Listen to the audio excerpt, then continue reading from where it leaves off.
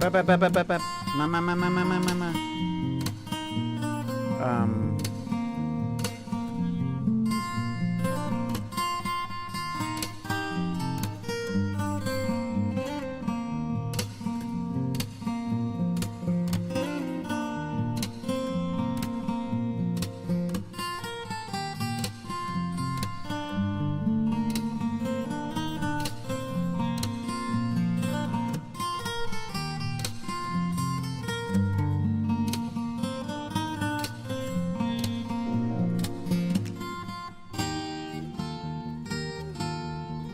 We begin in a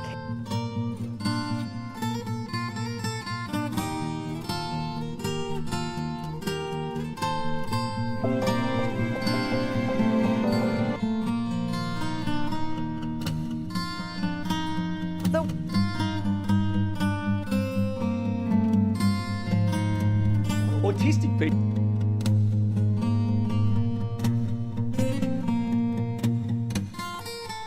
Why are autistic people often unemployed? Only 15%. When I say to prioritize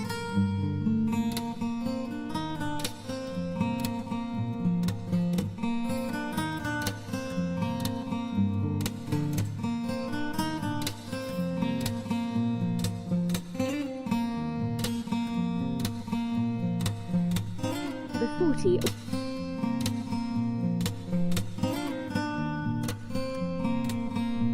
Hi guys.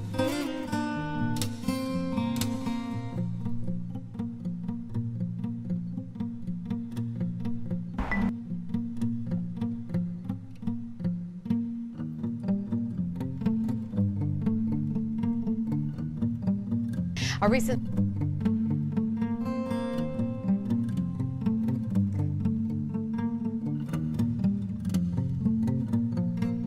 Hi, you're listening to the Turn Autism Around podcast. Not too long ago, I asked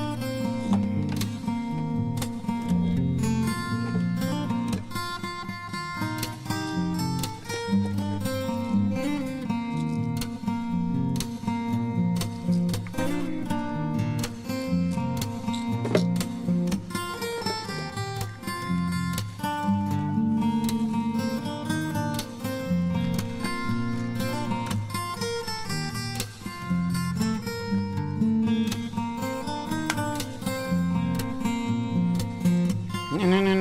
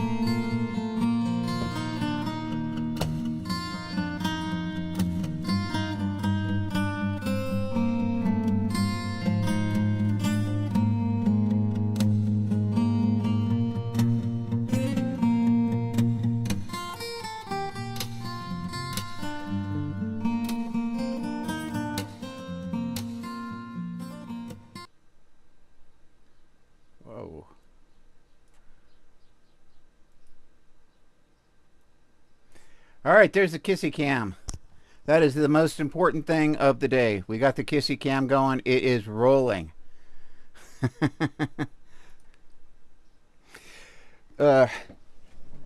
I today was I was just getting ready to start, and I noticed I was so like getting nervous. It was so strange, and I'm thinking, what the heck is going on? And then I realized that this morning someone forgot to take his medication. So the ADHD medicines are definitely working. Thank you for being here. I guess I ought to start properly. Greetings, minions and associates. If you are already a minion and you would like to tithe, please hit like. If you would like to become a minion, please hit follow. If you would like to confess, please do so in the comments. And if you would like to evangelize, please share. I just figure that you know, people are going to say I have minions or something like that because, you know, I've got followers, so I might as well just go with it. So 111 Anvil, what do I call you? 111? A job that won't fire me after I excel for a year and a half and then struggle. Now, for me, with that, I found what I intend to do is I start to feel very comfortable with people at work. After a year or so, definitely, or even 6 months sometimes. And once I do start feeling comfortable with people at work, what I've done is I've began to unmask. I've started to feel comfortable with them and started to be myself. And I found as soon as I did that, I would start saying stupid shit and offending people and I guess making jokes that were inappropriate or whatever else. And I would make, and I guess I still do make inappropriate jokes a lot of times, and I just don't recognize it. I don't realize it. And so what I've done is isolated. I never went to any of the parties at, hey Trevor, how you doing? Long time no see. So I never did go to the parties or anything like that at work. I just stayed away from that whole scene. And what I found is that in order to stay employed, I had to distance myself from the workers, which is the opposite of what they want you to do. They want you to socialize. Luckily, I found jobs like I was a garbage man and I worked by myself out in a rural area. So I was able to work basically by myself and didn't have to deal with anybody. So that helped a lot. Oh, cool. What is she? What's her channel? What's she do, Trevor? What kind of channel does she have? Just out of curiosity. Anyway, so I pretty much stole the title from this lady right here. I will fully admit it. I don't know who she is. I never have seen her. But I mean, she's got 117,000 subscribers. So, yeah, I think she somebody might know her. So, most prepared to graduate 18. Oh, okay, cool. That's cool. So, does she like give advice or whatever on college and so forth, or that type of thing? Or let's talk about autism friendly jobs. Hey guys, I have not watched this at all. I imagined it was probably going to be a pretty decent video just from how many followers she has and so forth as compared to mine. Almost back no to my followers. channel. On today's video, I wanted to talk about some things to look for when you or your loved one are looking for jobs that can more so fit your needs as an autistic person and therefore be more sustainable. Hopefully as well, more fulfilling. Now, I want to share with you guys a statistic. At least 85% of autistic adults with a college education are unemployed. And this is according to the 2023 statistics from the US Department of Labor. Let me repeat to you guys, I am not great at numbers, but 85% of the whole US population, right? 85% of autistic adults that have college education are unemployed. So this isn't even... I've seen numbers that like 80% of autistic people have never worked.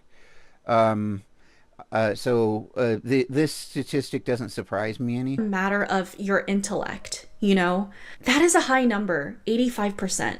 I just want to read off a little bit more from this article before I get into what I have to talk about, because I think along with learning about ourselves, it's also important to learn about the systematic ways that we are influenced and the ways that society influences us. A 2020 study of the performance of autistic job seekers by the UK's University of Bath and University College London found that autistic applicants are less likely to engage in impression management, which is the conscious or subconscious process in which someone will attempt to influence how people perceive them, using strategies such as persuasion and self-promotion. This causes autistic applicants to often rate poorly in confidence, communication skills, and likability. Looking to upgrade your windows or doors? Definitely. Renewal by Anderson allows you to customize each product before installation begins. Simply. I also want you guys to note that just because it says that an autistic person struggles with this doesn't mean that it's impossible, right? There are a lot of autistic people out there who are high masking and high camouflaging who can, to a degree, succeed at impression management, but that's I think what you're saying is very true. It's to a degree, and I am good at the impressions, but it's just that once they get to know me, they don't like me. Basically, because I'm so short and blunt, and I don't say a lot of flowery things. I just get down to business. Whatever needs to be said is what I say. It doesn't mean I'm rude or anything, and I'll joke with them, but I think that kind of catches them off guard because I strike them as being distant, but then I joke with them and they just don't know how to take me. But to the detriment of their own mental health and physical health. I want to keep that in mind as well. Not only are the conversational contents of interviews more stressful for people on the autism spectrum, but the nonverbal aspects can... I wonder how you know that. How do you know that they're more... I mean, yes, we're probably more... I'm guessing that it's more stressful for autistic people. It's certainly harder, but we can't really know that. I mean, we'd have to get inside of brains and know people's consciousnesses to do and that. Put them at a disadvantage. 43% of hiring managers view things like poor body language, including a lack of eye contact, not smiling, or fidgeting, all things adults on the autism spectrum may present, as an instant deal breaker, according to a report from a Career Insights platform. Unlike their like when I did interviews, I just powered through the eye contact and so forth. Even on my evaluation, when I read the extensive evaluation that I got from my autism assessment, but what do you call them, practitioners, noted that I didn't make a lot of eye contact unless I wanted to make a specific point, like right now, and I really wanted to drive it home, and then that's when I would really give them that eye contact. Neurotypical coworkers who can often maintain productivity. So I think for me that definitely helped in the interview process for sure. Of course, after that, whatever. When I'm working, I just don't pay attention to people, and that's probably not the best thing. But in office, if I have the opportunity to, anyway. Settings while navigating conversations and distractions.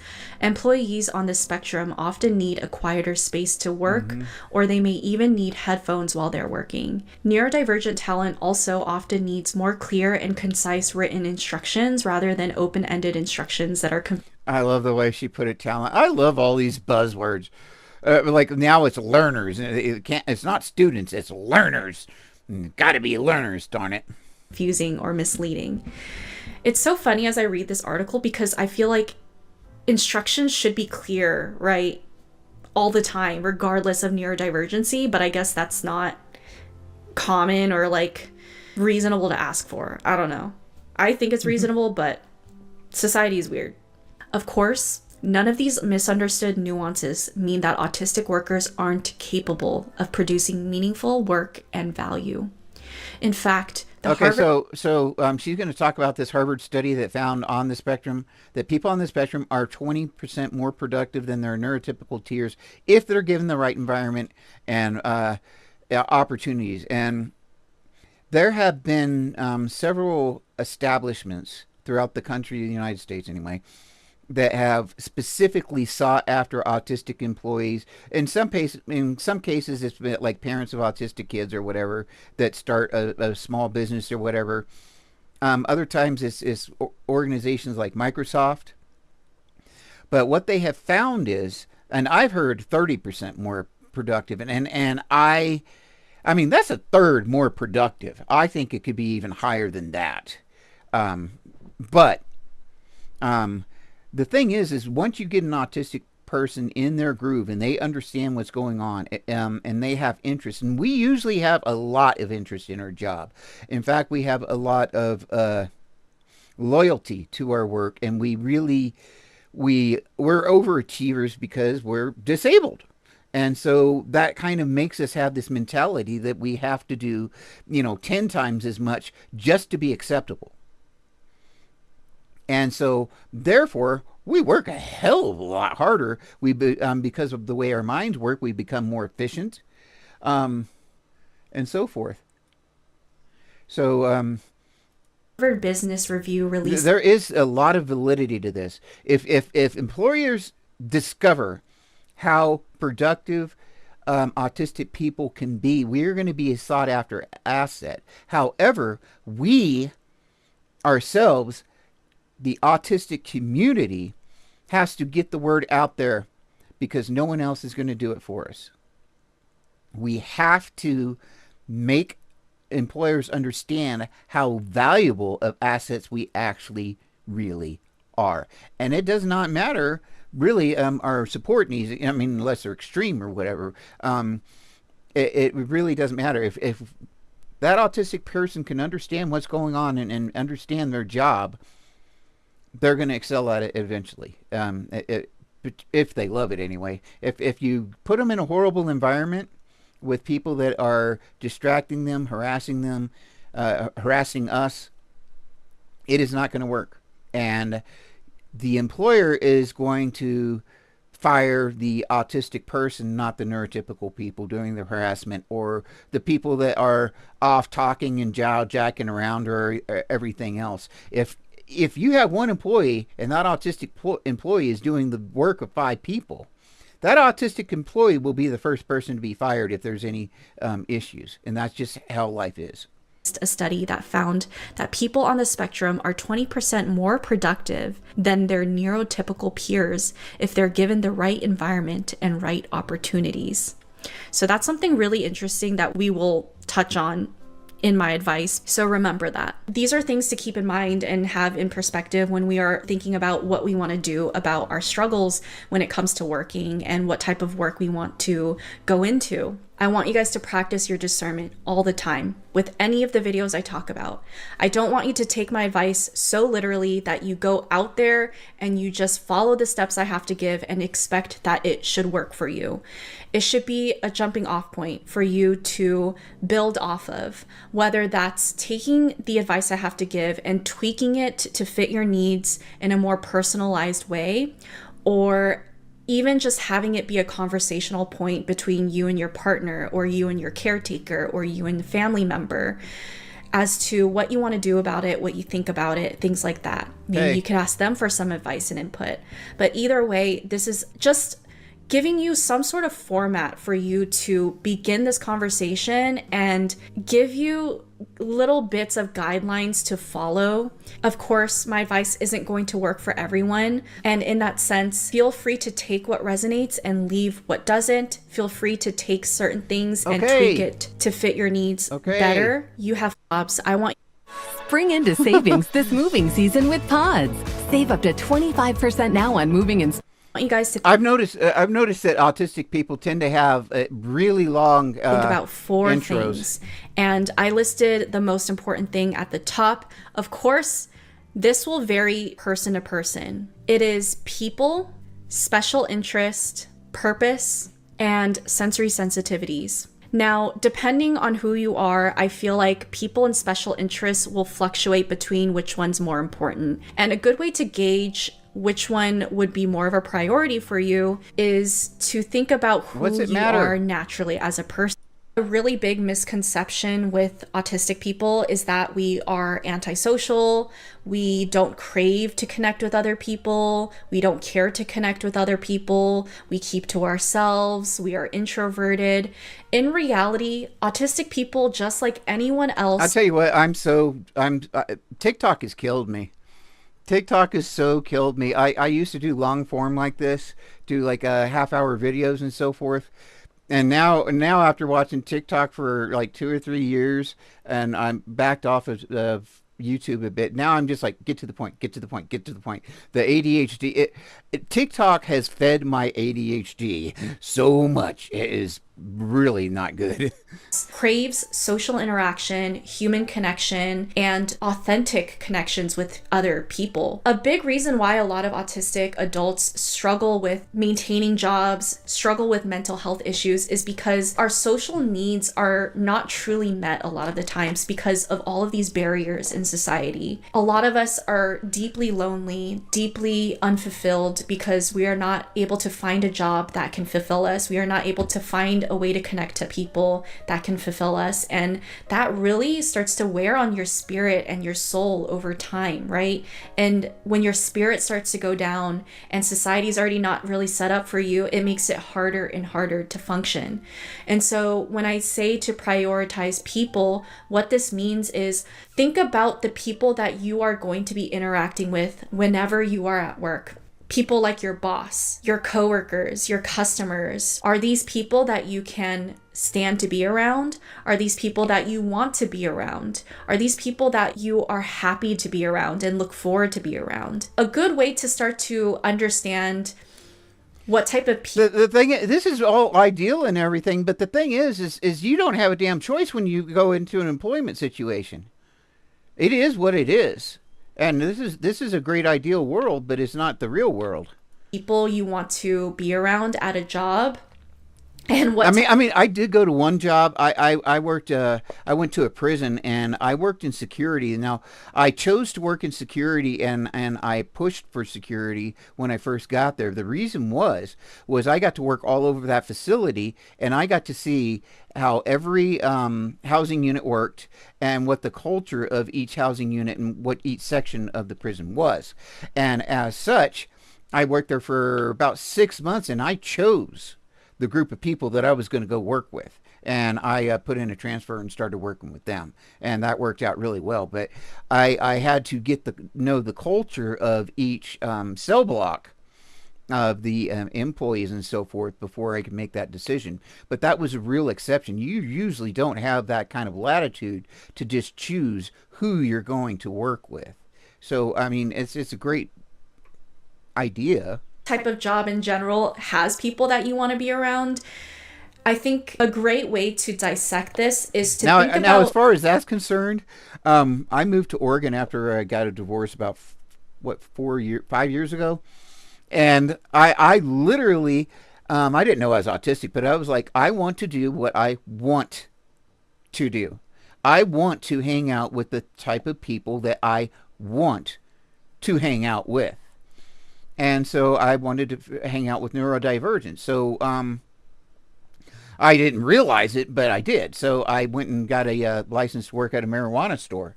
And ended up doing that actually in Colorado because I moved. But I did work with the people in the marijuana industry because there's a lot of neurodivergence in that industry. I don't know why, but there's a lot of people that I could really get along with. I did security, so... the people that you naturally get along with. A lot of the times it's a specific personality type, or... I also understand that among like salons and stuff, hairdressers, whatever you want to call them, I understand there's a lot of neurodivergence in that community, and I don't know why, except for the fact that it's kind of artistic. I believe that almost all autistic people have a propensity for the arts, be it actual art or music or what have you. I've just noticed it seems like almost all autistic people I know have played an instrument of some sort at some point in time. And a lot of guitarists. People who are just interested in the same type of things that you are, think about the places that these people go to. Also think about places that you yourself would want to go to. So, for example, I feel like I get along really well with people who are very creative. Well, I guess I got that down. Go where I wanted to, the marijuana store. Hey, Tyler, how you doing? She's talking about trying to find a place that you can work for. People that you want to go to. And I literally did that in Oregon. I went and got a marijuana license and worked and ended up working in the marijuana industry. And what I found out since then is that there's just a lot of neurodivergent people in that industry, and I don't know why. But if you think about it, you go into that one of those types of stores, you got the people with the dreads and the purple hair and nose piercings and that stuff. It's things that you do tend to see from neurodivergent people. So I don't know why there's that propensity to gravitate towards that industry, but it does seem to be prevalent. I don't know. Have you noticed that at all, Tyler?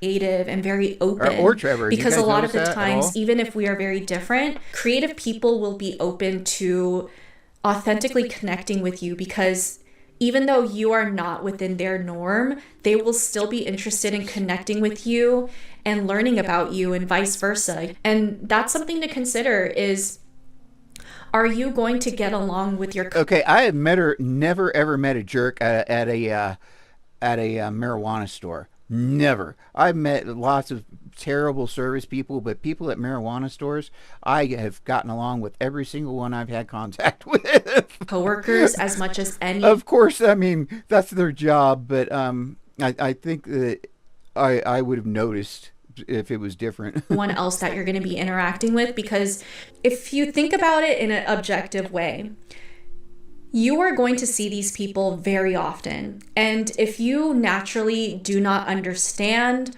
or get along with... What kind of job is it, Trevor? Or take interest in or care to connect with these people on a day-to-day basis or a weekly basis, and you have to consistently force yourself to interact with them or force yourself to try to think of... Oh, yeah. Okay. Yeah, that makes sense. That makes sense. So it's kind of like techie-ish. Ways to mask around them, script around them. If you have to constantly think about this, all of that energy... And I have another question. If it is kind of techie, is it dominated by men?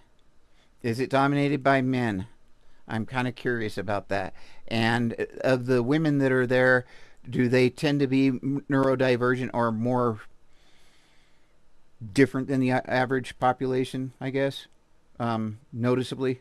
That should be used. Like super smart, nerdy. And that's all good things. That's all very positive things. Used to do your work objectively is now being used up in all of these subjective interactions, right? And so now what happens is you're empty. You're completely empty when it comes to having energy left to finish and do your work. So what ends up happening is you draw the energy from your reserves. The reserves are usually something that you would... Okay, I wouldn't go down this road of drawing from reserves and everything else, because you don't have those options. Not in real life. You just don't. What you can do, what she did touch on earlier, is work on your sensitivities. Like I have, like if I was to work now, I'd wear these tinted glasses as opposed to my glasses that aren't tinted. I'll wear those out in town. I will put in earplugs, things like that. So I take care of my sensitivities, make sure I take my medicine, take care of myself first, so that I am not as stressed out at work. Draw upon in emergency situations. Or when I worked at DOC, I just go puke. Or whatever. But for a lot of neurodivergent and autistic people, drawing on those reserves is a very common experience, and that's why we reach these ultimate burnouts. When I think back to the... Yeah, you found a lot of smart people in those and those areas, but the females are like probably among the smartest and the coolest. Just my thing. Years and years of work experience that I had before I started my own business, it was such a cyclical experience. And it makes so much sense after my diagnosis that it was so regimented, how every 2 years I would enter a new job, and I would enter this job so high masking, use up all this energy and all of my reserves to pass as high functioning, when in reality it was so unsustainable. Thank you. And maybe even socializing with outside of work. If you're going to also be seeing and interacting with customers that you would naturally get along with and can have conversation with, it makes interpreting and socializing easier outside of the objective work so that you have actual energy to give into the objective work. What is Open Agent Mobile? Now, another thing to look for is a job that surrounds your special interest and something that you're very passionate about. I would say that's the primary thing. When I was about 11 or so, I asked my dad, how do you know what job to get? Or how do, you know? And he said, find something you like and find some idiot to pay you for it. And I think that was excellent advice. He was saying, go with your special interest, go with what you love, go with your passion. And I think the most successful people in the world go with their passions. And I don't think it's about determination or failure or anything else as much as it is about desire. If you want to succeed, the number one thing that you need is desire. That is all. Desire. I can't go to the moon. But if I wanted to go to the moon, maybe I could support Elon Musk or whatever else. No matter what, you can try to find a way. Or maybe I might have to live through it vicariously through someone else. And, help other people get to the moon. Whatever else. Nonetheless, I can still pursue that passion. Or at least something that you're very skilled at, right? A lot of the times they kind of go hand in hand. Something that you're very interested in is also something that you're very skillful at.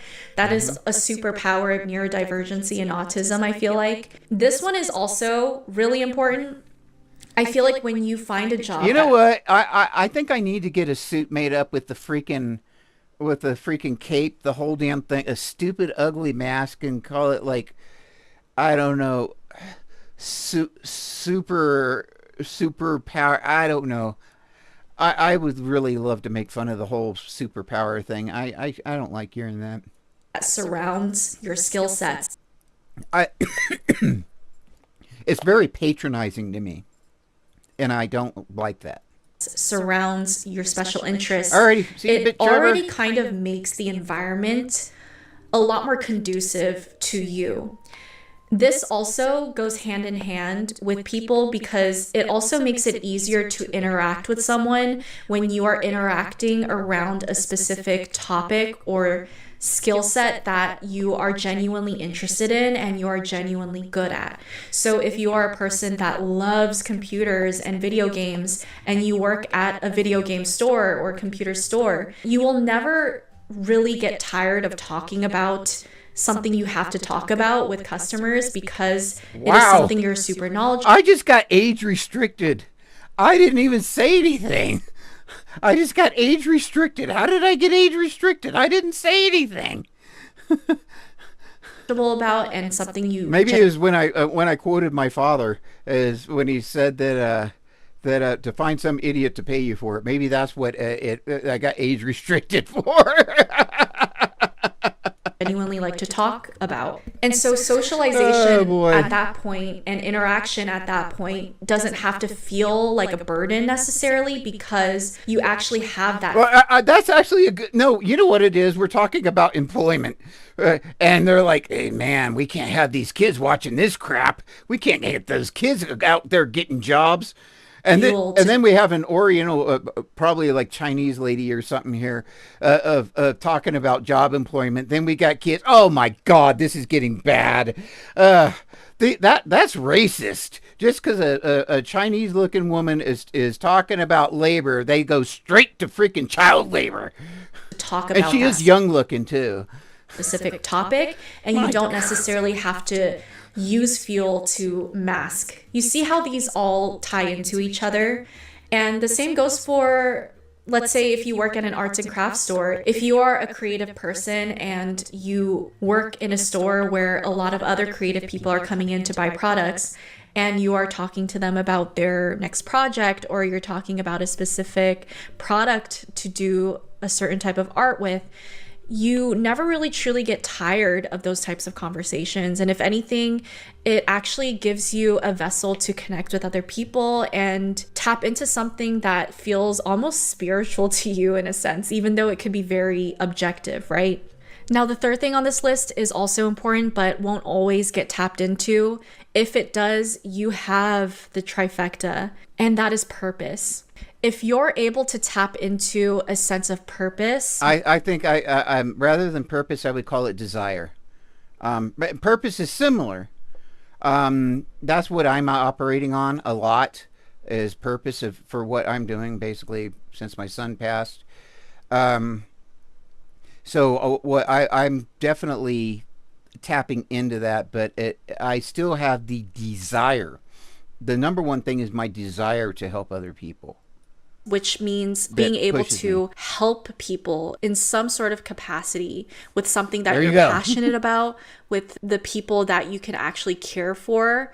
I feel like we don't really talk about purpose enough when it comes to jobs. We tend to think about jobs in a very objective way. A lot of the purpose is to pay the rent. People kind of talk about jobs as just this thing that you go to make money, and everything you need from life outside of money is able to be fulfilled outside of your job in your. And that's something that I've also noticed about the neurotypical people. They seem to not mind doing things that they don't like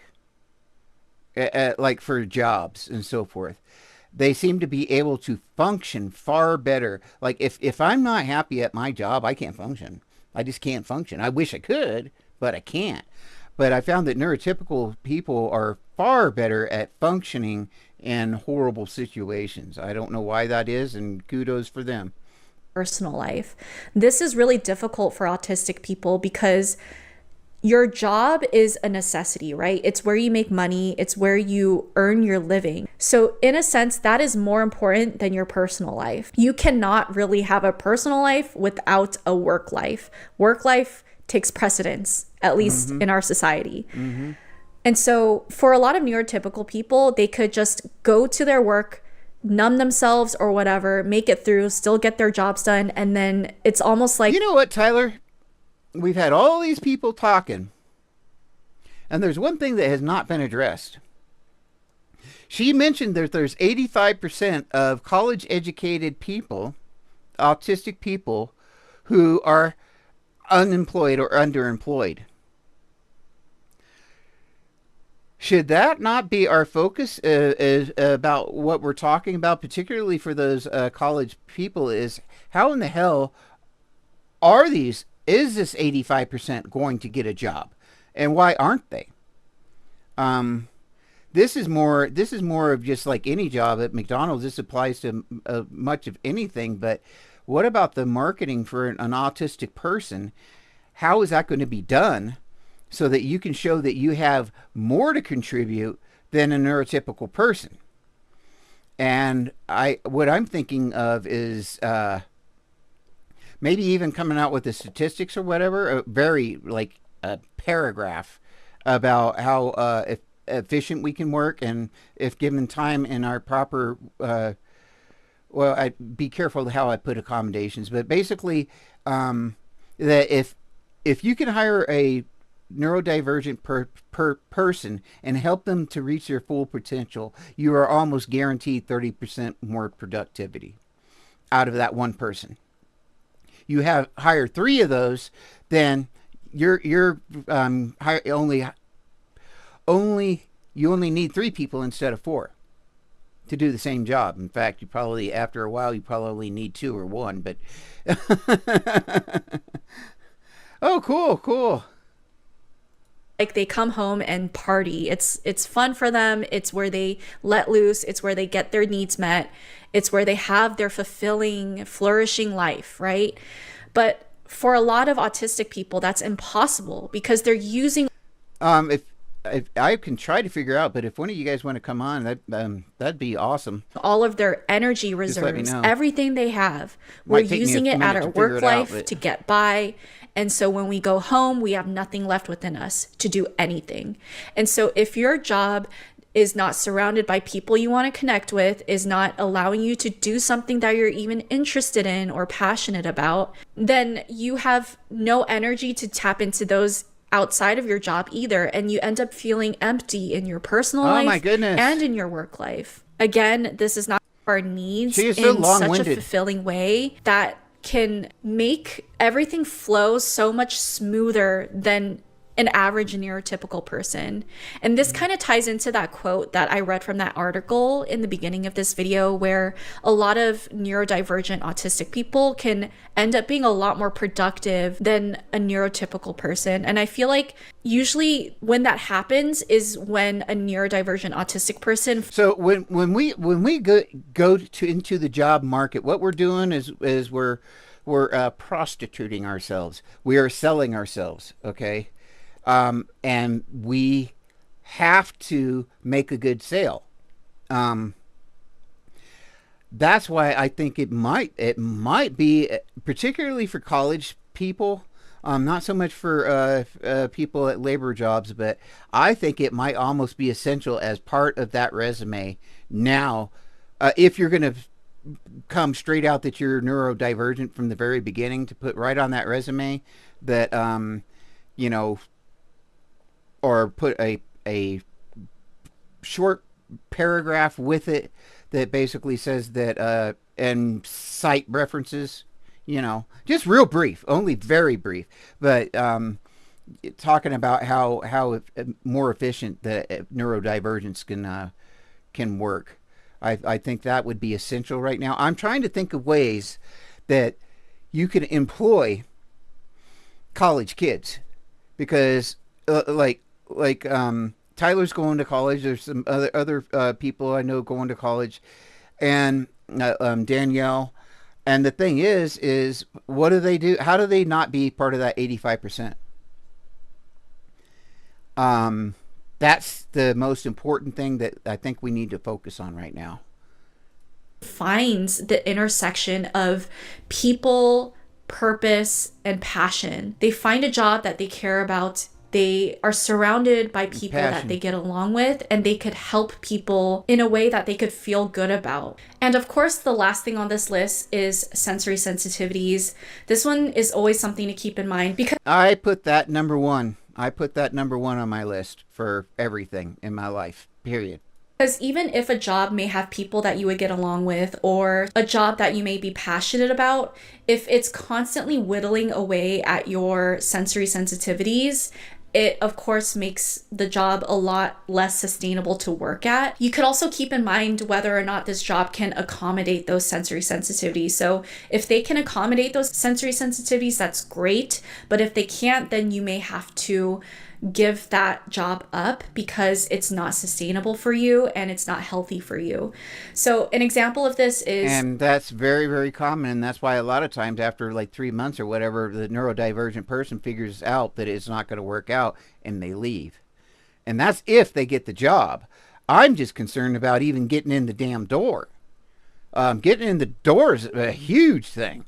And that is extremely difficult in itself for a neurodivergent person. Once you get there, you still have extreme challenges. So, I mean, you got to do what you got to do. I may be completely interested in animals, and I may get along with other animal lovers, right? But I may not be a good fit for working at a dog grooming service or an animal shelter or at an animal farm because the sensory sensitivities I have surrounding smell and textures just things like that. And my daughter started working at a vet at 16, and she was doing surgeries by 17. So, but we lived on a farm, so. Makes it really hard for me to deal with that on a day-to-day basis. So even though that environment is something I would love to subject myself to those sensory sensitivities on a day-to-day basis within that job, it makes it a lot harder for me to be in that environment and be able to show up at my fullest capacity. And for my daughter, it was just like being at home, and she had known the vet while she'd grown up. The vet literally watched her grow up, so that was quite helpful. But the thing is after she worked for that, when we moved to to Oregon, I was there for like 4 months and did not get a damn job. I could not get a job, and there's reasons for that because we were considered transients. But my daughter got a job within a week and a half at a vet's office, and she did really well there.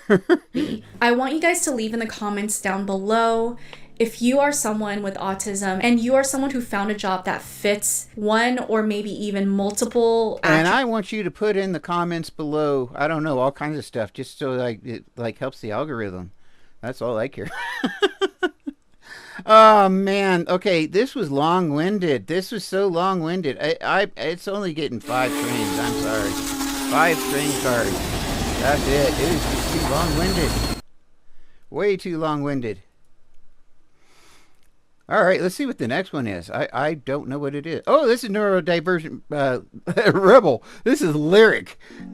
I like Lyric, and she will get down to the point. In fact, look at this. She's got a 5-minute video. She like gets right down to it. So this week I wanted to talk about, or actually, more appropriately, they. I think Lyric is non-binary.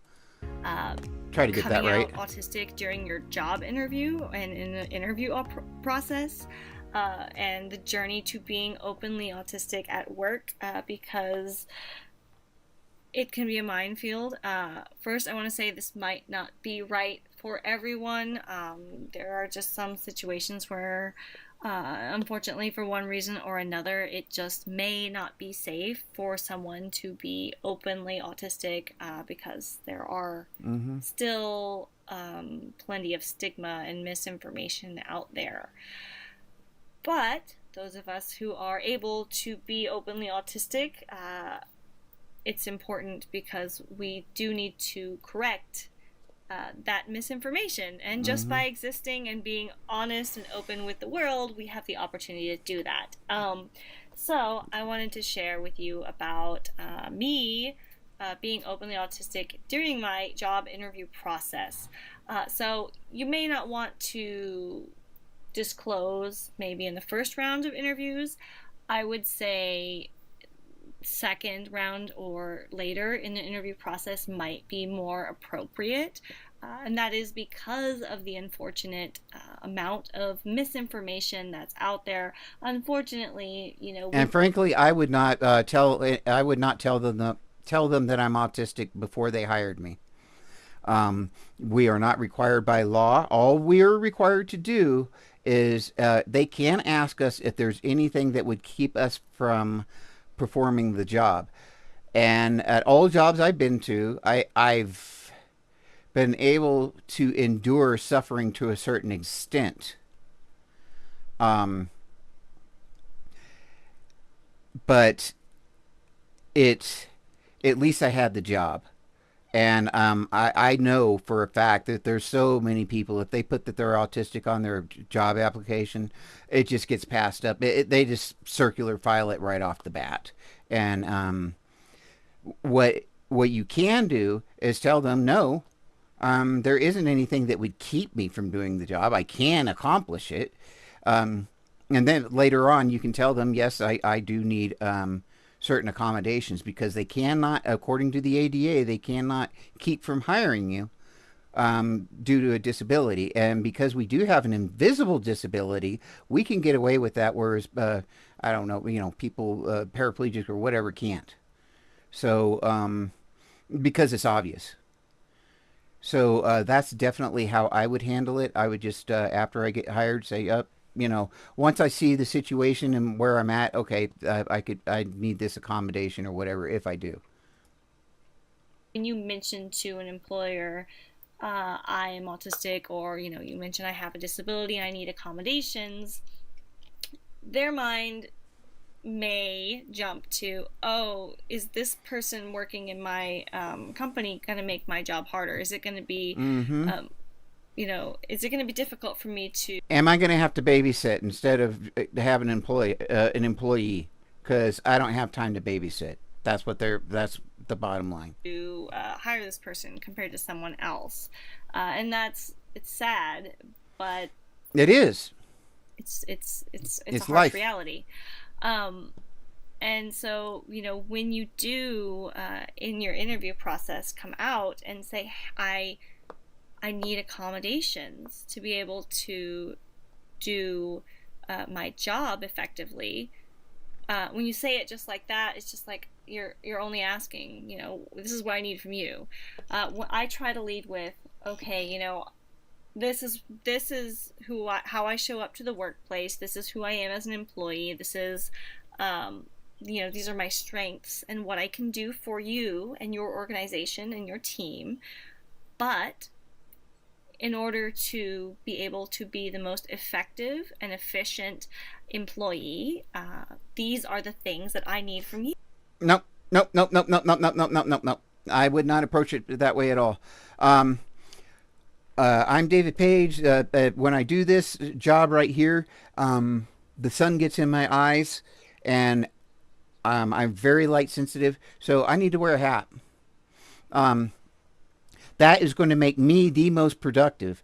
By taking care of my sensitivities, I'm going to be able to be even more productive, and thus help everybody. The me and you. So that kind of approach. I want it to look like I'm doing them a favor. Okay, by taking care of myself. I'm doing them a favor. Oh, well, once my eyes are shaded, I can see great, and I can do twice as much work. That's the way to approach it, because once again, you want to approach it like you're not making it difficult for them. You're making their life easier by helping you do your job better. Yeah, I think that is what she's saying. It is. But if you put in the word "but" or whatever, let's see how she's phrasing it a little bit different. Like I said, we just want to put it in the context like I'm doing you a favor by taking care of myself, that kind of thing. Oh, hey JV. Oh my goodness, I got all kinds of man. I've got an awesome crowd here. You guys are awesome. Yeah, it is.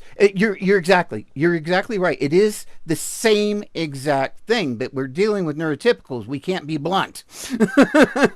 We have to dress everything up with flowers and make it really pretty, like the little fishies. In order to be able to be the most effective and efficient employee. But you're 1,000% right, these are the things that I need from you. And then I make my ask. I'm autistic.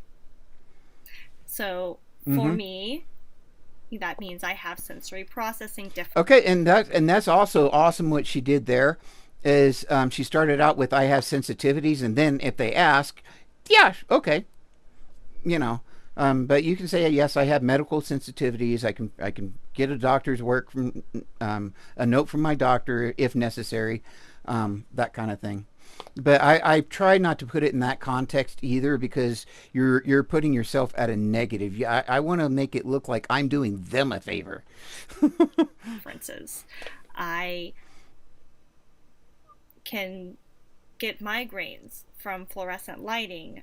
I am really overly sensitive to body temperature, and my body doesn't regulate temperature well.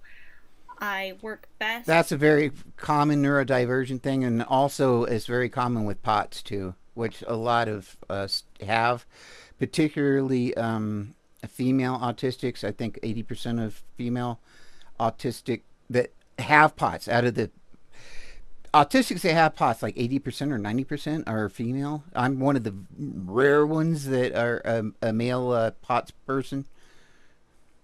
In a quiet environment with very little distractions. But because of this, I am highly self-sufficient. And when left on my own to just quietly do my work, I'm one of the most productive employees you'll ever meet. I promise. I just really need from you the space. And you can, and once again, you can cite something real quick, and you could just put a reference, your reference, but just put the one sentence or whatever, like a quote that says that we perform much better autonomous. We're extremely good autonomous employees, that kind of thing. In order to do my work efficiently. The other thing that I will ask from you is so that I can keep Are you track kidding me? of everything in the day. If you have tasks that you need to give me, I may grab something to write with and or my laptop so that I can, because I can type a lot faster than I can write, and that will make sure that I get all of the details, because I can manage and control all of the details as long as I get them down somewhere, either in the computer or on paper. I need your help giving me time to get everything in writing, since I do have difficulty holding those details in my mind. But I guarantee you, I can keep track of all of them if you let me do it my way. So those are just a couple examples of asking for accommodations in a job interview. It's kind of awkward and weird interviewing myself. My history is actually in recruiting and hiring, so I do have experience hiring people, but I don't usually hire myself, so that's kind of weird. Thank you guys. If you want to see me, I actually, for a year, I worked at a job service for the state of Colorado, and my job was actually to help employ people and to teach them. And yeah, the TikTok kicked me off because I wasn't involved in their I wasn't messing with their interface enough, so I forgot to set my alarm. I have to every once in a while like tweak something in the OBS, or excuse me, the TikTok studio, or they kick me off. myself and do more of these mock interview videos, give me a thumbs up, and I'll do more of them. Yeah, I need some practice, I feel like, on interviewing myself. It's weird. Thank you guys so much for watching. I will talk to you next week. Bye, don't forget. She's good. They are good. I like Lyric. Awesome. Hopefully I'll meet Lyric pretty soon. I know some people that know Lyric, so I might actually be able to get in on the Discord here someday. Theories about people living with autism and other spectrum disorders, a place in the world. While reporting the history of autism for their book, In a Different Key, The Story of Autism, co-authors John Donvan and Karen Zucker found a program in Phoenix, Arizona that expands options for people living with autism. This is the first of 2 reports. Why is it a big deal that Josh Kluger gets up every morning and makes his own breakfast and straightens up the place a little, and then remembers belatedly to go back and grab his lunch before he heads off to work, which takes a quarter-mile hike, texting all the way, before he reaches the bus stop, and then a 45-minute trip with one transfer along the way. And when I come on board and Josh shows me how to swipe my ticket, And it comes back? Yes. why is that a big deal? Because until last year, Josh had experienced none of this. No apartment, no paying job, no bus pass even. Actually, he'd never ridden a bus on his own before last year. How old are you now? I'm 36. You only really began being able to ride the bus when you were already over 30. I think so, yes. What did you have to learn? Oh, I learned how streets. And though Josh is not the chattiest person around, except perhaps when he's texting, you can tell from his stride and from his air of confidence about where he's heading that Josh really likes the life he has right now. Is this ours? Yes. Okay. And that he's going to keep going with it, autism or not. Okay, where are we going with this? With autism, It's usually been the kids whose faces we see when the topic is discussed. Children like these. We root for their success in school and on the playground, and we've come to recognize that even a little boy like this one, who may look disconnected, and who's... What did I have to learn? I don't understand. Keeps him from speaking many words, nevertheless can sing, and therefore also has something to say. Oh, yeah. That's me. Is that Jake or... Yes, Jake was from Sirius. That's not me. But yeah, that was kind of a weird question. Learn how to get on the bus, I guess? Like, I'd have to do that, heck. Grow up. I've been a country boy out in Colorado. I like rarely even seen buses. Inevitably, so that the boys whose photos you just saw, they've become these men. We gathered them together to make a point. This one is now 19-year-old Dylan, and this little boy, called Stuart... That was so stereotypical. Of course the guy's got on a PlayStation t-shirt. You've met. He's 36. This kid, he's 21 now. But why is it that you cannot get a group of neurodivergents together without somebody having a PlayStation t-shirt on? What the hell's up with that? And named Ian. Craig, he's a 26-year-old now. And Jake, he grew into a man also. He's 22. Cheese pizza! And the point is, adults don't get nearly the attention and support. You know, it amazes me how many autistics I see that have support systems and that have families and so forth. But then I see it on things like this, but I don't... In real life, the autistics I experience are very isolated for a large part.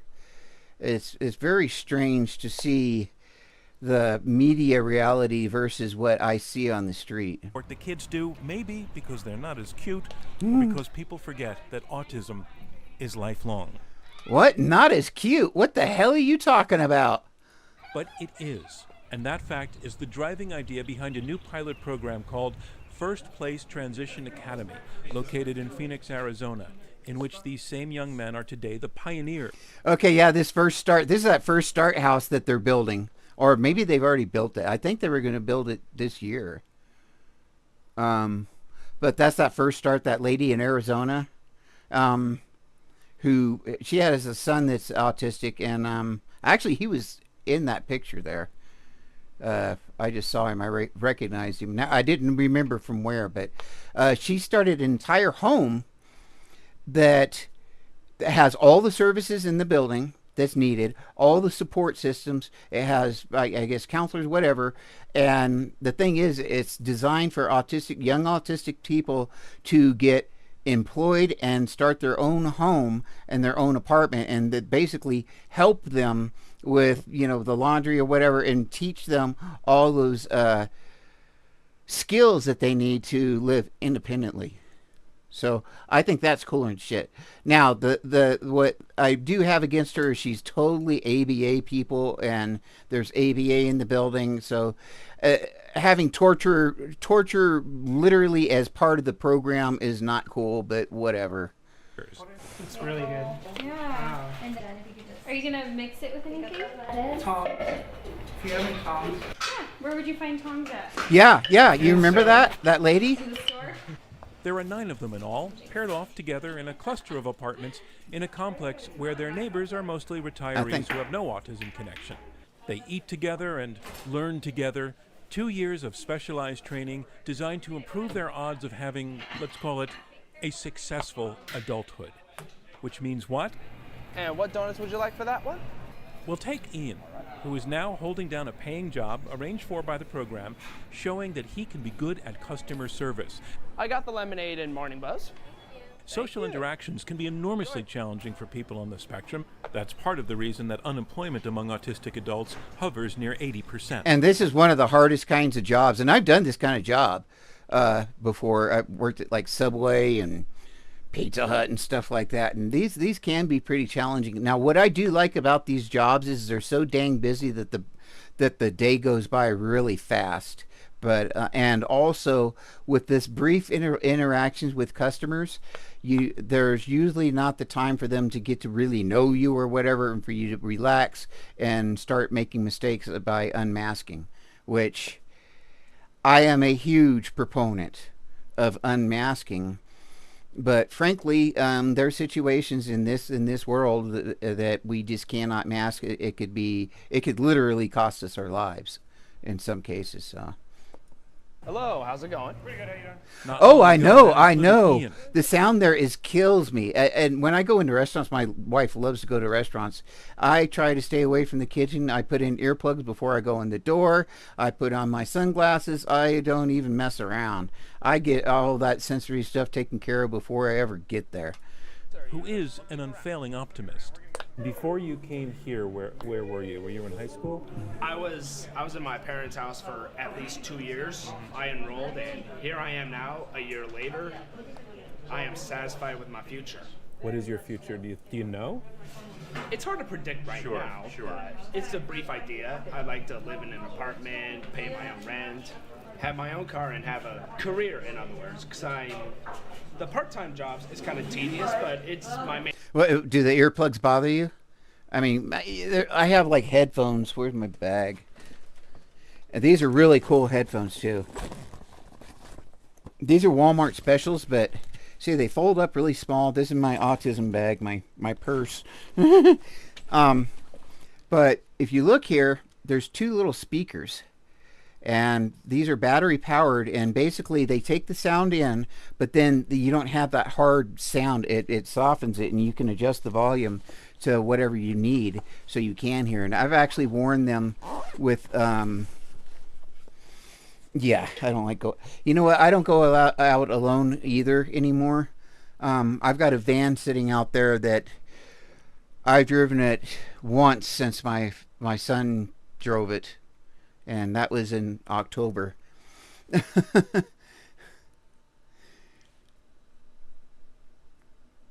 Actually, I wear earplugs. I wear loops, and I found that it depends on how deeply I push them in. A lot of times I'll wear them kind of loosely, and they block out some sound. And then when I really need more protection, but I would definitely try going to Walmart or whatever. First of all, get loops. Get the cheap loops. They're like $25 if you can afford them. I don't know. Medicaid might actually pay for them because they're considered a prosthetic. The Veterans Administration did pay for them for me, and so I got them through the Veterans Administration, and because they were considered to be a prosthetic. So I don't know if Medicaid would pay for it or not. I don't know if you're on Medicaid, but a lot of students and so forth are on Medicaid and things like that. So that might be an option, but I would definitely try just going to the store or going out into town, try the earplugs, and you might find that you can hear a lot better than what you think. Main focus for now. Particularly if you get good earplugs. The foam ones, they kind of suck. That's all about learning how to do jobs, right? Absolutely. Yeah. The other men go to other workplaces. A garden that raises produce for sales to restaurants. Awesome. An animal shelter, which happens to be a volunteer job, but that doesn't matter. Knowing how to be professionally responsible and productive does. Now, why is it all men? Why is it all boys? Why is it all males? Why aren't there any females? Is it because they're not diagnosed as much? There aren't as many around to introduce to the program? Or is it that this is a male-only thing because they're afraid of male-female infractions, I guess, or bad things happening? I don't know, living all in the same place, but I would think with all the staff and everything else that shouldn't be an issue. Like being on time for work. I'm talking about predatory behavior. I'm just gonna dressing correctly for the situation, completing tasks assigned reliably. These are learned skills that do not necessarily come easily to all members of the group because of their autism. So on the worksheet, guys, you are putting a check mark for the items that you're going to need to purchase in your first apartment. And support staff literally imparts lessons on the logistics of adult life, like this session, held in a lecture hall made available by Gateway Community College. It's a Me, I had all that same instruction, except it was the military. They told me what to do, and I did it. Class on how to navigate the options available in public transport, how to get from here to there, with quizzes. Ian, other ones? Exact fare required. Exact fare required. When it comes to successful adulthood, it's this sort of mundane-seeming know-how that in fact can be crucial. How important is that to their success in this program? Yeah, it's critical. You know, it's one of the skills that we target really early on. I mean, again. Well, I will tell you this, Tyler. I don't actually. Usually, my wife does the ordering and stuff, and she does most of the talking. I don't even. I will look away from the waiter as she's approaching the table. My wife will look at the waiter, or waitress, and so that eye contact, they pretty much figure out who they're supposed to be talking to, and I answer questions from my wife, but a lot of times, particularly with female voices, I can't understand what they're saying anyway, and particularly with all the noises, I just don't bother anymore. My wife takes care of me. She's a wonderful lady. This is the thing that's going to allow them to access employment. It's going to allow them to access different social activities, different quality of life things. So getting around is key to independence then? Absolutely. It's critical. Which brings us back to Josh. That 45-minute commute of his landed us here. So this is your place of work, huh? Yes. Wow. Josh works for the Arizona Diamondbacks baseball team. He and another member of the group named Jake. They've been cycling through a variety. I don't like eating restaurant food anyway, and my wife loves it. Of jobs here, some in the office upstairs, and now they're getting their hands dirty with grounds maintenance. I'd rather have like a peanut butter and jelly sandwich at home. Give me a safe food any day. I don't care how bland it is. Josh, you're not a big baseball fan. I'm not. I don't like sports a lot. But you're a work fan. It sounds like you really love this job. In a way. In a way. Oh. Okay. The truth. Okay. But he loves being a working man, even though his boss here, Marion Rhodes, says it has not always been so. Oh, boy, it's cost effective, boy. I've lived off of some ramen noodles and peanut butter, boy. And then the peanut butter, not even good peanut butter, the peanut butter you get from like the shelters or whatever. It's like really cheap Mexican peanut butter that the Mexicans is like they sent to the United States because they didn't want it. That kind of stuff. Smooth. We had a thing with his badge. And I ate the shit out of it. His badge constantly. He said, "Where's your badge?" And he's like, "I left it here," or whatever. And I said, I had to explain to him, your badge is like the key to your home. Mm-hmm. That's the key to our ballpark. So if you lose it, someone has the key to access our building at any time. And I said, so what's the answer here? We now have him drop the badge off in the morning and pick the badge up. And so he hasn't, now he's always clocked in and clocked out. And all it takes is them to type in a few things and they can cancel that card at any moment. If he loses it, all he has to do is report to, hey, I lost it. They cancel the card, and for like a penny or half a penny or less, they make up a new card and give it to him.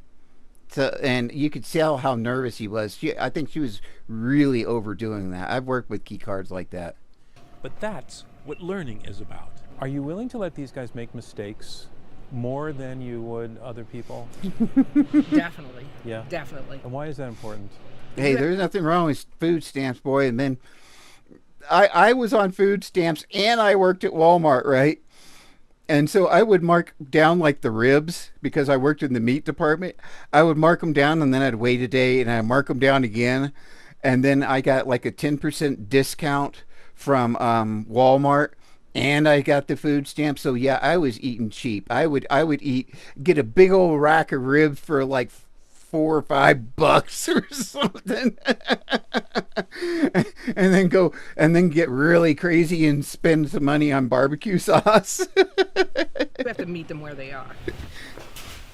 Josh's mom has been astounded by the change she's seen in the past 12 months. And then when you're cooking them, it's like, oh crap, what do I got? Wait, is there some apple butter in the refrigerator, or some what's in there I can put in here to make this have some flavor, or just going for random spices and like, I'm gonna have teriyaki ribs. What? Is that he has changed and grown that he's going to school, he's learning classes, he's taking responsibilities for his homework, he's taking responsibility for his budgeting. This is all new. This is all new. This is something he's learned as a middle-aged man. As a middle-aged man. Wow. The growth has been amazing. It's truly been amazing. If Josh were not here, where would he be in life? At our house, doing probably the same thing and not being very happy. And I don't know what his future would have been.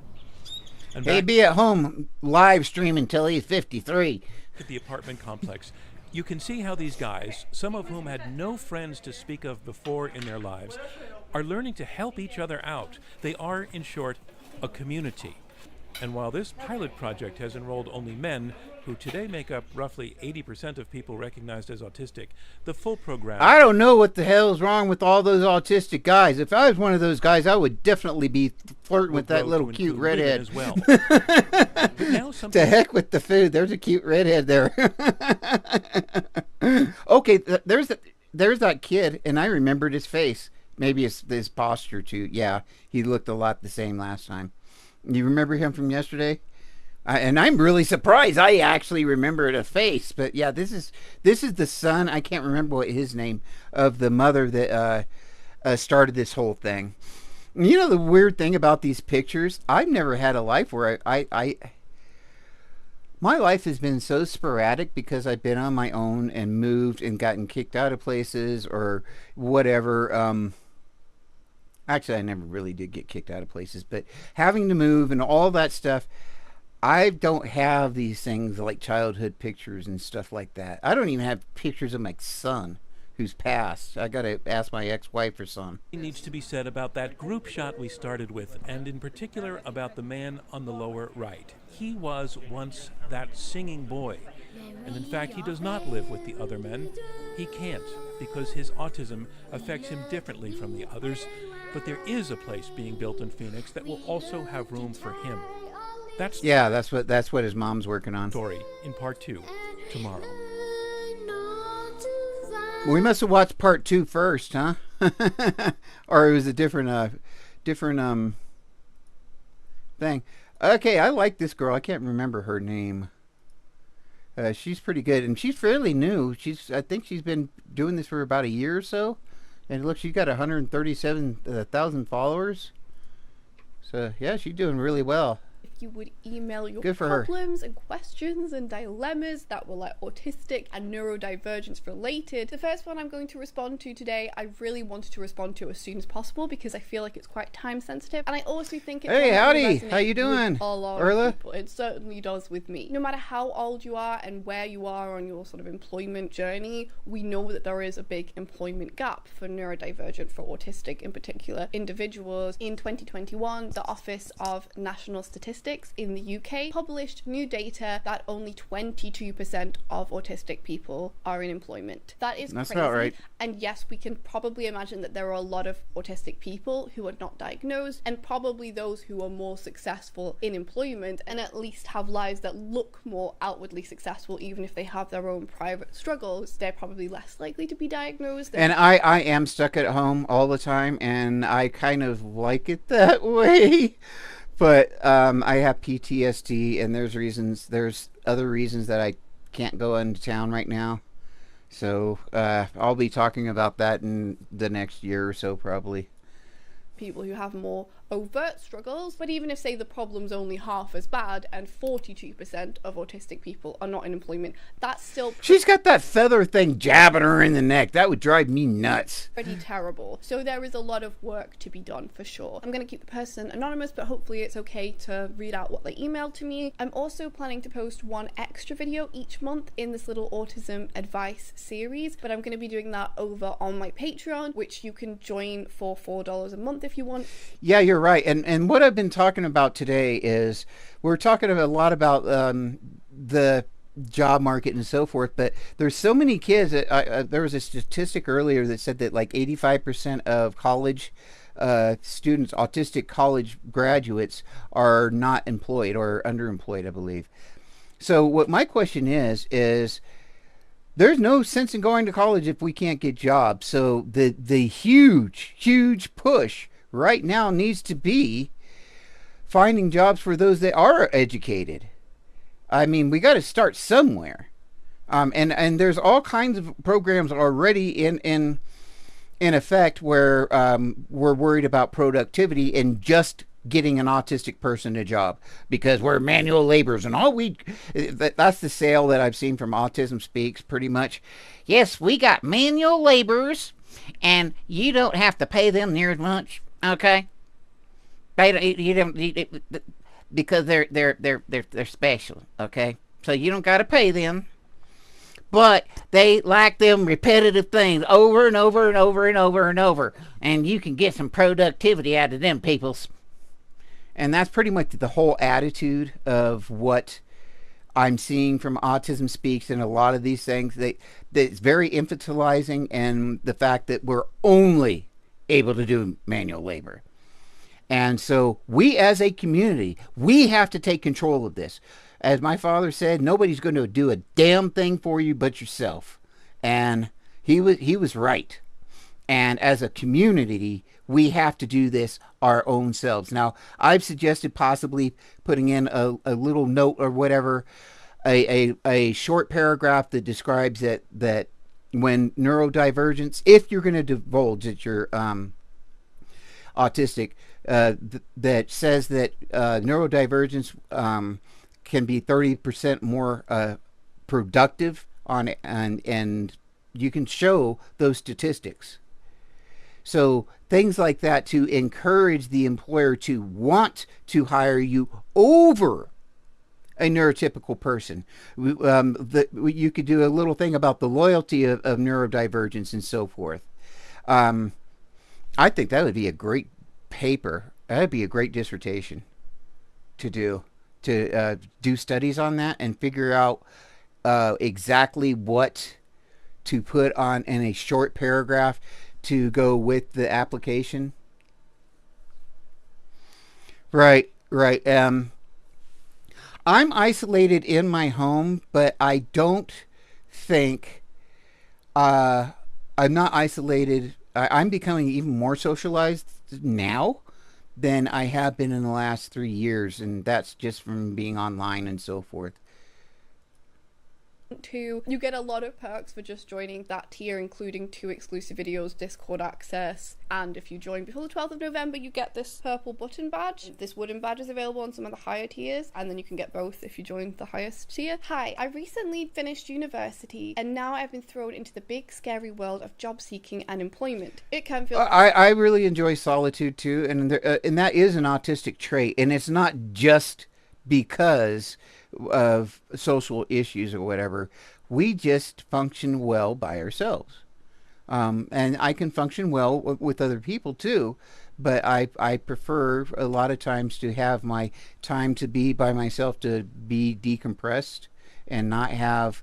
I'm PDA, I'm pathological demand avoidant, and basically if like my wife comes in the room, the flight response is already shooting off, and that's my wife. I want to see her. The other day, she had gotten out of the shower and she walked in the room naked, and because she opened up the door, I about jumped out of my pants, and then she walked around the corner and there's my beautiful naked wife, and I was like, that terrified me. Oh, thank you for the roses, JV. Thank you so much. Feel big and scary for sure. It's safe to say I hate it. I hate it with a visceral passion. Relate. My mother has been nagging and begging for me to get a job. Yeah, so I was terrified by my beautiful naked wife. Oh, really? Oh, that's cool. I would love to talk to you about what that experience was, and if you ever want to come on and do an interview, I would love to talk about that, because I went in Texas. I went through like ABA. It was the pre-ABA stuff in the schools where they still used the behavioral science stuff on me, and I was still a special kid, but they didn't have a label for me, and they kept on kicking me out of the special kid programs because every time they put me in with the special kids, they give me my work and I would just blaze through it. I mean, I would blaze through it. I'm talking, I would do like a quarter's worth of work in 2.5 weeks. And then they kicked me out of the special kid class because I wasn't special. And I'm like, I am too special. I want to be special. And they spin me back to the classes, and then I wouldn't do anything. And I'd fail, and they said I was lazy and it was a behavioral problem and all that. I was autistic. Insurance number. So that's kind of a number that you're given in the UK. I don't know, is it a social security number in the US? I think it's like the equivalent of that. You get it Right, 16, because they didn't know what the heck to do with you, right? Because, I mean, nowadays it would be a lot different. And, well, being, I believe, are you, believe you're female. If you're cis female, then it would have been even more difficult to get diagnosed. Now, because I was verbal and so forth, I was never going to get diagnosed as autistic, just because of my communication abilities. Yeah, my son also, he struggled until he was about 6 with making sounds and so forth. And I taught him how to speak. I would go, na na na na na, no, na na na na, ba ba ba, and really, oh God, my son hated it. But he realized how important it was. And I literally, and I'll use the word baby, but a, ba,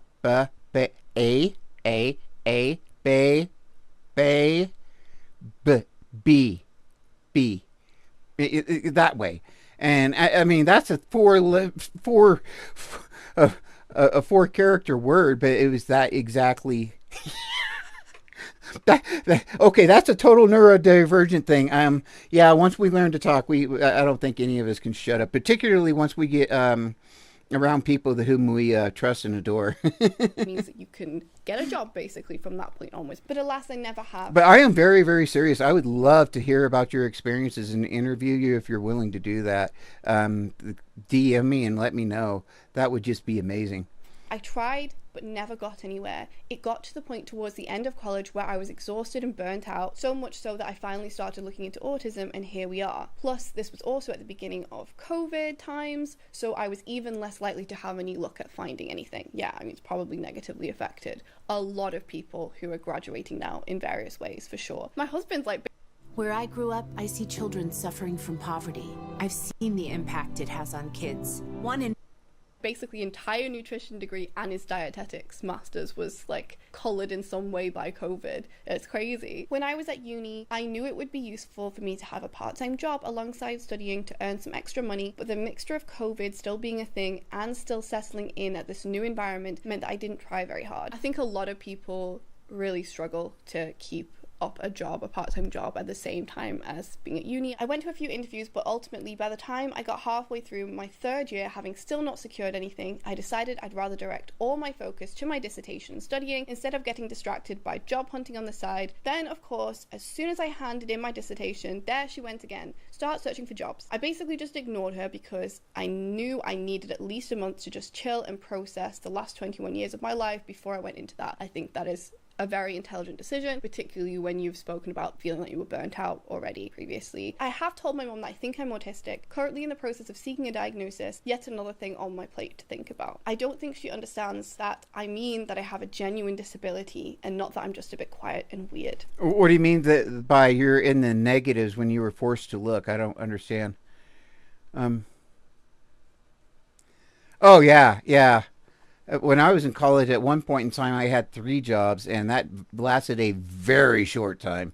And I had a 12-hour schedule, I think, is what it was. I can't remember. I think it does take people time because I think the general public... It was like 12 or 14-hour schedule. I was pushing school hard. Knowledge of autism is so poor and skewed, and it does make it a lot harder for us when we have to try and explain to our families. I mean, obviously, if the general knowledge was better, we all probably would have been diagnosed as children. And, you know, hopefully things are just going to continue to change and we're not going to have to go through this whole process where you have to convince all of your family members of your disability way later in life, because it just puts you in a really awkward, difficult position. So I didn't have to convince anybody of my disability. So far, job seeking is absolutely exhausting. It's emotionally tiring, and I imagine it can be physical. Well, yeah, when you're that busy and you've got that much stuff running or going on, it's hard to concentrate on what's important. And in your case, of course, it's school.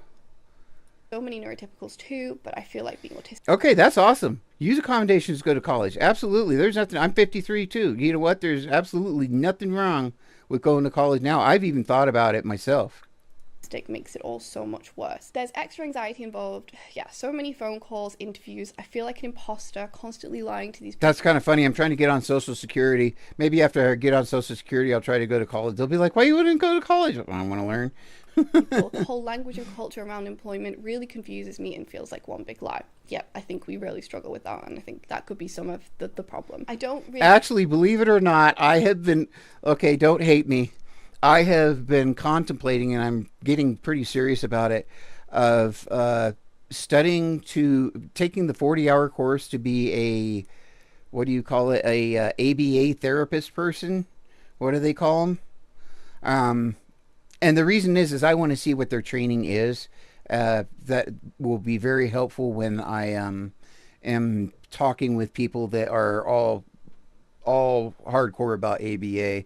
I mean, I know most of it anyway. I probably could pass the course as it is now, but I think it would be a nice tool to have in my toolbox. Really have any other work experience aside from one summer where I volunteered in the library for the Kids Summer Reading Challenge. The level thing is autistic or level 1, 2, 3. I like it better than other things, but no matter what, it's still going to be infantilizing in the end, and you're still going to have the ones being considered high functioning and your threes being considered low functioning, less than human. Less human than your high functioning, less than human autistics. So that part I don't like. This being said, I don't know any other solution. We have to be able to indicate that people do need more support than other people in the autism community. We have to. Because that's how we can help identify their needs. Our needs. And so that is a very beginning step to know, okay, is this person going to just maybe need someone to help them with paying bills, or do we need 24-hour care? And there is that distinction, and there's everywhere in between.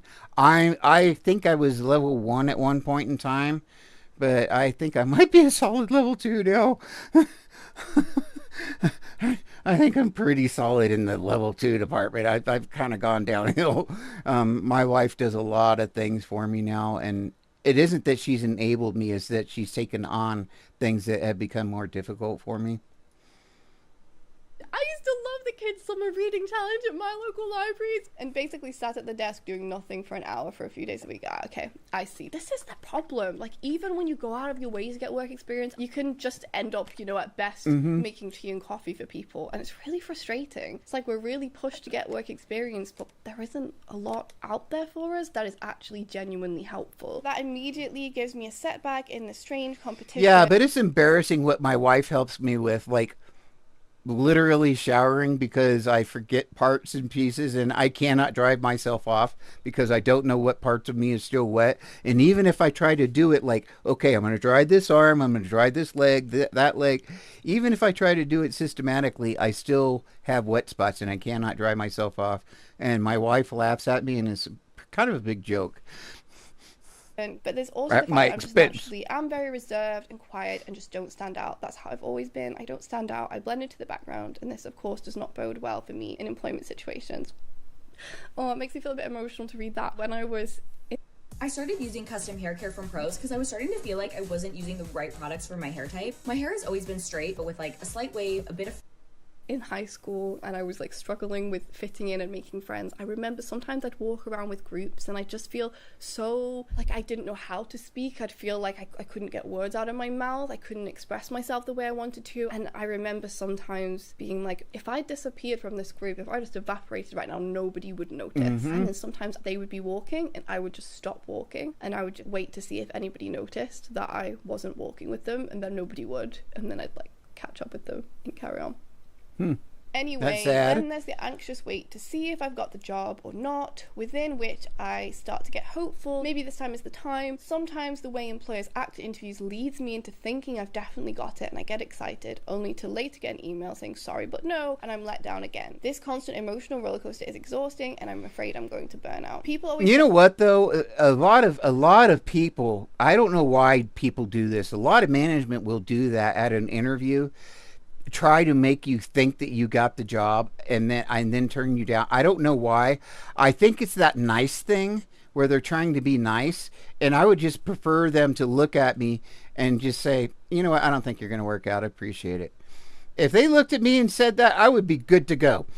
You know, instead of bullshitting me like, oh, you sound like a really great perspective. We'll give you a call Friday. And you don't hear shit. I found that most times if you're going to get hired, it's mostly on the spot. Like right then and there. Boom. Can you come in tomorrow? Or are you available this afternoon? Or whatever. A lot of those are because they're desperate for employees too. But hey, that works well at fast food restaurants, etc. Say, well, it's good practice for future interviews at least, but I just can't think of it that way. I just see it as a huge waste of my time. I went through all that anxiety. And now, like if I was to apply for a McDonald's, the autism probably wouldn't even matter. They would hire me on the fact that I'm old. Isn't that right, Carmen Leah? They'll just be like, oh my God, look at that old fucker. I bet you they show up to work. Anxiety and dread for nothing. The last interview I did, I was brought to tears several times because of how anxiety ridden I was, and was very close to just not turning up. I completely get that and relate to that feeling. If you've seen my video on monotropism, if not, I'd probably recommend watching that one on that theory of autism. But autistic people tend to kind of turn their attention towards one thing and get more kind of intensely focused. I don't like any of those higher education classes or whatever when they try to force you to participate thing or whatever. I don't like any of that crap. I like to just kick back and absorb, because a lot of times if I'm actively involved in an activity, I can't think about what's supposed to be being taught. I'm too involved in thinking of, well, am I supposed to be doing this? What if I do this? What if I do that? And it just the teaching opportunity on that one thing fades. So I think for us, if we're preparing for a job interview, we're probably taking it very seriously. It's probably the only thing on our minds. We might be being quite perfectionist about the whole thing. We're just putting more mental energy into it, and I think then the stakes feel higher because of that, and then maybe we get more upset when we don't get the job. So I'll talk a little bit in a minute about how I might deal with that myself personally if I was in your shoes. I hardly even know what I want to do at this point. I know I love writing and that's what I want to do, but unfortunately for me, it's a career choice that's extra hard to make a living out of. It's a hard industry to get into. Yeah, me too. I always get super into things that are really hard to do as a career, and I'm like, why am I like this? Why don't I just want to be a lawyer, you know? Like, just make it easy for yourself, man. I know I should probably just be honest with my mother. Did she just say that aloud? Is she that smart? I hate her. I don't like her anymore. Why don't we just take the easy way out and be a lawyer? Holy hell! You know how hard it is to pass the bar exam? And hope that maybe she'll start to understand how difficult it is for me. But of course, that's easier said than done. Especially on TikTok, I see a lot of other autistic people talking about. No, I'll tell you what. After hearing that, I'm going to be the one that's not noticing and just keep on walking with her. Yeah, heck no. I ain't gonna have somebody that smart around me make me look even dumber than I already look. Difficult it is for them to stay in a job, but honestly, I'm sat here wondering how they get those jobs in the first place. It makes me a little jealous, if I'm honest. I'm lucky that I live in a stable enough family where I can survive off allowance from my parents for now, but it won't always be that way, and I do have a desire to be independent one day. I apologize that this is a very long email. And this is a very, very concerning point among all autistic families, no matter what, and that is when that family support system is gone, then what? My daughter now, she's working on her own. She has an apartment. She has 2 kids, and she is surviving, and at least she has the basic fundamentals of surviving. So if I pass tomorrow, I can at least know that she's going to at least probably be okay in that respect. But getting to that point is extremely difficult. And the way the world is today, with the housing market and so forth, with it's more expensive than it's ever been. In the 50s, like, people could, like, a guy could work at a McDonald's, so to speak. They weren't McDonald's, but they could work at a restaurant or whatever and still buy a house. You know, nowadays you can have 2 people working and no even prospect of beginning to think about buying a house. And so that is just with neurotypical people. Once again, when we get to autistic people, it makes it more, even more difficult. Once again, I really, I think it's very important that we figure out a way to market college graduates, of autistic college graduates. And the reason for that is because the mentality is that labor, productivity mentality of manual labor, because we're infantilized so much. And so by pushing an agenda for college kids to actually get the jobs that they've worked for in college, and getting them those jobs, that's going to go a long way to help us to overcome that stereotype, I guess. And like I said, our productivity should be mentioned. The fact that I guarantee you, we show up to work a lot better than a lot of other people, at least at a good job. I've worked, when I worked in corrections, I went like 5 years with never a day off. And then I went to maximum security prison where I was being harassed at work, and I called off every day that I possibly could. Apologize, but if I can even get an ounce of advice, or even because I was done with them, and I was being constantly harassed, and I went to my employers and my bosses, and they never did anything. So I lost all loyalty to that, to the Colorado state, to the state of Colorado. But the thing is that loyalty is a huge thing too. We do tend to show up to work, and we do tend to be extremely loyal to the firm that we're working for, and extremely concerned about our work ethic. In fact, I would say extremely concerned, and definitely compared to a neurotypical person. We have that strive for perfectionism and so forth, and the reason for that is because what opportunities we are given are fleeting. And so we have to excel at what opportunities we do have, and we have to try 10 times harder at everything we do.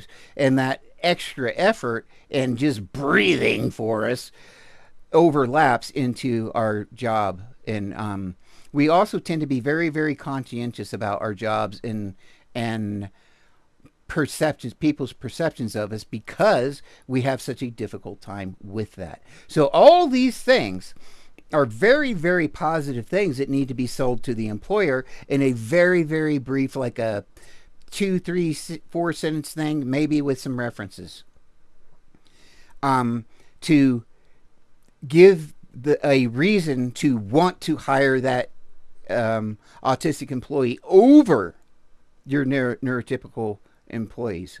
And I think that's the direction we definitely need to try to go.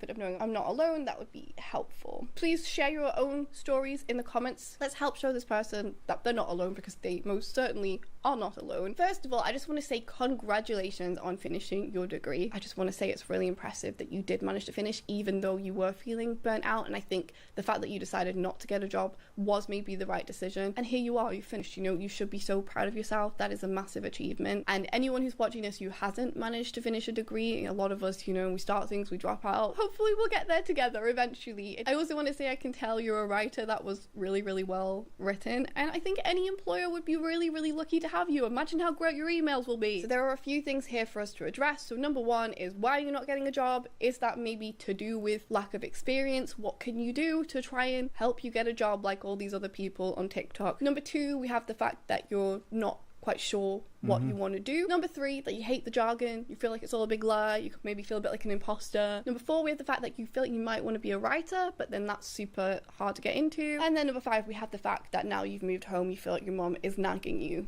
to get a job. First of all, do I have any tips to maybe help you get the job, as you feel like you've had quite a lot of unsuccessful interviews so far? You said there's no accommodations. Are there any tutors or special tutoring that you can get because you're autistic?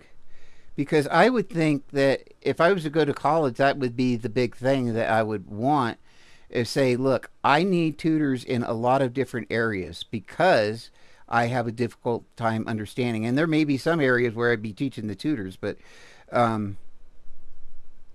think that would be extremely important. Really. So you're just basically hung out to dry once you get to a certain level. Like, you're supposed to just, like, have it, I guess. Is that, oh boy. So there is zero consideration then for neurodivergence or people with any kind of developmental challenges. Ooh boy. And that's where I was with Social Security until I finally found a firm that is helping me now, that I've been putting off for about 3 weeks trying to get the paperwork done because I'm PDA and the whole thought of Social Security terrifies me, and I can't fill out the paperwork by myself because I just can't do it. The PDA shuts me down and I literally can't do it, which sucks.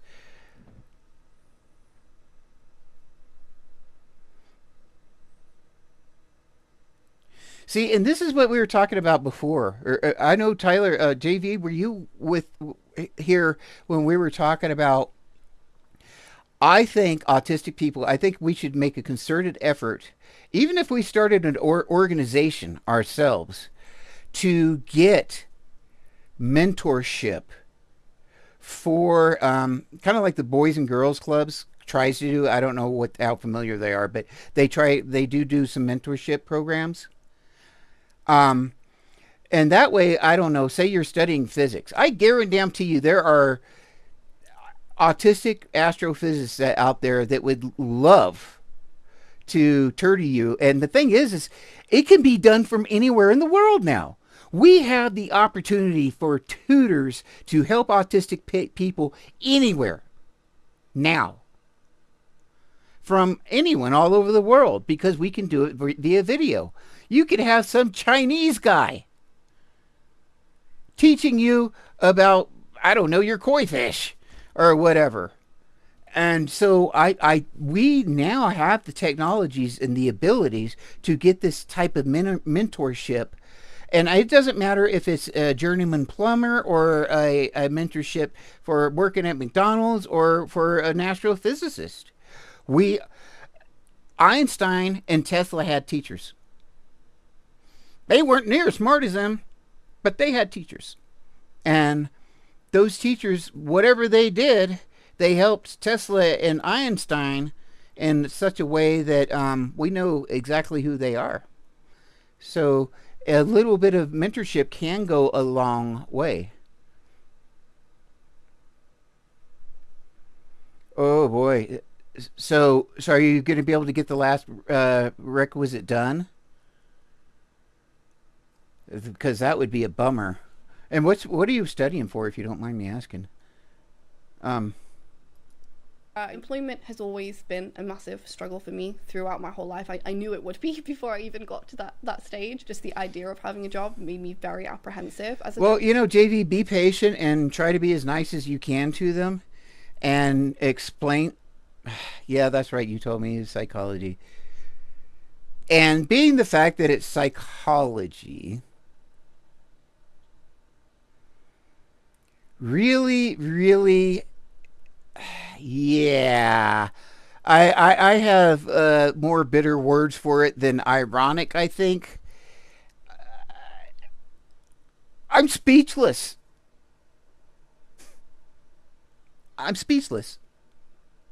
In psychology,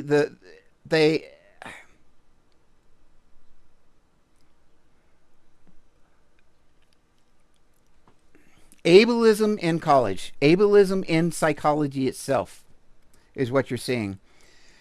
And the one thing about psychology, that's one thing I definitely want to change, and we talked about that before, and that's that there is not one counselor, psychiatrist, or any mental health worker in the United States that is required to know or have ever heard about autism specifically, which I think is pretty bizarre. Yeah, that's sad. I hope you get that worked out. I mean, that's that just annoying me so much. I have been one to just say to hell with it and quit in situations like that, and I certainly hope you do not follow my path, because I've lost a lot of opportunities when people frustrated me like that. I've done, I think, 10 when I tried to count through it. I think 10 interviews throughout my life. I've got the job 7 times, and then I also have employed people a few times for my own businesses as well, so I have a bit of experience. On the other side, it might not make you feel any better, but it is quite common for it to take a long time for people to find employment, and yeah, also you have to be doing something right to fight, to be getting baby. to the point of interviews, so you should probably feel quite proud of yourself. And it seems like some of your interviews that you've done have gone pretty well and you've had a good rapport with the person, so it might just be to do with the competitiveness of the role, and it's probably just a bit of a numbers game. If you apply to enough, only one person has to say yes, you are gonna get there eventually, and you don't know from these people on TikTok, like they might have applied for 100 jobs. You have no idea in order to get to that one position. There's a quote in this book, 80,000.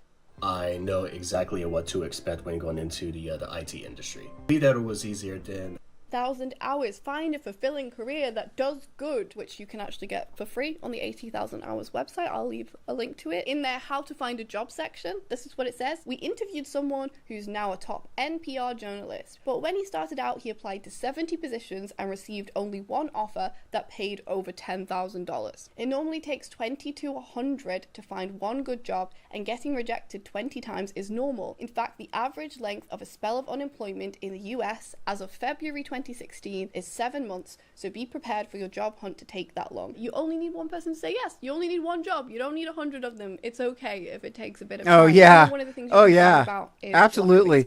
Yeah.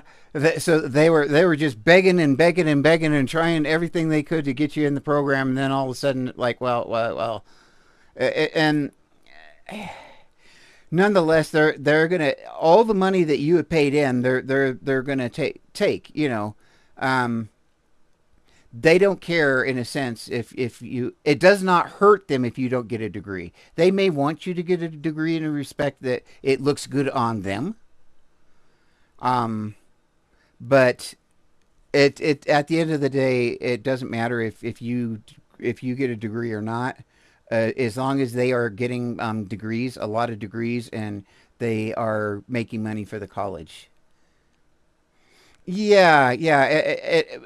Like I said, they do want you to graduate because it looks good on them and they make money and stuff. But that being said, if there's difficulties or whatever, I don't know, experience and how that might be holding you back, and that is a common issue. Yeah, every job kind of wants you to get experience, but then it's like, how do you get experience? You need experience to get experience, and it's just this cycle. But having had previous paid work experience is not the only way to show that you're the best candidate for the role. So one idea to kind of make yourself stand out a little bit more might be to think about how you can demonstrate your skills, how you can maybe create a little project that proves that you're able to do the things that the job role would require you to do on a day-to-day basis. I always remember hearing about Sana from Books and Quills. She's a booktuber. In order to get her first job as a social media coordinator in London in the publishing industry, which is very competitive, she chose a particular book that was being published by that publisher that she was applying to. I think it was like a pirate related one maybe, and she made like some sort of little digital treasure hunt thing, submitted that along with her application to kind of prove that she could do the work. Look, I've already made something for you. Myself, when I applied for a job at Waterstones, it was just a bookseller, which was one of the times I interviewed successfully. I ended up deciding not to take the job. I was a booktuber at that time, so I made a little video cover letter, and I had like my books behind me, and I spoke about some of my favorite books, and then I obviously also linked to the booktube channel. So even though I never had experience selling books before, they still were interested in hiring me because I was like, look, I genuinely am interested read in books, and I know that this is what this role involves. And I've looked at applications myself. So few people have even listened to what I've asked them to send in. So if somebody was then to go above and beyond and do something a little bit extra, which is rare, it makes a huge difference in how you see them, and it makes them massively stand out. I know a lot of applications these days are just done through online and they're very standard, but then you can prepare a little bit extra for when you do get to the interview, maybe when they ask you. I went to an interview one time. I had a goat dairy at one point in time, and I put in that, I worked for Department of Corrections that had a goat dairy, and I put in for that position because in the county I was probably among some of the probably one of the most qualified people in the region, if not the most qualified person in the region. I had inventions that I had brought. I brought a portfolio with inventions I had made to work with the goats and so forth, and the whole thing. And the head boss, there's 3 people interviewing me, and the head boss, I don't know how else to put it, but she was just a bitch. I walked out of that interview going, God, I do not want to work for her, and she didn't hire me, but boy, I could just, she was a horrible person. And then I had a friend that did get hired there, and she told me it was the best place not to work in DOC. If you have any questions at the end or things like that, you can be like, oh, I made this little extra thing for you just to kind of showcase what I would do if I was in this role. I thought about how we can maybe redesign this page of the website. It depends what the role is, and maybe for some roles this will be more applicable than others. And if you struggle socializing and making yourself stand— In fact, I have never been in an interview where the interviewing person was so hostile and just such a horrible person. I mean, she was terrible. And I'm looking at the other guy. She would say something, and I'd look at the other guys like, did that just happen? And out in terms of like how you come across, maybe you feel like you're not always the most charismatic person. That is one way that you can go away, work quietly on your own, be, you know, your introverted self, and then present someone with something that can speak for you. Another thing that might be helpful is just to actually get some more experience, which I know is easier said than done. And again, it depends on what kind of industry you're trying to get into and what sort of jobs you're trying to apply to, but it doesn't necessarily have to be paid experience. And you can contact companies online. You could offer to do some work for them for free. Like say you were trying to get into marketing, you could offer. Okay. Moving right along. I donated my eggs, and here's what happened. Did you know that you can help those struggling with infertility and receive up to $48,000? And sometimes money and just getting a job because we should doesn't feel like enough for us. So I think maybe finding a job that you feel like is at least ethically neutral or is, you know, something that involves doing good can be useful. But also, you know, there are jobs that— Ethics are have always been a huge factor for me. I worked at a Captain D's, is that what they called it? Captain D's, the seafood restaurant, and a McDonald's. I worked at both of those for about 20 minutes and quit. At Captain D's, the manager, there was only 2 of us there. The manager dropped fish on the floor and picked it up and put it in the fryer. And I just looked at him and was like, I don't think I'm going to work out here, and walked out. And the same thing happened at McDonald's. In fact, I begged for that job. I begged the manager for that job. And then he set me up with this kid in the back. And he dropped a patty on the floor, picked it up, threw it back on the grill, and I turned around, just walked off, got my shit, and walked out. I never even said anything to the manager about why I quit, you know.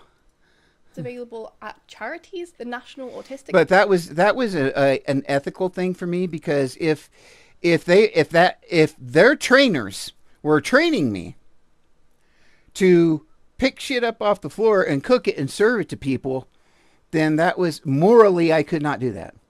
It was an ethical thing for me, and I was not going to work there, and I lost money, you know. Society in the UK really try and encourage autistic people to apply for their jobs, which I think is really, really wonderful. They have a job search page on their website that you can have a look at, and you know, if you do get a diagnosis in the future, and even if you just explain that you're on the pathway to being diagnosed, they'd probably be much more likely to give you accommodation. So they could be a really great employer to have, and it might be worth looking at, particularly if that's an area of interest for you right now. PDA Society also often lists jobs and they like to employ PDAs. And then there's also just the website Charity Jobs in the UK. It could help you to maybe feel like what you're doing I wasn't aware of that PDA site. I wonder if that's a UK thing or what. not completely frivolous and, you know, just helping to make someone who's rich more rich. So now let's move on to the you know, you hate the jargon. You said you hate it with a visceral passion. It feels false. It makes you feel like an imposter and like you're lying. Imposter syndrome is very common in general, but I think if you are a perfectionist, you probably feel more wary of talking yourself up and saying, look, this is how great I am, because you feel like you want to give more of a like honest picture. Again, if you watch my video on monotropism, it maybe makes sense that you have such a visceral reaction, because we can be quite linear thinkers. We like things to be direct and honest. We like things to, you know, mean what they say. And a lot of the language around employment just seems kind of fluffy and wordy, and you're not always sure exactly what they're talking about. And I think when things aren't straightforward, it kind of takes an extra step for us to process it in our minds. Even if that happens very quickly, it still is an extra step compared to most people. And I think that's part of the reason why it feels frustrating. It's like, oh, just say what you mean. The reason I got my diagnosis, I knew I was autistic. And I knew I was autistic. There was zero doubt in my mind. And I have diagnostic experience from being a medic in the military. That was part of my job. But the thing is I went to get a diagnosis for two reasons. One, I wanted to prevent imposter syndrome, which I've never had. And two, I wanted to keep people from gaslighting me. If I had an issue or whatever, I wanted to be able to say, I'm autistic. You know, this is real. And so because of that, and because how old I was and how many autistic friends I had and so forth, when it dawned on me that I was autistic, it dawned on me. And I knew. It just took that moment for it to actually dawn on me that I was autistic. And after that I never had imposter syndrome. I more doubt if people really understand how difficult my life is, because I mask so well and I appear to be functioning perfectly fine, but I'm not.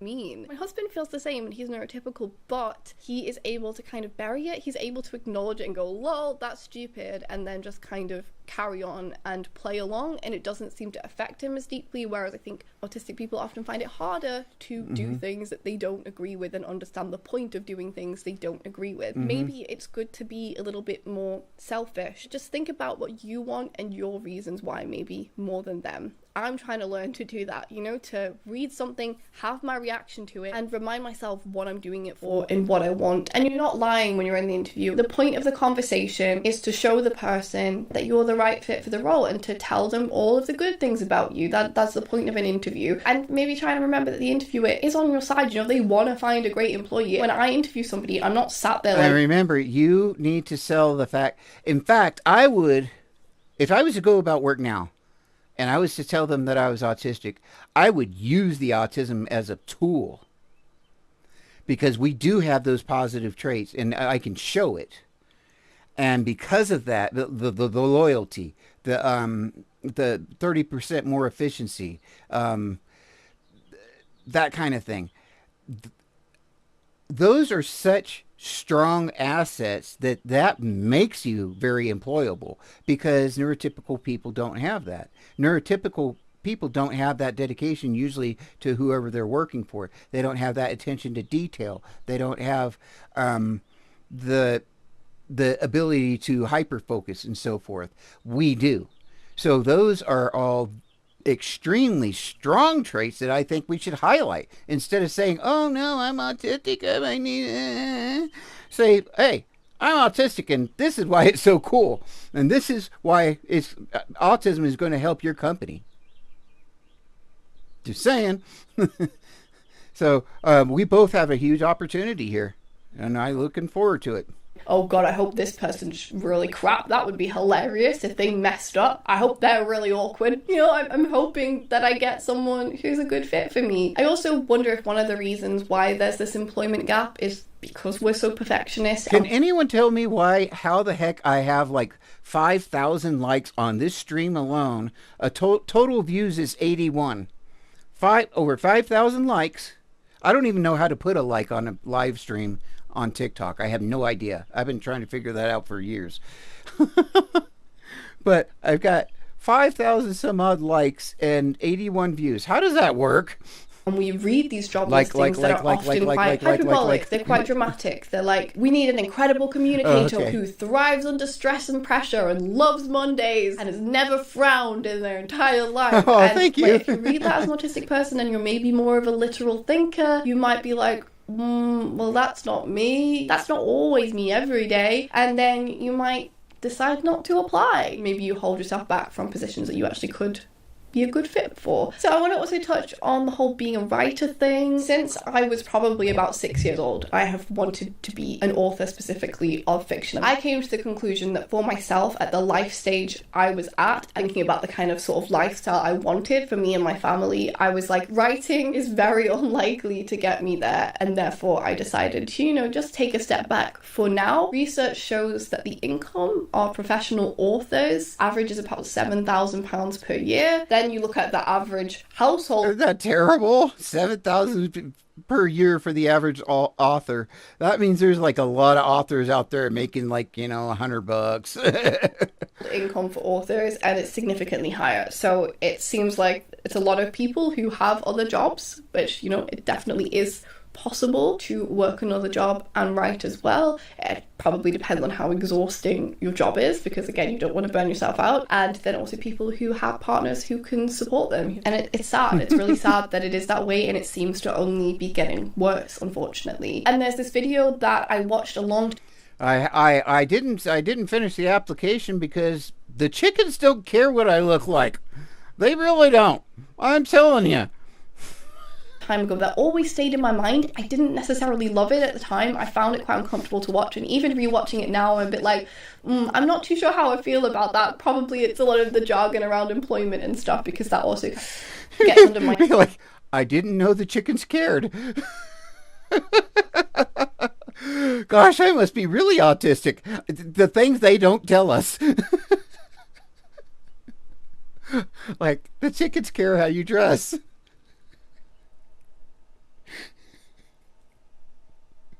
There ain't no way I'm gonna get eaten by a dang purple-haired girl. There's some bullshit right there. And no earrings through the nose. If you're gonna eat me, I don't want them boogers getting all caught up in while you're trying to eat there. This is chicken finger licking good, okay? Don't get them boogers messed up in there. I'm so stupid. I'm so sorry. Non-fiction, and she talks about how there's a difference between a hobby, a vocation, a career, and a job. Some people might find it helpful. Parts of that video I struggle with because I do...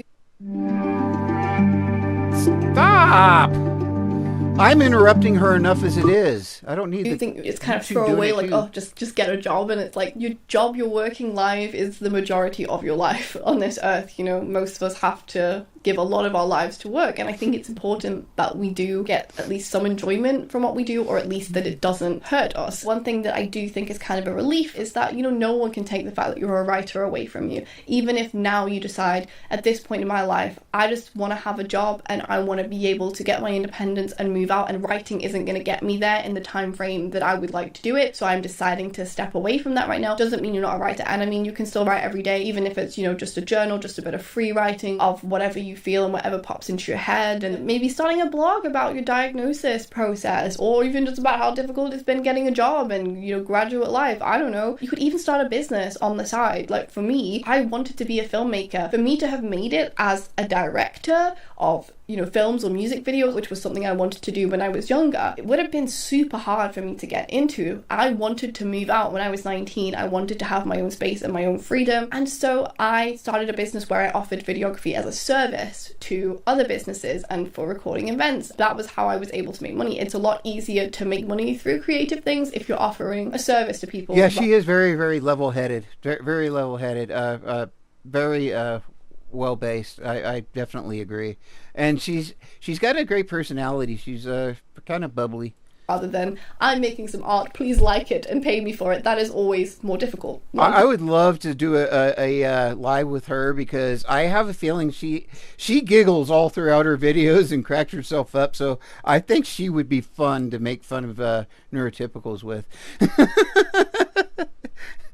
Possible, but more difficult. I just want to touch on the fact that your mom is kind of, nagging you and is also not kind of entirely understanding of what you want to pursue an autism diagnosis. I think most people in my life, it seems hard to believe now. I tell you, I talk about making fun of autistics all the time, and I do make fun of autistics all the time.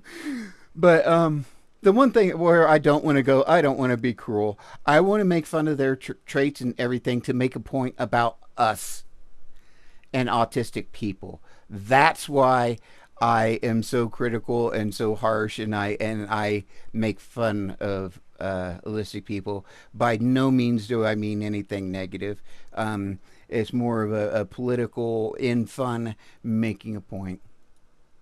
Yeah, and the thing is yes, exactly. I fire back exactly how they talk about us, and that is literally where that humor comes from. Is reframing it and turning it around. That's definitely what it's about. Accepted part of who I am, but at the start we're kind of doubtful. If there's books that you've read, videos that you've seen that you think could be useful. And I hope by doing that, with that kind of sarcastic kind of approach to humor, that it makes people stop and think, oh yeah, that does happen. It's like the guy who looked at me and says, wow, you're functioning really well for an autistic person. I looked at him and I said, well, you're functioning pretty darn good for an holistic person. And he looked at me and he goes, I'm an asshole. And I just started laughing. Poor guy, but I turned it around so he didn't feel bad about himself. But I made my point. Send them on. He was inadvertently being what do you call it, ableist, and he didn't realize it, but then he realized it, and that was what was cool, and that's why that dude was such an awesome guy, because he actually stopped and thought about it. It's like, oh dang, I think I may have said something kind of screwed up, and me being autistic, I don't care. Be a case of you drip feeding information, and eventually she'll kind of wrap her head around it. I think getting an official diagnosis could be super helpful if you're a little bit unsure about how to go about doing that and the process. I have a video of like what to do if you think you might be autistic. You may also find it easier to discuss how you're feeling with your mom without using the word autism. Sometimes people don't really understand very much about it, and so it actually can create a bit of a barrier. If you just want to get across that you're having a lot of anxiety around the application and the interview process, it might be better just to communicate it in terms of how you're feeling. You as a person, this is the reaction that you're having towards things, rather than using the word autism, because if people don't understand what autism is, it isn't always necessarily adding any more useful information. With the fact that you're feeling quite panicked, I think in general it's a good idea to kind of... Well, it's like I can say I have a condition where my eyes are very photosensitive, so I need glasses. Bam. And I can even make accommodations with like these, because these are tinted, and I've got some darker ones, but at a workspace I wouldn't want to go with super dark, because then people start to think you're creepy or you're trying to hide something or whatever. But if they can see your eyes through that tint, then I figure you're good to go. Lower the stakes of the interviews, and I think one of the things that won't be helping you is the fact that you feel extra pressure from your mom. Maybe it's a good idea to explain to her that you have been getting quite panicked. It's quite a stressful experience for you because you care a lot about getting these jobs. You really want to get a job. I mean, like, you're on the same side here. It doesn't have to be an accusation, but you could just be like, I think it would be helpful if I felt a little bit less pressure from the people around you, or just when you say this, it makes... Do they make tinted contacts? That would be kind of cool if you had tinted contacts that were like grayed out or whatever. That would be totally cool. Me feel like this. Because then you wouldn't have to wear the dark glasses, and look weird. You could just put in a tinted contact, if you could tolerate that. Get this feeling inside. I know you're only doing this because you care about me and you want me to be successful, but at the moment... I'm going to look into that. I wonder if they've got UV protection ones. Feel like it's actually making me worse because I care too much. It might exist. It might already exist. They have the color contacts and stuff to change the eye color. So if they can dye them in that respect, they could definitely put a smoky type thing. I'm going to look into that. I get in the interviews. That's one thing that I think neurotypicals are much better at doing than autistic people are. Is like not making your whole life about one thing, not putting so much pressure on one thing, having to go exactly the way we want it to. And I think it's difficult when you've been at university and you've lived independently and then you have to come back and live kind of under your parents and be in that hierarchy again. But at the same time, you are an adult and you are doing the thing, you are going. I imagine soon they're going to have hearing aids that you put in that are Bluetooth, and they will be actually able to test to your hearing and adjust on the fly, so to speak. I would not be surprised at all. And they'll probably adjust automatically for like loud noises and go down a little bit and so forth and equalize out the sound. The other thing that they're going to be able to do in real time is, say you can't hear in this frequency here, it will be able to change it and put this frequency just at a different frequency that you can hear in real time, so that way you have a fuller sound. Now that sound's going to be kind of doubled with the sound that you can hear, but at least you could hear those tones. But I imagine that's coming very, very, very soon. Going through job interviews, and she doesn't necessarily need to be breathing down her neck, but I'm sure she's doing it out of kindness and love and concern. And often parents get very concerned about... I put a lot of thought into hearing aids and so forth because I thought I was deaf.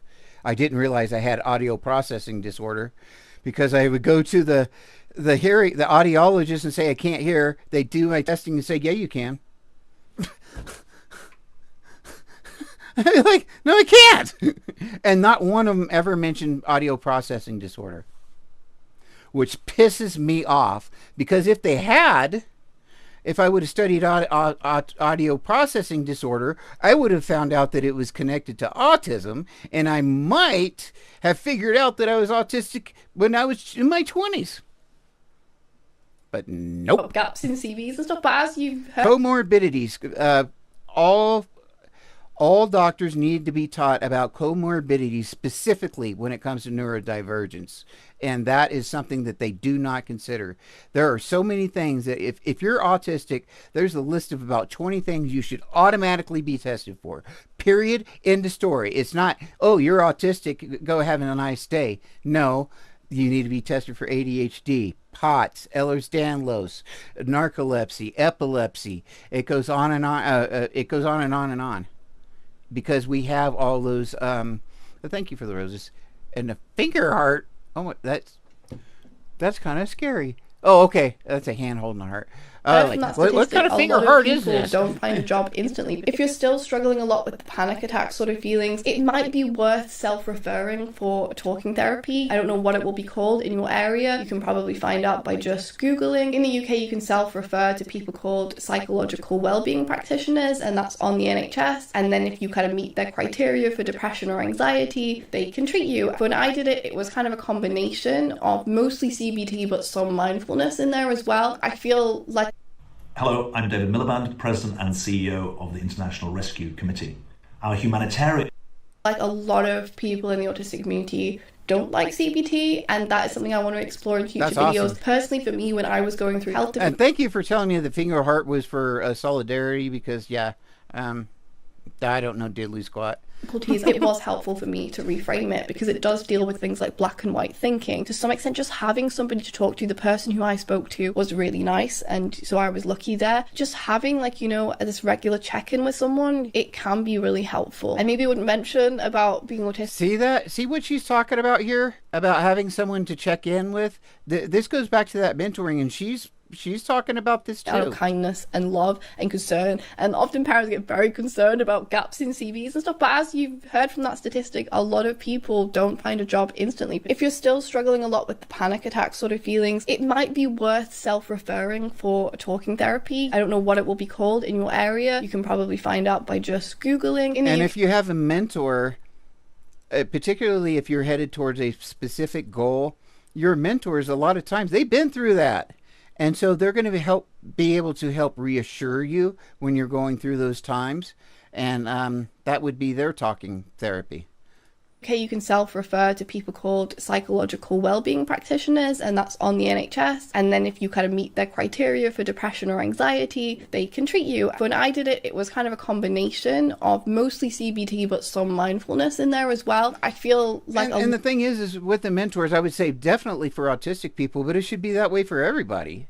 I think autistic people definitely need it a lot more. But I think it should be for everybody. A lot of people in the autistic community don't like CBT, and that is something I want to explore in future videos. Personally, for me, when I was going through health difficulties, it was helpful for me to reframe it because it does deal with things like black and white thinking. To some extent, just having somebody to talk to, the person who I spoke to was really nice, and so I was lucky there. Just having, like, you know, this regular check-in with someone, it can be really helpful. I maybe wouldn't mention about being autistic. Obviously, I definitely recommend starting the process of getting a diagnosis through your GP, but maybe don't mention to the psychological well-being practitioner, because I know, unfortunately, it is a problem in this country particularly. Sometimes people don't want to give you mental health treatment when they know you're autistic, because they'll say... When the UK came out, the UK told the emergency workers, do not resuscitate if people are autistic. It did not matter at all. Just the fact that they were autistic. If they got in a car accident or something, they were instructed, do not resuscitate. That is how bad it is. It still is in the UK. That human beings' lives were worth less simply because of the way our brains function. Because our brains function differently, the UK, the United Kingdom, says that our lives are literally not worth living.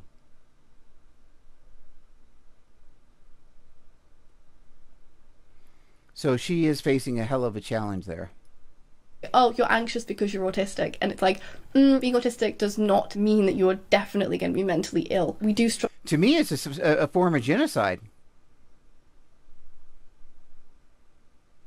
To me, it is a form of genocide. Struggle with mental illness at a disproportionate rate, but it's not inherent to autism. We can be happy. Like right now, I would not consider myself a mentally ill person. I will consider myself with 10... Exactly.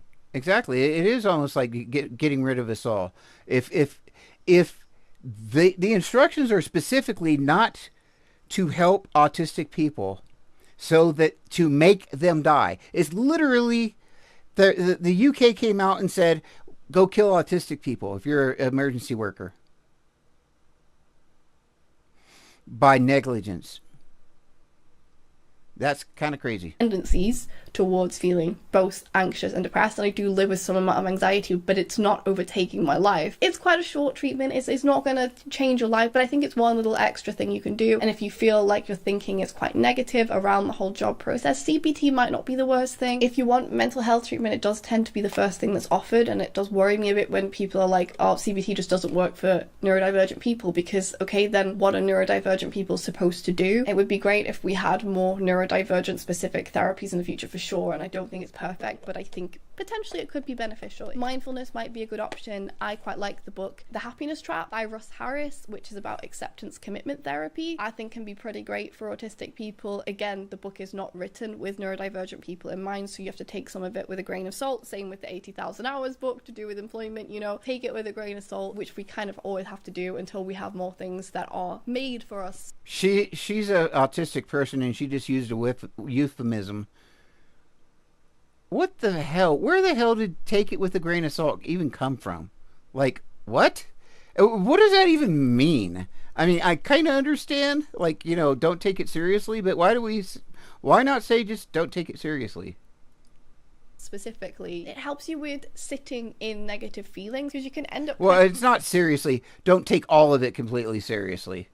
Of like angry at yourself for the way that you're feeling, and then it just becomes a cycle. You feel negative emotions about your negative emotions. As Elizabeth Gilbert often says, done is better than good. Keep showing up. You will get somewhere. You only need one person to say yes. Think about your goals. Be selfish. You're not doing it for them, for the interviewer. You're doing this for yourself. I hope that helped even a tiny bit. Thank you so much for sharing your situation with me. Feel free, anyone who submitted these problems, if you have kind of like a follow-up question or anything, feel free to send it via email. I'm wishing you the best of luck. Okay, question. I'm gonna bounce out of this one connected to the employment because she's gonna get into.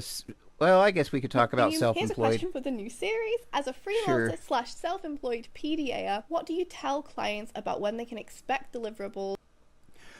Okay, with most therapists, the therapists that I've had thus far have been neurotypical thinking. And so they're like, oh, well, you just got to deal with your sadness. You just got to deal with your feelings. No, I'm autistic. Me feeling sorry for myself is not my problem. Me feeling all sad because I'm autistic is not my problem. The problem is I'm autistic. And yes. Okay, JV, check this story out. This is a true story. In Colorado, it was illegal for me to get proper health care. The reason is in Colorado, they say that the doctors were skimming off of the doctors were skimming off of insurance, okay? And what they did is they said, okay, if this is state insurance, they said, okay, we're not going to go to outside doctors anymore. It's only going to be inside doctors that are within the Medicaid system. The problem is they had zero therapists, that I could find in my area that, or doctors or anything that had any experience with neurodivergency. So I could not find qualified doctors. But there were, like you said, out in town, private pay doctors and therapists and so forth. The problem is they made it illegal to pay them private pay, even. If you are on Medicaid in Colorado, you cannot go to a doctor and pay them private pay. It is illegal. So this is the problem I had. I searched for 3 years to find my doctor. Literally searched for 3 years.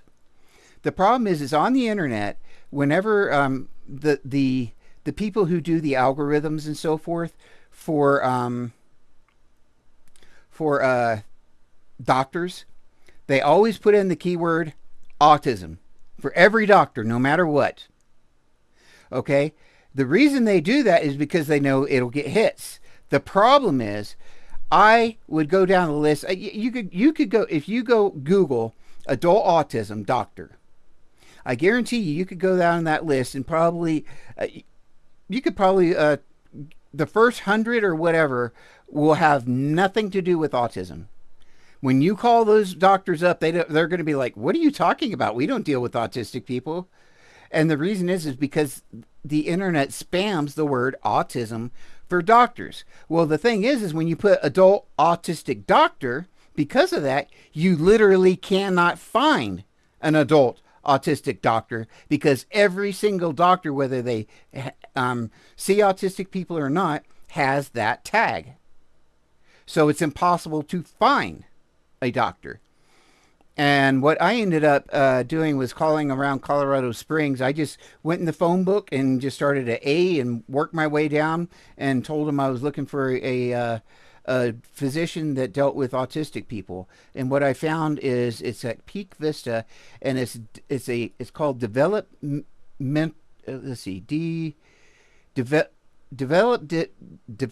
Disabilities Health Clinic is what it's called. So in this developmental disabilities health clinic, they specialize in people with developmental disabilities, and they have their own psychiatrist just for that clinic, which is amazing because now I've got a team of people. Basically, I've got a regular doctor and a psychiatrist. They're right there in the same building. They work together every day. And so if there's anything that happens or whatever and they need to talk, they're both right there. And they're both familiar with the same patient. So, and that's exactly what I was looking for. But it took me 3 years because of the way the internet is spammed. And that had absolutely nothing to do with this. To avoid that becoming... We're really good at going off on tangents. Oh, yeah, is California better than Kentucky? A demand. So if you don't know, PDA stands, unfortunately, for pathological demand avoidance. I know Colorado is a good state, and I think Michigan. Those are two good states for neurodivergence. I don't know about California. I wouldn't go to Texas for the life of me, and I'm originally from Texas. Which is commonly widely accepted as a profile of autism. I have quite a few videos on it. I'll leave the playlist linked down below. If you feel like you hate being told what to do, and you also feel like sometimes maybe you're a little bit... The thing about Kentucky is... What I wouldn't like about Kentucky would be all the prejudice and stuff. I imagine it's still pretty prolific there. I would hope not, but if there is a bunch of prejudice and crap like that, people hating each other, then I'm out. That's why I like the West Coast so much, because, and I mean the coast, all the way up and down the coast. Boy, you can be about anybody. That is a neurodivergent mecca. Portland, Oregon, Seattle. Oh man. Those are meccas for neurodivergent people. You can walk down the street and just go bam, bam, bam, bam. I mean, they're like everywhere. And you don't even have to ask. Social to be seen as autistic, then you might fit that profile. So I kind of also had a question in a comment, which I'll kind of tie in with this one, about like basically how is self-employment different when you've got clients demanding that you do things to being in a job? Because I've spoken a lot about how I always loved the concept of being a freelancer. For me, it is just all about the freedom. I can wake up whenever I want to. I don't have to commute. And I always found, commuting into college and stuff extremely exhausting. I don't have to dress a certain way. I can take holidays whenever I want. If I wake up and I'm having a bad day, I have endometriosis, say I have really bad cramps, I technically don't have to work, or I can sit in my bed to work. I pretty much always would choose to work. I don't feel like there's a gun to my head and someone telling me I have to. I'm always the one making the decisions. I do have the ability to outsource if there's a particular task I don't want to do, or I feel like I need a break from. I can technically hire other people and ask them to do it. Also, I run a business that has a very set service that I offer. Yeah, it's really, really hard to start a business. I started a business when I was 26, a photography company. I did fundraisers for churches, believe it or not. That was a lot. That was part of the what helped me to become an atheist, experiencing all those people. But nonetheless, it was very, very difficult, and I had to learn how to do it. I think I'm going to go to Monday. I think I'm going to call up the Hispanic Chamber of Commerce, believe it or not. And as an autistic person, because they're a minority, I'm just going to tell them straight up, look, I'm a minority too. And 60% of the population where I live are Hispanic. But, I'm just a different type of minority, and see if they can help me with some things. Particular type of event that I film. It's not weddings. This is the package that you get. What I want to talk to them about is I've got an idea for a business, and I don't know how to make it happen. But I would like to get a hold of clothing companies, any kind of consumer companies or whatever that need product testing, and have a specific group of autistic people that those products are sent to. Because as autistic people, we're going to fill out a questionnaire. I mean, we are really going to fill out a questionnaire. And because of our sensitivities, particularly with clothing, shoes, what have you, or anything that goes on our skins, lotions, we're going to be extremely critical, and we are going to nitpick the living shit out of that stuff, which is great. Because that's what we do, and that's what they want. They don't want to send a shirt to a neurotypical person and them say, yeah, it fit great. No, they want to know about the seams. They want to know about the texture of the material. They want to know how it felt for many hours. Where did it itch? Did it, you know what I'm talking about. Or is there stitches on this side of the shirt that are off from that side? But I think you could get companies to send people, autistic people, stuff for free to test, like, I don't know, little, like if this is a coaster or something like that. I don't know. Test the coaster. But you are going to get so much more feedback from autistic people than you ever would non-autistic people. Well, to start it out, first I would have to, one, you'd have to get a group of people to be able to send it to. But two would be, that's why I want to go to the Hispanic Chamber of Commerce. I'm going to see if they've got anyone who's got an autistic kid or something like that, a business owner in the area. And if I could find like a Hispanic business owner with an autistic kid, then they might be willing to kind of mentor me and help me through that process as business owners, and maybe get their kids involved or whatever else. So that's kind of the tack.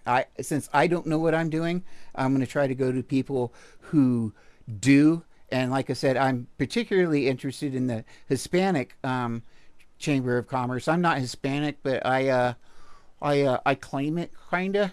I grew up in Pueblo, Colorado, 60%. Well, not Pueblo, Canyon City, Colorado. But here in Pueblo, this is right down the street from my hometown.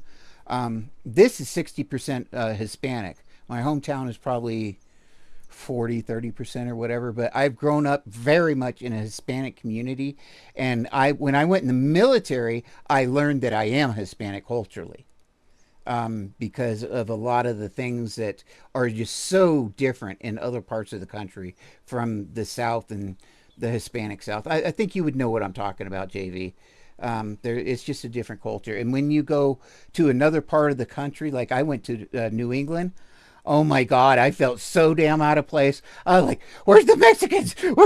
Because the way they interacted and talked and everything, I felt so uncomfortable. And I swear to God, I was just looking for Mexican. I was like, where's my people?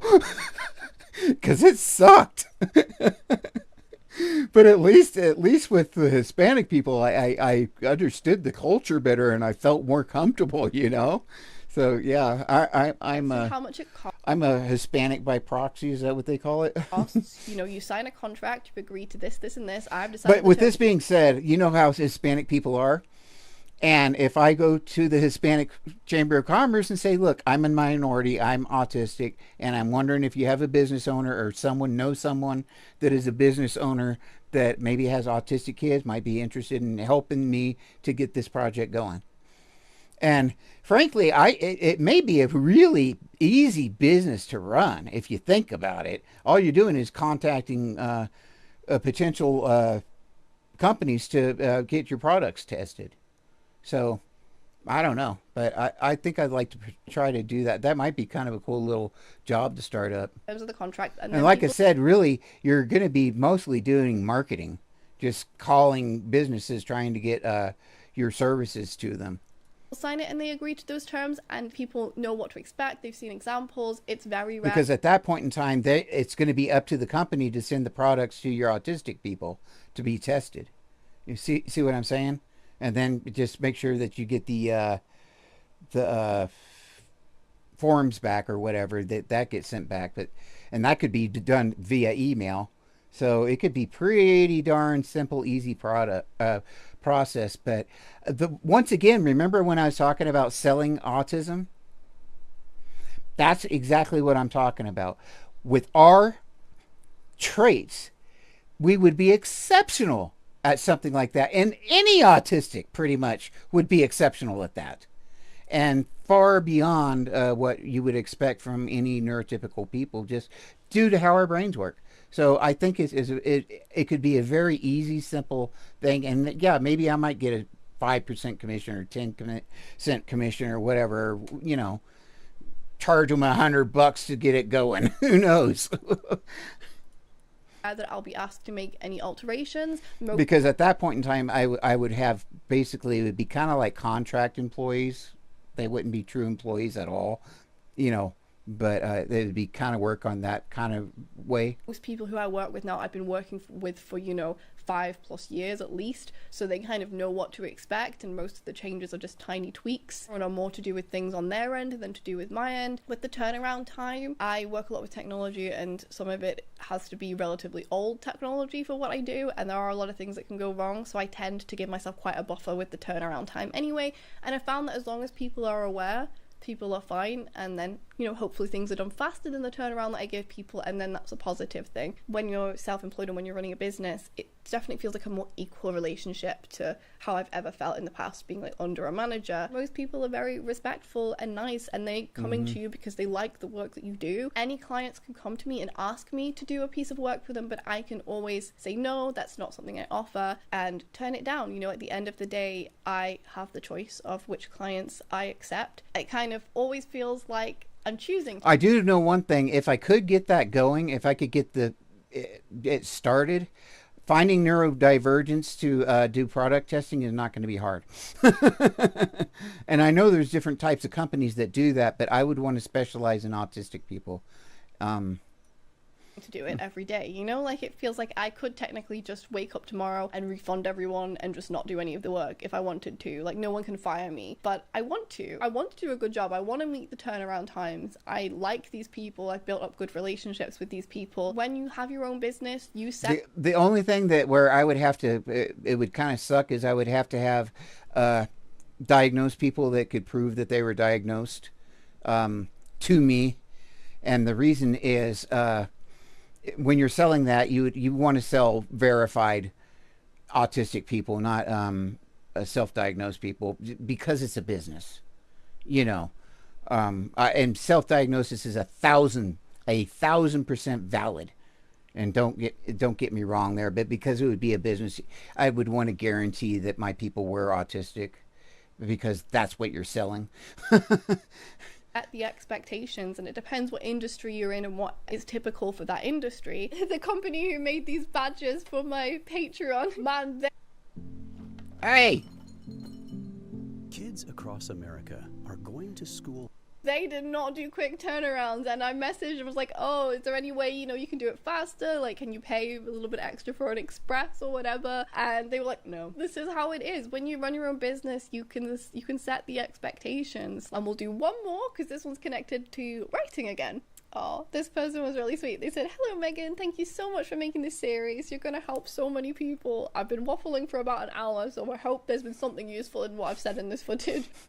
She loves to put in pictures with the literal words every time. I know before in some videos you've mentioned you're a writer, and I am too. I was wondering if you have any tips for writing with executive dysfunction, as it's one of my main struggles being neurodivergent. I would like to be kept anonymous. You will be. Thanks so much. Okay, I made a video about 12 tips to live as a PDAer, which might be quite helpful for anyone who's dealing with autistic inertia and demand avoidance. But I'll leave a link to that if you're interested. That's just basically how I managed to chaotically run a business that actually get some stuff done. Again, I don't know what type of writer you are. It doesn't necessarily matter. I'm imagining for creative pursuits, whether that's fiction or non-fiction, I'm not sure. I don't know what it is about writers. Why do we all bloody hate writing? I don't know. Like, this is the thing now. I don't know, I'm putting words in your mouth there, but that is the vibe you get from writers sometimes. And my mom, as I said, is a sculptor, and I've never heard her complain about what she does. She's always really keen to get up in the morning and just get on with it. I don't know, I think my theory is with writing, you're kind of staring at a blank page. It's not very stimulating, maybe, not very visually stimulating, and that might be why maybe there's a bit of resistance. It can be hard to get into that flow state with writing. I think we're always kind of trying to get into that state. I really love Stephen King's book on writing. I've read it several times. I find that reading it does give me inspiration, so that might be,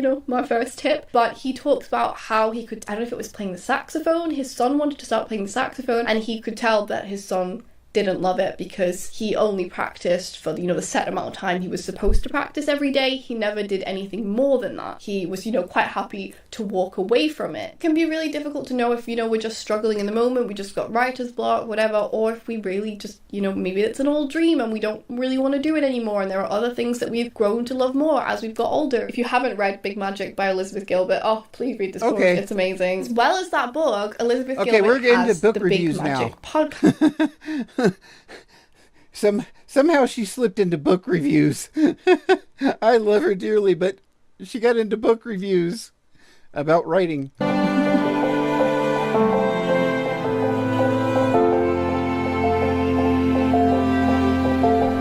Social Care Institute for Excellence.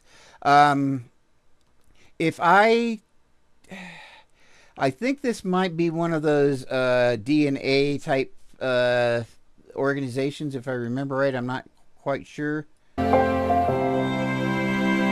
she does like to talk about PDA.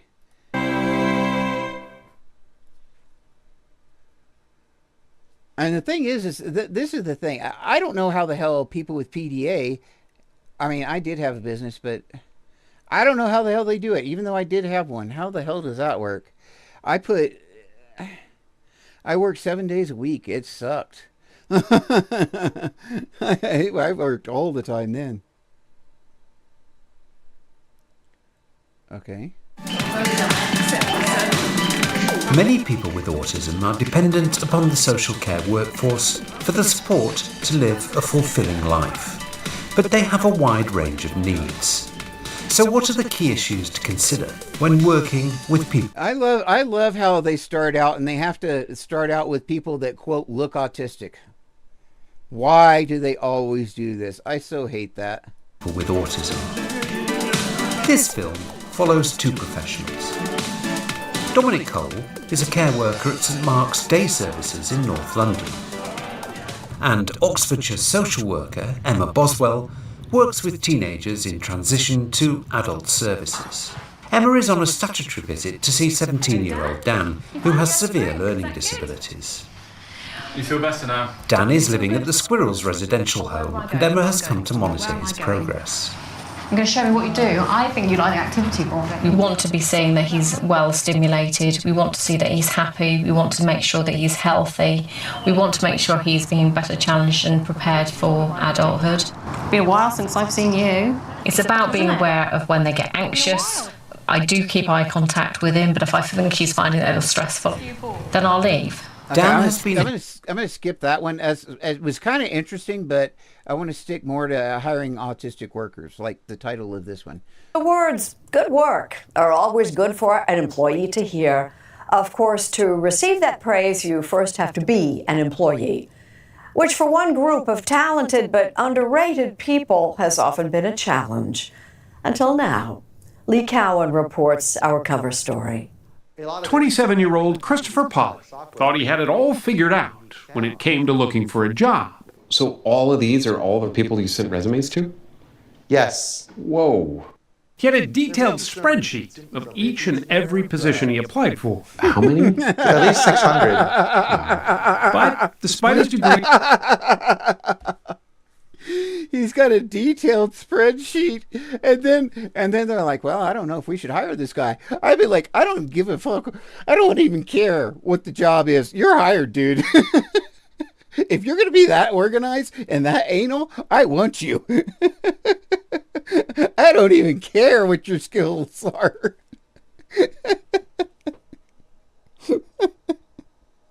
All he had to do was send them a screenshot of the damn spreadsheet. I've been kind of looking for work. I am persistent. Oh, I sure hope that guy gets work. Or he got work. In computer science from California Polytechnic State University, he went 2 years with barely a nibble. Were you getting pretty discouraged? Oh my gosh, my morale really started to drop towards the end. Like, there were days where I would either hardly fill out any applications at all or just simply not apply to anything. He knew he had the smarts for most jobs. He was a former spelling bee champ, after all. But Christopher struggles with social and communication skills because he's also autistic. While precise numbers are hard to come by some estimates, at least 80% of adults with autism are unemployed, even though their IQs are often well above average. And I've heard never employed at 80%, never employed. And I've heard that more than once, and I think it actually, that in that range, I think is coming from different sources. This is called At Night in Dreams. Sometimes their job skills can present themselves in unique ways. For Christopher, it's video games. So you think you know Wix, but do you really? First up, we've got... By the way, video games, that's an autistic thing. That is a definite neurodivergent thing. I don't know why, but we love our video games. And if anyone plays Sound of the Forest, I would love to have somebody play Sound of the Forest with. I used to play it with my son, and it's just not fun anymore. The only reason I gamed was because my son, he's passed now. I really loved playing with him, and I've got like shit. I barely had 3,000 hours on no, 2,000 hours easy on the Forest. I think I'm up to about 500 now on Sons of the Forest. Oh, geez. But yeah, I used to play with him, and that was the reason why I was, quote, a gamer. I mean, I enjoyed it, but it was really about gaming with him, with my friend, and going online to some random group of people that I don't know I just can't do it. And I don't think I'd have the joy out of it as playing with someone that you can, harass and you kind of know in a different way. His ability to recognize patterns and his acute attention to detail, both hallmarks of autism, make this look pretty easy. And they are the same skills he was hoping would impress prospective employers in the computer programming world. But he always had to get past that interview, which was a challenge at best. Was there in any of those interviews a time where you just wanted to tell somebody, look, I know my social skills maybe aren't quite what you expect, but I know I can do this job, and I know I can do a really good job if you give me a chance? Yes. But you never said that to anybody? Most of the time, no. Because why? I would totally say that. Wasn't comfortable because it makes me come across as desperate. I don't care. I am desperate. Microsoft, however, there was no need. He works for Microsoft. Yep. I'm going to call Microsoft, and I am going to get an interview. I am bound and determined I will get an interview from Microsoft on this program, because this is just absolutely amazing. I wish my son could have stuck around long enough to do something like this. To hide his autism, they were looking for it. It's a talent pool that really hasn't been tapped. Jenny LaFleury is the Chief Accessibility Officer. There really is and was a lot of data on the table that said to us that we were missing out. We were missing out on an opportunity to bring talent in. I just peeked. This was done 6 years ago, so I don't know where the program is. I do know it was instituted. I don't know if it's still going or anything, but I am going to find out about that. I am going to, I don't know if this will be the lady that I would interview after 6 years, but I'm going to definitely, I've got to. With autism. So in a way, it sounds like this was almost a business imperative. Heck yeah. People with disabilities are a strength and a force of nature in this company, myself included. LaFleury, who is profoundly deaf, communicates by reading lips and working with an interpreter. She helped create a hiring program for Microsoft in 2015 outside Seattle, designed to better... Okay, so I won't be calling her on the phone, that's for sure. Better identify candidates with autistic talents. So, I'm going to put 18 minutes on the clock. Instead of the traditional job interview, focusing so heavily on social skills... That's what we want for the base. The company is... Problem solving. Elon Musk asked one question to every person that he hires, and it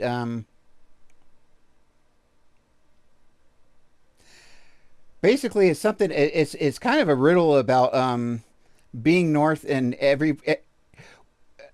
how can you go if you walk in any direction, no matter what, you're headed south. It's North Pole. I don't know. Or it's something like that. It's kind of a little thing. But what he wants to do is figure out people's problem-solving skills. Elon Musk actually hires on ability, not certifications. Believe it or not. And I'm talking about even at SpaceX. If he has somebody, an engineer or whatever, and they are talented, they are creative, he's going to pick them up. But if they don't have that creativity, he just won't get them. And that's why he has been successful as he has in so many things. Of course, he's a schlub, and but, you know.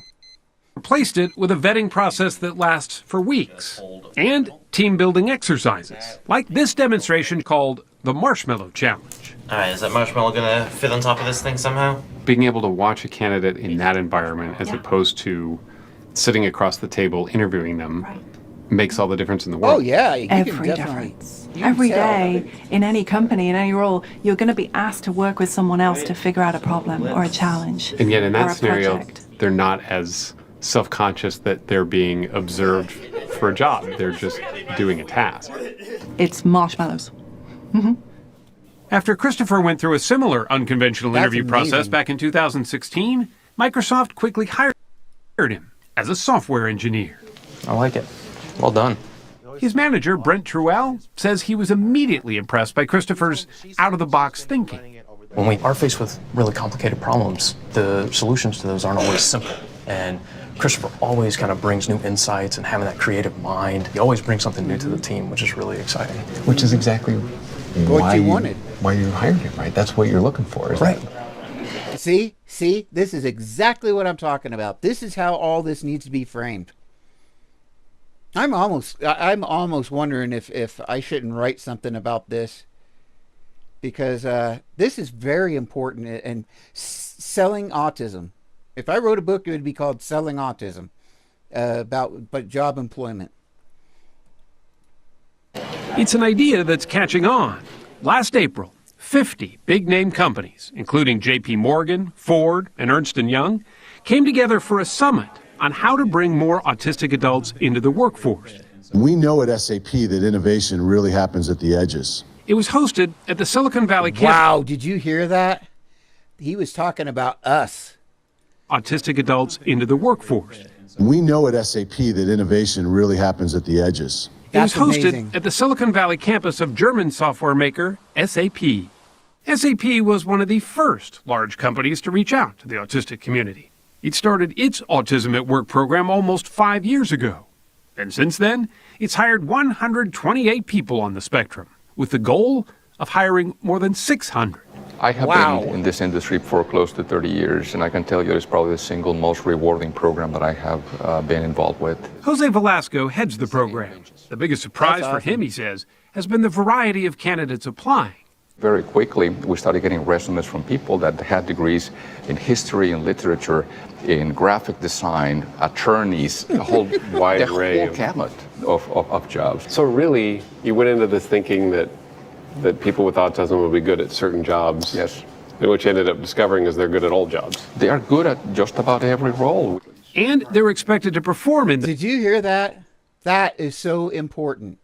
That is so very important. This is just essential. And this is a guy from a large German corporation. Jobs. So really, you went into this thinking that people with autism would be good at certain jobs. Yes. And what you ended up discovering is they're good at all jobs. They are good at just about every role. And we're good at what we love. We are good at what we love. And it can be computer coding. But we are definitely good at what we love, and that's why. It can be anything. And they're expected to perform in those roles, just like anyone else. And everybody speaks English. Mike Zabrowski, for example, was hired 3 years ago and works in cybersecurity in SAP's office outside Philadelphia. When we were visiting, Jose was helping Mike get ready for a long stint at the company world headquarters in Germany. If you would have told me 6 years ago that we would have an employee who was openly autistic in the company, going on a business trip to Germany for a month, I would have not believed you. I'm still looking through the documentation. Almost everyone has been a surprise, he says. He points to 26-year-old Gloria Mendoza. You should see some of the videos I had when I was a child. I was not very socially skilled with the other kids, not showing interest with other people, displaying some of the challenging behaviors that a child in the autism spectrum would have. When she was very young, I used to worry so much because I never thought she would overcome all what she has done. So it was like a very dark cloud. Her parents, Rosaria and Enrique Mendoza, helped get Gloria years of speech and occupational therapies, as well as access to top doctors. Gloria made huge strides in her childhood, but her parents were still concerned about how autism might affect her future. We worry about her adult life. I love the way they always frame it as, and they made huge strides. And it's as if, like, come on, really? Every kid that grows up makes huge strides from the time they're 4 to the time they're 14. There's a lot of growth and change, but that happens on neurotypical kids too. So this framing is they've made huge strides as I think it's a little ableist. I don't know. It strikes me that way. It just does. Well, first of all, I know they're trying to tell the story and everything, but I don't made know. it through high school. Then once she does that, can she make it through college? Can she be independent? She made it through both high school and college. In fact, she got 2 degrees from Gettysburg College in Pennsylvania. One in music. She has a beautiful singing voice. And another in computer science. And yet, a year after graduating and hundreds of resumes later, she still couldn't find a job until she applied to SAP. Probably the best part about working here is that I can use the skills which I have studied whilst being among people that understand who I am and how I'm different from everybody else. SAP put Gloria through 5 weeks of training, which included working on her social skills. Hey, George. Hi, Gloria. How's it going? She's now in something called Digital Business Services. Now, are there any more further questions or incidents you want me to add? Implicit ableism. Oh boy, I'm gonna have to look that one up. That's like big words to me. What's that mean? Deals. What is implicit ableism? I'm totally serious here. I've heard the word implicit, but I don't know exactly. Directly with customers. What's the one dream you really want to come true? Probably that I can be really up there at my department, earning a lot of money, and still keeping the friends that I have. I heard you like a lot. I'm actually still alive. That was so blunt.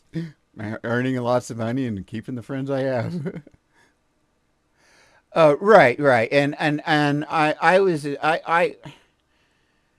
I think I may have some implicit ableism too. I hope not. I'm always very conscientious about it. I'll just put it that way.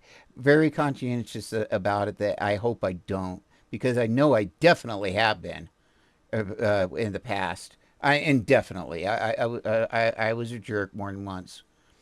I can't see a thing. Her new friends are mostly... Which is the real kicker too, because come to find out I'm artistic. co-workers in the autism program, and they try to get together regularly. This was game night. And that CBS is how you play Smash Brothers. I never really had that many. Now that I could do. If it was a bunch of autistic people, that I could go to a party like that. Oh, hell yeah, all day long, because I wouldn't worry about, anything. Any friends when I was younger, and having this wide variety of friends that understands me really makes all the difference for me. How so? Because I can express myself in ways that people won't look at me weird. And it turns out that a lot of people have common interests as I do.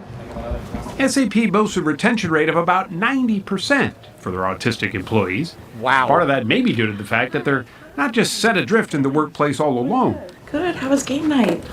Fun. Each participant in the program is assigned a mentor from within the company, sort of like an on-site guardian angel. So do you feel pretty comfortable and good to go? So far. Gabby Robertson-Cawley, who has a... They assign a mentor. Just what we were talking about. I think we're on to something, JV. I think we are. I think we're on to something. A cousin on the spectrum volunteered to work with Gloria. I think it's just the. I am so happy that I am so happy that I did this deep dive here because with pattern recognition. um, and that's why I actually started this, because I noticed I think it had a lot to do with April being Autism Awareness Month, but even this month I've seen tons and tons of stories coming up about the employment with autistic people, but I'm almost thinking I need to write a paper or something. Like, I don't want to do that, but I might have to at least make a video specifically on that. The rewards of getting to be friends with these colleagues who have autism. It's not something you get in your typical corporate day-to-day experience. Hey, Chris. Microsoft also and this is the thing. They need to stay mentors, not bosses. So in other words, they cannot be in your chain of command, period. And nor subject to your chain of command. Like, it can't be your you can't have the same boss or whatever, because then they could report, back to the boss, whatever. No, it would have to be somebody from a different department. That would be a stipulation I would want to just prevent any tribalism or anything like that, or being the boss, because you don't want a boss. You don't want a boss. You want a mentor. A mentor is a mentor. A boss is a boss, right? And I would hope they would make an extreme distinction there. As mentors. Ready to go get lunch? Yeah. Good. Melanie Carmesino, who works with Christopher, has a personal connection as well. She has a son who's autistic. What have you taken away from this whole experience personally? Hope. I think that this program gives hope to the autism community. It gives hope to parents like me. And it gives hope to people like my son that a company can and will look past their differences and see their gifts and let them contribute to society just like everybody else. Let them contribute to society. I love the way she put that. Let them contribute to society. In other words, they're capable. It's giving them those opportunities, and that's literally what she was saying with that. That is an awesome lady. This is my floor. Christopher is now independent, living on his own in a high-rise apartment, something he's always wanted. I don't want to ask how much you're making, but you're doing pretty good, it sounds like, yeah? Yes. Did you ever imagine you'd be making this much money? No, I never did. Honestly, I would have been perfectly happy with like half the money I'm making now. Don't say that. He bought a car and drives himself to work. And for the first time, he says, looks forward to arriving at a place where he's accepted for who he is. Kind of shuffle the deck. He knows there are still challenges ahead, but given a chance to prove his worth, says Christopher, has given him an optimism he never had.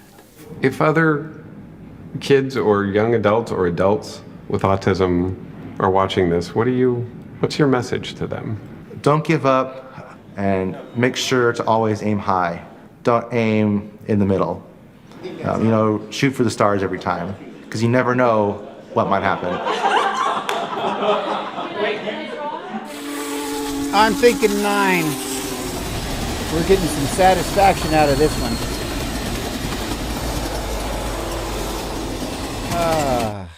It is so nice. I don't even like trains even. I just figured it was so stereotypical. I would just have to go with it. Okay, I'm gonna skip Ryan for a little bit because he gets a little wordy. Of autistic people are employed, which is a crazy number. Now, I'm not going to talk about every single reason why it might be hard for an autistic person to get a job and keep a job, but I will give you my experience. Hi, if you've never seen my face before, my name is Morgan. I'm autistic, and I like to talk a lot about autism on here because I think awareness is really important. So I am 22 years old and I just graduated college not even a year ago, and so I haven't had like a corporate office job before, and honestly I do not plan on joining the corporate world because it feels like such like a little club. Like you have to be a really specific type of person to get in, and I know that I am not that person because of my autism. But I have worked customer service jobs since I was like legally allowed to work, which I think was like 15. And just from my experience in like casual customer service roles, I know that the corporate world is so not for me. I always started out as the star employee at wherever I was working because I was told that you need to give 110%, and my little autistic brain took that very literally, and I would give 110%, meaning that I was giving more energy than I physically had to offer. I was always completing my tasks very quickly, doing extra things, helping other people with their tasks, asking for more tasks, just really going above and beyond, and I became like the favorite or star employee very quickly. Now, yeah, I've had experiences where I was literally the only one working, where I was literally doing the job of everybody else. And because I was autistic, I still got horrible evaluations and so forth, even though I was the one up working where my coworkers were literally sitting on their butts around a coffee table just shooting the bull while I was working. But they got really good evaluations because they were sitting there and BSing with the boss. So no, it's not fair, but I at least was satisfied in the fact that nobody was bothering me. I could just go do something and keep myself busy, which is all I cared about. But yeah, I've had that kind of situation go down many times, and it's because I wasn't sociable and I wasn't likable. So I just ended up working harder than everyone else because they were socializing, and I was busy working. And I would often get like a small little promotion, like I might get keys to open the shop, or I would become like a shift manager or something like that. Like I would excel very quickly because of how much effort I was putting in. I was also told that I was not allowed to stand around, and so I was running from thing to thing. And if I didn't have something that I was doing in that moment, I was scared that I was going to get in trouble because I couldn't stand around, and I would take on other people's responsibilities, and like it was crazy. I was working so hard, but obviously that amount of effort in a job is not sustainable. You're going to burn yourself out, and I would burn Not myself only out. that, I would go. not only that, you're likely to get fired. And the reason is because the lower management, when you're doing everybody else's job and you start doing the manager's job and so forth, and you start doing it better than they do, then they feel threatened and they will fire your ass in a heartbeat. They will just start making stuff up to get rid of you because you are overperforming. If you overperform at a job, that's just as likely to get you fired as underperforming. From star employee to moderate employee to unreliable employee in the span of like a year. And then I would hit total burnout to the point that I could not even show up for my shifts because of how mentally exhausted I was from the amount of effort that I was putting in, and also the fact that I was not getting any accommodations.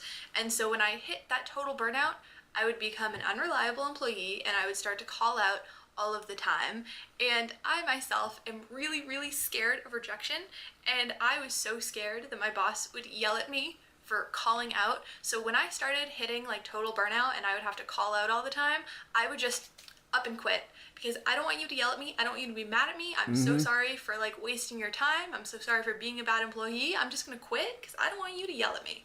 And I would just repeat this cycle over and over and over again in every new job that I had. And I think I've had like 8 to 10 jobs from the age of like 15 to now as like a 22-year-old. Another big issue that I had was that I was unable to navigate the social atmosphere of like working. and coworkers and bosses. I really struggle with communication in a lot of different ways, and this would cause a lot of issues and also drain my mental energy because I was trying to overcompensate for my struggles. My communication struggles showed up and caused issues in a lot of different ways. So the first one being that I needed very specific instructions. Nothing could be left for interpretation. If I was not super clear on what I needed to do, I would freeze up and be unable to proceed. Okay. I was always confused about that. What they're doing here is magic. I don't think you can put a price on somebody's smile. And then I care about her experience, but I want to actually get into job stuff. She's really just talking about how she's had a hard time, so I'm gonna skip ahead a little bit. Had laying around, so like they probably actually didn't know that far in advance. But yeah, I was not being accommodated when I asked for accommodations that I knew I needed. Like I wasn't asking for silly things to just, get extra perks. Like these were things that would have actively made my job easier and made me a better employee. And they were never taken seriously because autism accommodations aren't the norm. People aren't used to them. I think I need to make some videos about this and start writing about it or whatever, because I'm just seeing there's not a lot of solutions in these videos, and there's definitely not the selling autism attitude about I have assets. I want to mention the assets and mentors and things like that, things that can make a difference. I sure wish I knew how to make a mentor program. And the thing is this, I come up with these ideas, which are great, but the problem is right now, my mind, I'm not able to execute a lot of these things. I'm able to brainstorm and come up with great things, but actually getting them executed is a completely different story. And they seem strange to people that don't understand autism. Another struggle that I've come across about trying to get a job is the job interview process. There was actually a study done, and I don't remember what it's called. If I find it, I'll put it on the screen or I'll link it down below, where they studied if people could recognize autistic people just by interacting with them. And the study concluded that, yes, people could pick out autistic people or people that they thought were weird or strange out of a group of people very quickly. And so the interview process is probably discriminatory because the interviewer can yeah. That's why you have interviews and they just don't pick up the first person that shows up. It is it's a discretionary process, not discriminatory. It's discretionary. probably tell that either I'm autistic or that there is something else going on. And I learned that no matter how qualified you are for a job, the socialization and just chit chat of an interview is equally as important as your credentials. And no, more important. The chit chat is far more important than your actual skills.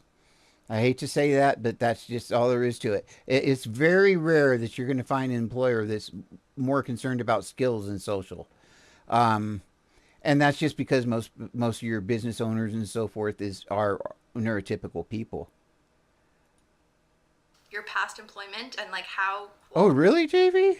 qualified you are for that job, which it doesn't make sense to my autistic. I might take you up on that. At least on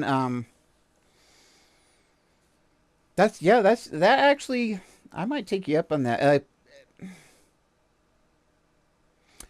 If you don't mind, could you go to my Discord, which is the Autistic page? If you do Discord, it's just called the Autistic page, and I'll say hello to you. Oh, that's cool. Awesome. I'm excited. This is interesting. I think very literally, and the rest of the world thinks in like a social kind of way, and oh, it doesn't make sense to me. So as a new college graduate who is autistic and also in burnout, I did not even try to join the corporate world or climb that corporate ladder, because I've been told from other autistic people who are very successful in a career that the only reason that they are successful in that career is because it is part of their special interest, like they are doing something that they love to do. Because that's another struggle that a lot of autistic and or ADHD people experience, where it is very hard for us to stay focused on a job or stay motivated in a job if it's not something that we love. Just like my father said, find something you like and find some idiot that'll pay you for it. Doing. This is actually diagnostic criteria for autistic people, where we get very hyper focused and we cannot. Tyler, who'd you email? I lost track of what we were talking about. Switch our focus, and so it is very difficult for me to punch in and punch out of a job and just, you know, like make my money and get through it when I'm not in love with it, because I can't switch my focus out of what I'm obsessed with. And so the special interests that I have, I knew would not do me good in the corporate world. They do not like correlate whatsoever. And so I was like, oh geez, I'm gonna have to find something that I am really obsessed with and in love with and find a way to make a career out of that. And that's how I fell into doing social media. I've always been more of like the creative thinker, and I'm good And you know, my thing, I never have actually found anything that would make me money or been able to. I just have a hard time following through with certain things. Probably ADHD, I don't know.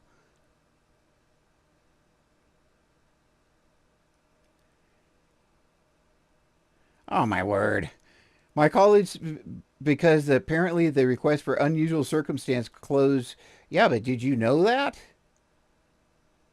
I mean, yeah, that's what I would do, is if definitely say, look, I wasn't aware of this or whatever, um, and see if you can, yeah, because if they can make a simple accommodation, they can make that at any time. They feel like it. Yeah, just yeah, let them know that. Let them know. hands. I would. And one day I started talking about autism on the internet and people liked it. And now this is my full-time job, which is so cool and so amazing. And also not. No. No. Oh, hell no.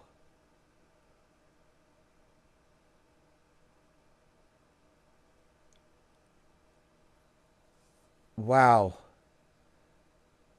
Uh, could it be finished? Uh, is it possible to finish at another college? Because it sounds like you're damn near done. But I know that would be a real pain in the ass. Right, right. Uh, how far away is it, or in person? Oh wow.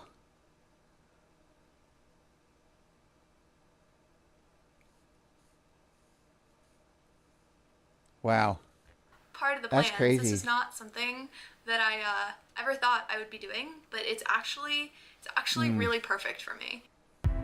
At the ASPCA, we give a voice to the voiceless. We fight for those who can't. Okay, let's not put it in that framing. I don't like that, Tyler. I'm gonna call you out on that. Your life won't be ruined. It will be yeah, it'll be a pain in the ass and really piss you off, and it definitely is gonna feel like your life is ruined, for sure. But yeah.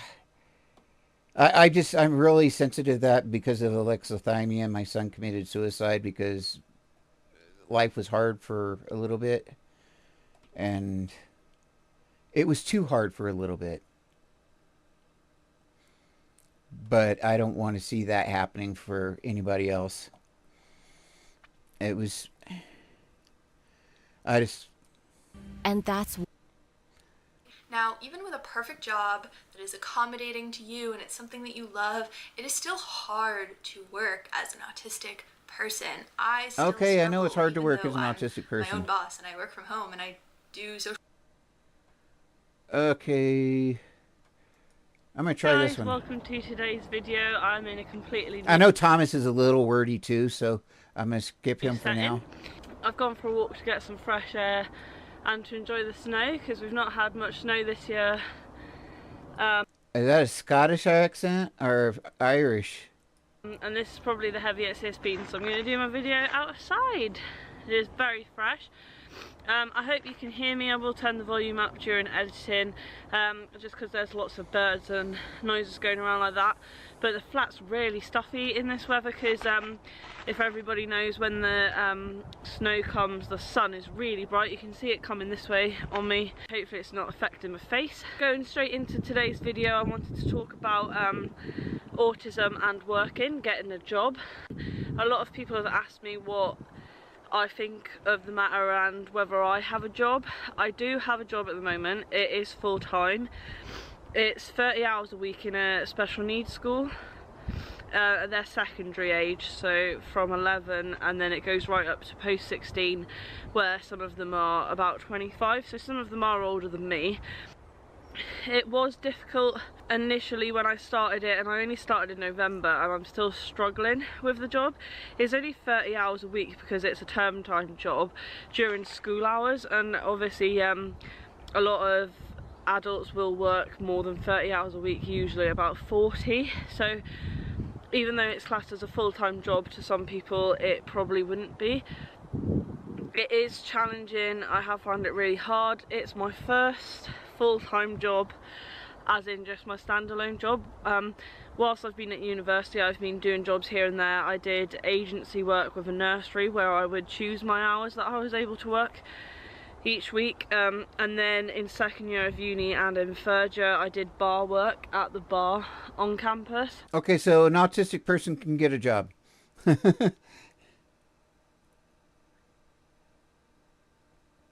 You know, I worked kind of like as a night stalker, and I wasn't stalking people. I was stalking a store. Oh, you got to be careful about that night stalkers things. You know, that's a bad rap to have as a night stalker.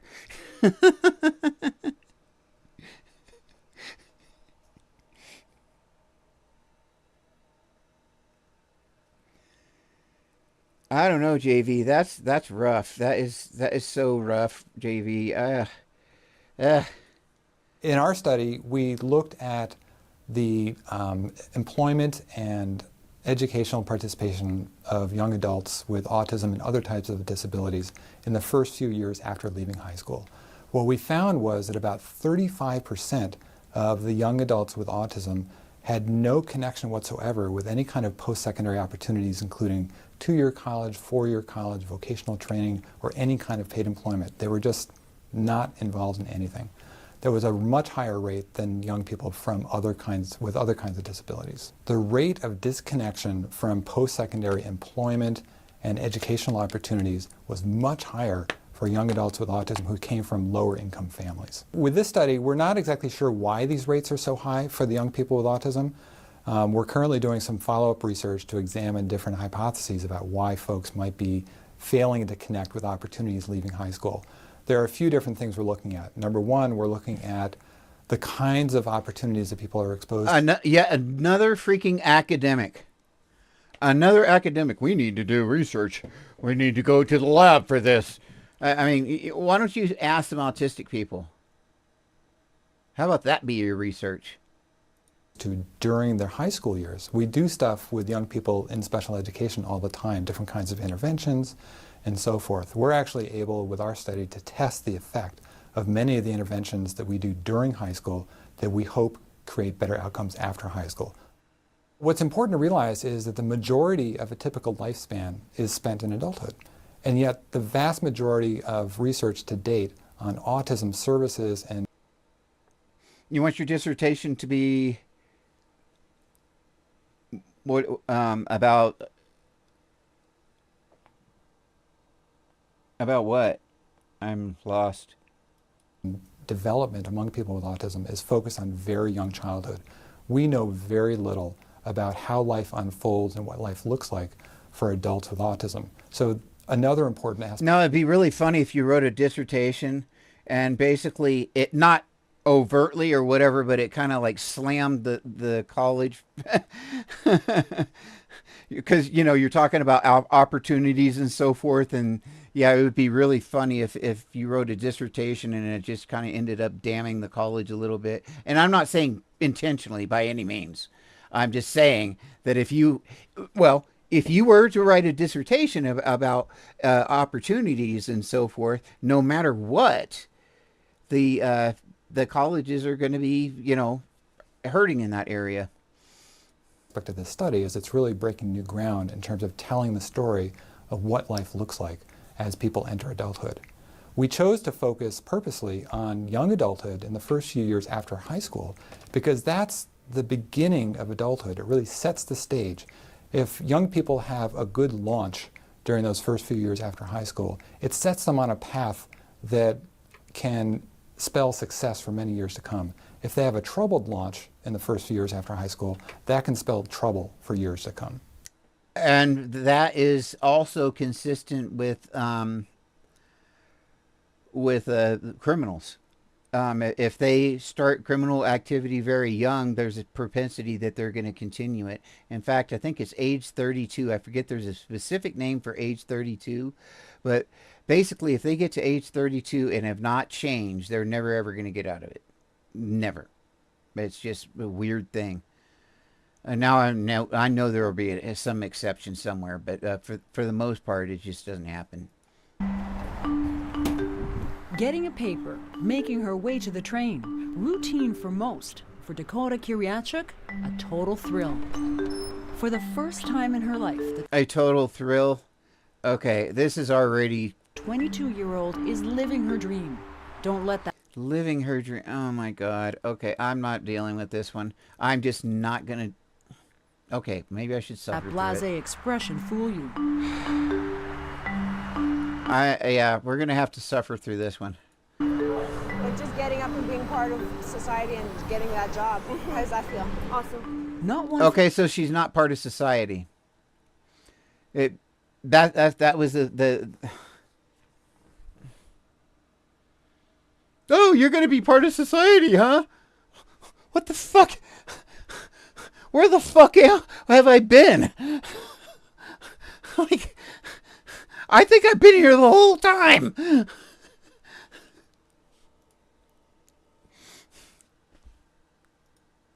And what she's talking about, what that ableism, that is that implicit ableism. Definitely. See, I know that big word now.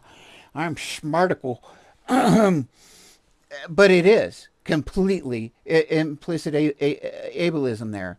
And I think the lady's trying to be nice, but everything she's said so far has been ableist or has been infantilizing.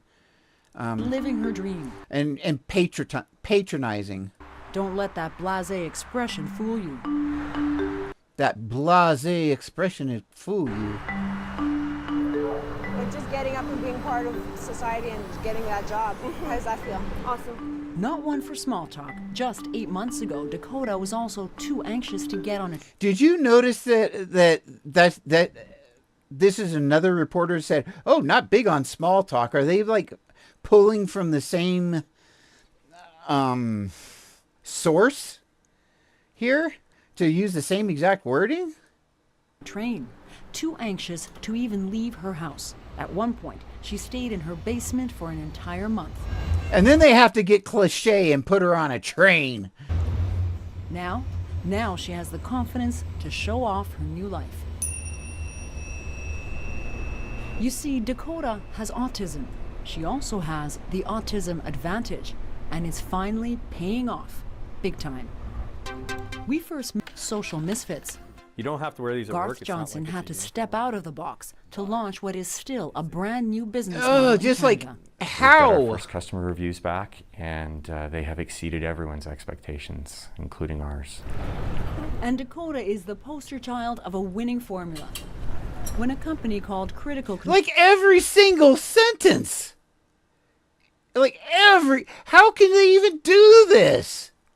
Did they do this on purpose? Like every single sentence. This is like right out of the TISM. You heard of the TISM? The news, World TISM News or something like that. That new website that just came out. That's a satire site. Holy hell! This almost looks like it's satire. Control was looking for data analysts. Meticulon pitched her and a package deal. Are you still taking breaks? A Meticulon job coach checks in on Dakota every couple of weeks. The idea is to support her and the company that is willing to take what to others would seem a leap of faith. Hi. How is everyone? Brandy Hunter hired Dakota. She's a boss turned believer, looking to hire more. It's not charity. It's an outstanding employee at the end of the day. Every manager needs to find Leap of faith, what yes. makes their employee tick and their strengths and capitalize on it. And people like Dakota, we've put her in a role that just capitalizes on her strengths. What happens if this is wrong? What do we do then? Reprocess or fix. Dakota certainly has the brains, but not the social brawn to sell herself. Garth sees it all the time, but for him, the proof is in the job performance. We put a person into a job. They were in that job for 2 weeks. They got promoted 2 weeks after. They're now writing manuals on how to do that job. So things are going exceptionally well. Dakota's success story is no less impressive. What's your favorite part of this job? Tracking down the errors I like. Looking through all that information and I like hunting out and making sure that it's done properly. She analyzes gas charts, a job typically filled by university grads. She has a grade 12 education, and she's thriving. So what are you doing when you're looking at these charts? I am making sure that the data that's been input on this side matches the chart. And that everything's copacetic and that everything's the same? Productivity. It could be mind-numbing, tedious work, but Dakota is perfectly happy doing it. That's because people with autism often have an extraordinary visual memory and focus, and the ability to do the same task over and over. I thought she could get a sentence and that could go like 2 sentences or something, and then there's people with autism. Like, come on. This is hilarious. Again, and get it right almost every time. well, if I get focused in the story's cool, it's just the way it's being told. then I kind of lose track of time. There are some days I forgot to take breaks. Can you say model employee? She is blowing us away. Around month 3, she was hitting productivity levels of the 4 to 6 month mark, so and accuracy levels that are consistently in the 99, 98 percentile. So something that we very, very rarely see. So from a productivity perspective, she's been unbelievable. Productivity. And the boss hasn't been able to. Morning, everyone. It has been coined return on disability, and it is Meticulon's mantra. The company is now on its 3rd round of recruits. Truth is, it isn't hard finding people who will knock it out of the park like Dakota. It's finding the companies willing to take them on. We need more jobs. We've had a lot of conversations with businesses who are like, this is a great concept and we love it, and you should talk to so-and-so. And we're like, no, we want to talk to you, and we want you to do this. Hi. You good? Getting a sandwich at work. It's the kind of routine that comes with a job that for Dakota never would have happened without Meticulon. But the thing is these reporters are a good reflection of society.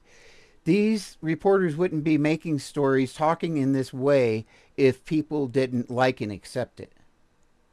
But people do like and accept the feel-good stories like this, and this is basically inspiration porn, is what it is. I think it does have a purpose, and I think that's great that it is showing that we do have opportunities. But I think this is probably a special interest inspiration porn story more than anything. Meticulon. The company has found jobs for 3 other people like her and is negotiating more. And for every single person, the stakes are so high. These are real people's lives that, you know, they invest with us, they come, we raise the hope for them of having a job. We go through the assessment, we give them our stamp of approval and we train them, and then they sit on the bench. And I think about those people every day. So it would be great if you could... On the bench for now, a Meticulon math whiz who also taught himself software programming. And does the scroll only work if the cursor is inside? Mackenzie Whitney has been interning at a local software company. He's eager to learn and so eager to fit in. What would it mean to you, Mackenzie, to have a full-time job? It would mean that I would feel more, more normal, I suppose. Why is that important to you?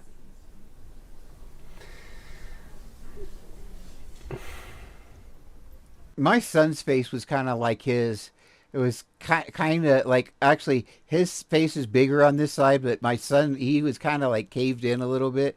Just slight variance. I don't know why there was, but he definitely was far from symmetrical. Emotionally, like when you believe that you're not normal and you're not socially accepted, I'm sorry. It's tough? It's just tough. It feels like you're doing something wrong. It's a heartbreaking theme and an all too familiar one. Meticulon gets more than 100 applicants for every assessment round. There are only 7 spots. And then there are the emails that started to pour in after our original story aired. Our son is 22 and has not had regular employment the last few years. Pleas from young adults and their parents. We know he's becoming very depressed and he cannot find employment, and we are desperate to find some way to guide him and support him in finding something within his comfort zone. Desperate. That would suck, being in his shoes right there, getting all these letters from these desperate people and, you know, only having so many positions, or, you know, oh man, that would break my heart every day. Desperate. No, and the tone of most of these emails is similar. Glad you learned something, Rebecca. Dakota is proof there is hope. Her company has bought in. It's already hiring more Meticulon consultants. It's not just us saying it anymore. Now our businesses that work, you know, now the customers that we have who employ our people are saying, this actually saves us money and is more productive. And it's that matters.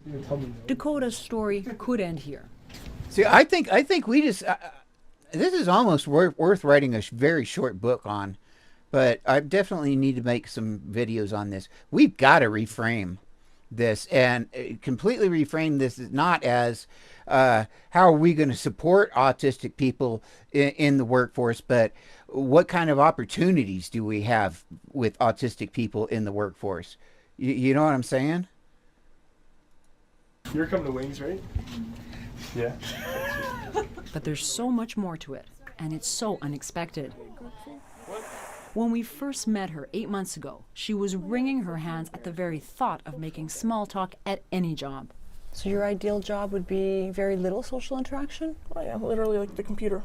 The last time we met, you're saying your ideal job is to come in, sit in front of a computer, and don't talk to anybody. What is that like now? Is that still your ideal job? I don't know. It's kind of like there's a world of possibilities. This is kind of like the big step that's shown me that I can do stuff. It's given me the opportunity to do stuff. So you're surprising yourself. Mm-hmm.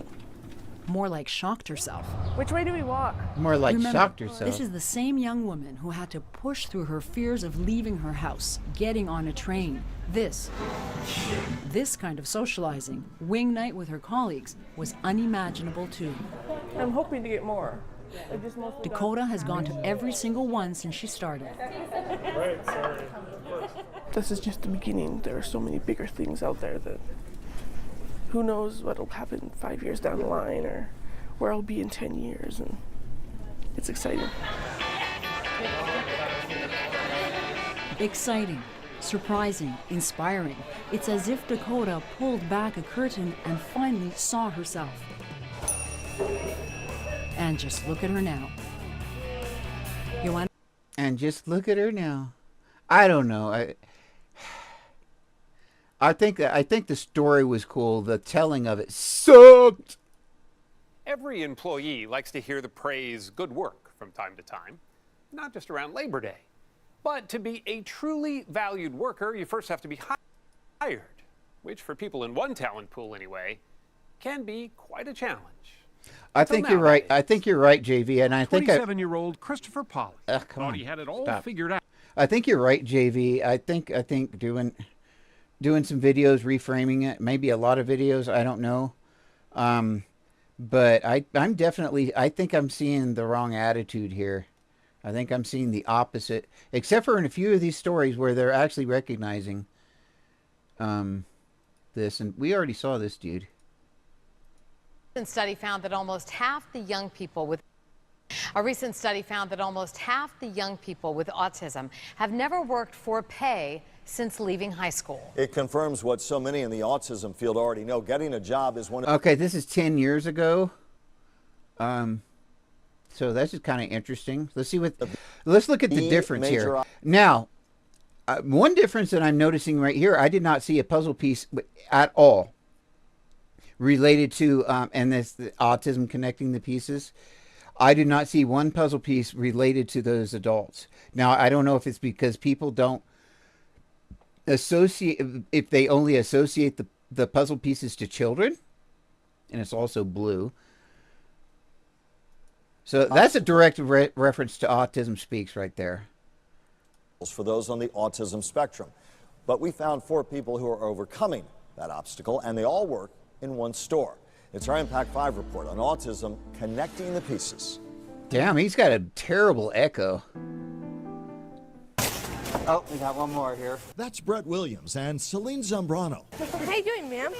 Do you want this in a bag or do you want me to leave it be? That's Isla Horrigan. Hi, how are you? Laborers, we're just smart enough to be laborers. And there's nothing wrong with doing this. I've done this. There is nothing wrong with working. Don't get me wrong. It's just the framing of it. And that is Patrick Archer. They all work at a Publix in Boca Raton, and they're all on the autism spectrum. I don't want to hurt the camera. There you go. The youngest is 14-year-old Isla, who's enjoying earning paychecks. I like it because it's teaching me how to finance my money, learning how to spend it, learning how to save it. The oldest is 42-year-old Patrick, who's been working at Publix for 17 years. It's good. I mean, I've been meeting a lot of people. I've been meeting a lot of people in this community, and everybody knows me around the community. Their jobs range from sweeping floors to carrying out groceries. A bag, and I get the cards, I put them inside. For teens and adults on the autism spectrum, obtaining a job can be difficult. It's sometimes hard convincing employers they can do the job. At Publix, they are provided with training and job coaching that is available to other employees. The feedback that we get are that these associates with special needs are so dedicated to their job. It provides them an outlet, it provides them a means of socialization, it gives them sort of parameters to sort of... Did you hear how she mentioned dedication? It's amazing. Like if I was to revisit this whole thing, I could just get so many clips of these employers talking about things like that. Like I mentioned earlier, being extremely faithful to one's job and being extremely concerned. That's one thing that's really pissed me off about working with neurotypicals. No matter where I worked, whatever the company was, I rode for the brand, so to speak. That's cowboy for I am loyal to those people that I'm with or I work for, and I did. I rode for the brand, so to speak. The thing is that is an asset, and neurotypical people. It seems like they could just take a job or leave it. I mean, there's some that are very dedicated. Don't get me wrong. But it's just a place to them rather than your lively. I don't know. They just don't seem to have the same dedication to their work or their employer that I've seen from autistic people. Understand things beyond school. These workers are on the higher functioning end of the autism spectrum. They benefit not only from a paycheck, but also from the opportunity to interact with others and improve their social skills. The advocates for those on the autism spectrum are hoping other employers will see the benefits they bring in getting the job done. Have a good day. Would you like some help? We have more about autism in our Impact 5 link on WPTV.com, and you can go to our blog section to get an idea of what it's like for parents with children. The one nugget out of that was the employer or the manager there talking about the loyalty and so forth that they have, and that one guy worked there for 15 years. Hey, heroic. Yeah, I think we are, and I do think that when we work for a company that we do tend to be, I think, more loyal. A staggering 80% of adults. I'll put it this way. I was autistic in the military. I could understand meltdowns or whatever in the military or whatever, but as far as being a deserter in a time of war, I would expect that an autistic person would be the least likely to desert to the enemy's side or just run away from the unit, because they're going to have so much loyalty to their unit that they're not going to leave, even if it does mean they die. And I truly believe that. I've seen it from autistic people. Yeah, exactly. We do tend to make. I think work can become a surrogate family for us, in a sense, and that's when I start getting really, really comfortable at work, and that's when I've gotten myself in trouble because I felt too comfortable, and the things I did or said were considered to be inappropriate, and sometimes they probably were inappropriate, at least to them. They wouldn't have been appropriate for neurotypical people. And that's one thing that's very, very interesting too, like the TMI, too much information. Okay, is that for too much information for a neurotypical person? Because you're not going to get into too much information from a autistic person very often. With autism are unemployed, and 7 years after graduating high school. And once again, it goes back to socialization is more important than the actual job that you're performing. I've seen that time and time and time and time again. A boss would say you're working at a Wendy's late night or whatever, that the head manager is going to love bullshit or whatever, recreating with one or two people, and as long as they're having a good time and things in general are getting done, they don't give a crap. But that's not an autistic view, and it's very, very different. So socialization still is more important than the actual job getting done, because you have the autistic workers that working their butts off while other people are coking and joking, as they put it. High school, I know, and you know what? I've made like 33 cents. I think I've made maybe even $2 so far on live streams.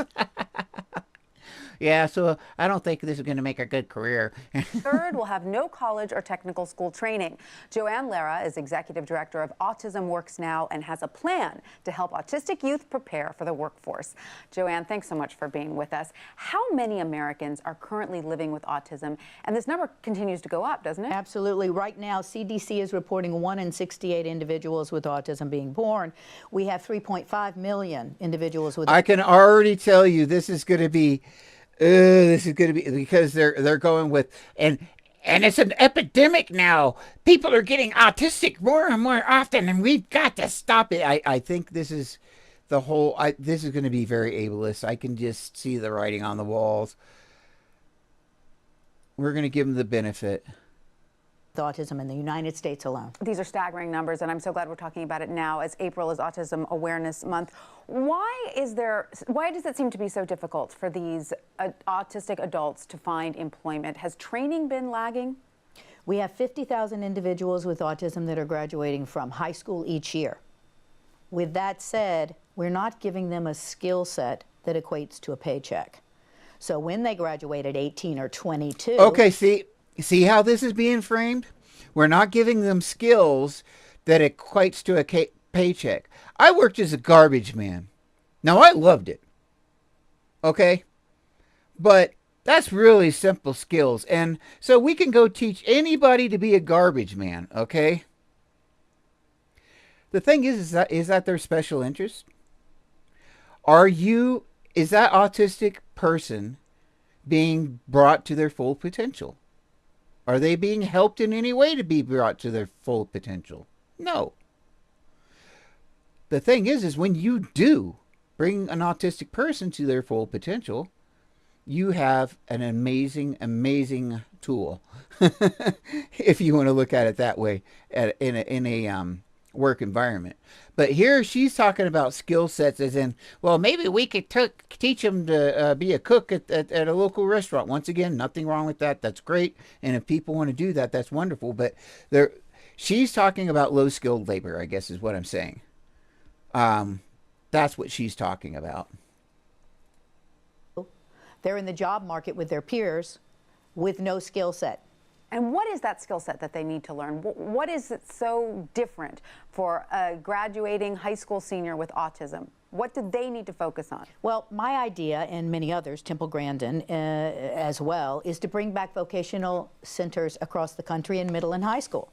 That way we can teach skill sets like horticulture, bakery, accounting, car detailing, computer graphics, medical data coda. All these are skill sets that we need in our economy. And what is that age group that's so important to target? I don't have a problem with that whatsoever. And I actually agree with Temple in a lot of things. A lot of people don't like Temple, but I live about an hour and a half away from Temple. I'm from the agricultural community, and I understand how she thinks. And how she thinks basically is, if you don't get your ass out there, your ass isn't going to be out there. So you need to go out there and get it, whatever it is. And she pretty much is a no-nonsense cowgirl. If you're not going to go out there, and I guarantee you, if you are not a go-getter and you don't want to go help yourself, she's not going to want to have a damn thing to do with you. Not whatsoever. But although, if you are a go-getter and you're trying, she'll be behind you 100% no matter what your skill level is. Guarantee you. That's what this culture is. 14 to 17-year-old age I think so. group? Absolutely. Absolutely. Start young. Start young. Now, is there also a training in social interaction that needs to happen? I mean, the workplace is a social place of interaction. Absolutely. Good question. That's what we're doing at Autism Works now in Los Angeles. We have a session once a week on Thursdays. It's a 2-hour session with our candidates. We're teaching that. She's from Autism Speaks. I called it. I totally called it. Very deficit skill set, which is JV, you saw it too. How to be in the workplace, how to look someone in the eye. Many of our individuals with autism have a hard time looking at someone in the eye. With autism. What's coffee, water cooler banter? Right. How to do that. And I'm not going to knock her. If this work thing is getting autistic people to work, and it is through Autism Speaks, then I applaud them. Don't get me wrong. But maybe Autism Speaks has one good thing that they're doing. I still think that it should be reframed more into mentoring and trying to find out what they want. She's talking about trades that are needed, not what's best for the autistic person. Okay? High school senior with autism. What do they need to focus on? Well, my idea and many adults to find employment. Yeah, here we go. My idea and many others, Temple Grandin as well, is to bring back vocational centers across the country in middle. Okay, so far so good, because if we have special interest, look at me, I'm being all autistic, looking off to the side. I'm not even looking at anything. If we have a special interest, then can that be fostered? Can that be helped? But what she's talking about, she's framing it in, this country needs laborers, therefore we can give them laborers. Watch. high school. That way we can teach skill sets like horticulture, bakery, accounting, car detailing, computer graphics, medical data coda. All these are skill sets that we need in our economy. And what is This is not focused on the autistic person. This is saying, I want laborers. We'll just make that kid a welder. We'll just make that kid a carpenter. We'll just make that kid a whatever. Right? What is that age group that's so important to target, that 14 to 17-year-old age I think so. group? Absolutely. Absolutely. Tell us a little bit more about the work that you do. You have been called a rock star with autistic therapy treatment. What is it that you do? What we do is we get in there, we make the individuals with autism feel, one, comfortable. Oh. In the learning environment. As soon as she said make, I was like, what? She's going to make them feel comfortable. Two, we're giving them a skill set that's tailored to them. So that if they're interested in numbers. Well, see, now, she says both things. The actual framing was, no, we need laborers, but now she's saying tailored to them. But what I think what she's saying is, it's not tailored to us. The training for, we're going to make this person into a baker. So therefore, we're going to tailor the training to that individual to make them a baker. Not they have a special interest as a baker. Therefore, we're going to tailor our help, our mentoring towards achieving that goal. So it looks really good at the outset. When you first hear this, it sounds good, tailored, but they're not tailoring for the autistic person. They're tailoring the training to make a vocational person. That's what it is, ADAs. And they're really good at the numbers game, then we're going to start steering them to research jobs that are in accounting, that are in Excel sheets, putting together Excel sheets, or maybe even medical data coding. Right. Something that has to do with numbers, but not all of our kids are numbers kids. So we want to, what if they love horticulture? Okay, now she's getting a little bit better, but... We want them to be able to work in a nursery, plant plants, sell plants. There's organizations now that are actually geared towards growing the plants, selling the plants, and it becomes an economy within the organization. Now for parents So if you're in Colorado, just send them to a marijuana farm. who have an autistic youngster who's maybe an autistic teenager, you have a book preparing They'll really like working there. 14 to 17-year-olds for pre-employment that's coming out soon, correct? Teaching. What'd you do today? I was planting plants. Or it'd be more like, I was planting plants. All pie-eyed and everything. Were you planting the plants, or are you sure it was planting? Is that a euphemism? Oh, I'm so stupid. Cast episode number 200. Oh boy, yes. Miss Ableist herself. Is this the same one that we watched the other day? I'm your host, Dr. Mary Barbera, and today I'm interviewing Ron Sanderson, who is an adult on the autism spectrum. We already saw her ableism yesterday. I'm not going to repeat that one. That was pretty miserable. Hey, cool. Autistic-matic. We got another one. It's a sobering statistic that over 80% of autistic adults are not in full-time employment. There are some in part-time jobs, some on gig economy contracts, a number doing voluntary work or self-employed. But according to published figures, the number of autistic adults in paid full-time jobs amounts to just 16%. Compare this to the general population, where the figure is 82%, or even to people with disabilities in general at 52%, and the scale of the problem facing people with autism becomes starkly apparent. I love the way this guy talks, the way he pauses. It may be that he's looking for the next sentence or whatever, but that pause gives me a nice little time to register what the heck he's saying, and he isn't really rushing.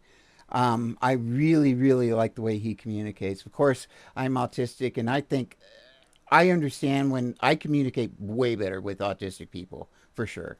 But even just listening. Considering that the needs of a significant number of autistic people are relatively easy to accommodate for, the question that has to be asked is, why? In the UK, the Equalities Act of 2010 is in place to prevent discrimination in the workplace, including in the recruitment process. The Americans with Disabilities Act of 1990 also provides similar protections in the US, and the 1992 Disability Discrimination Act is the Australian equivalent. Across the world, every United Nations country is signed up to the CRPD, the Convention on the Rights of Persons with Disabilities, as a starting point for member nations to build their local legislation.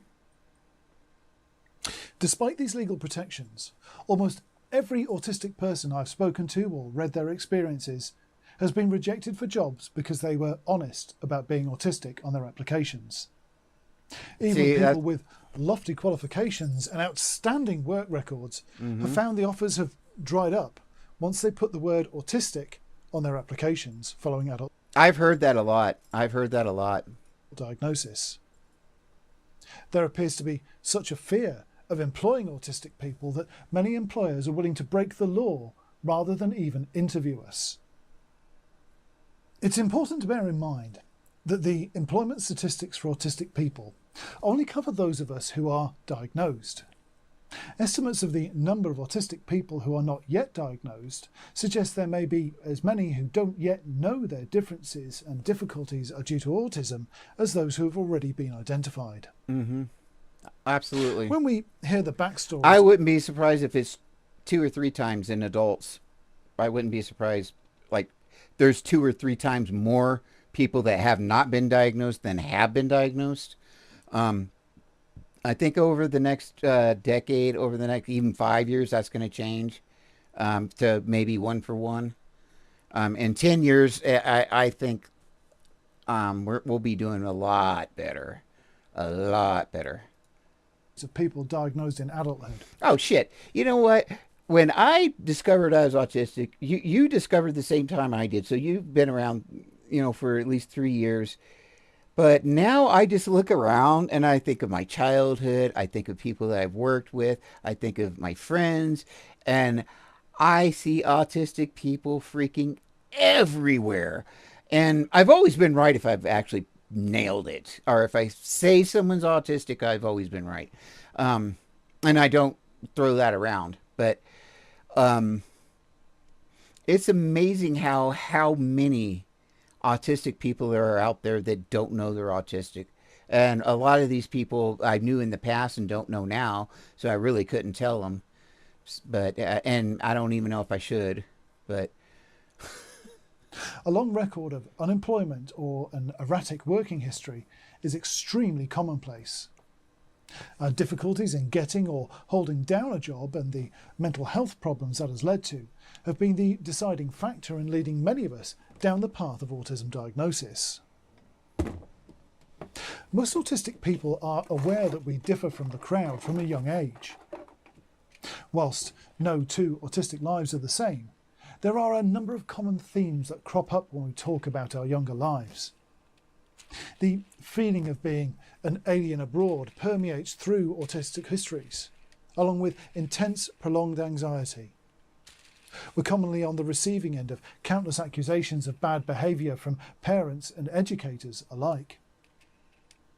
We're told we're lazy, antisocial and unfocused, or rude, uncommunicative and stubborn. These unkind descriptions only add to the feelings of being an outsider and make the task of being understood feel even more daunting. Diagnosis helps to put our differences in perspective. I'm going to stop him real quick. This is Autismatic is what this channel is. Autismatic. And this is, I think, one of the better channels.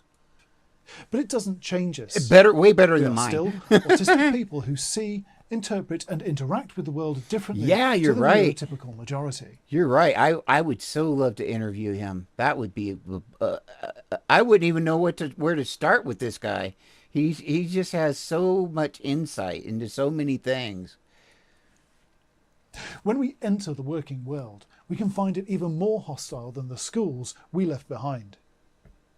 We are suddenly in competition with everyone around us for recognition, for promotion, and even just to stay in employment.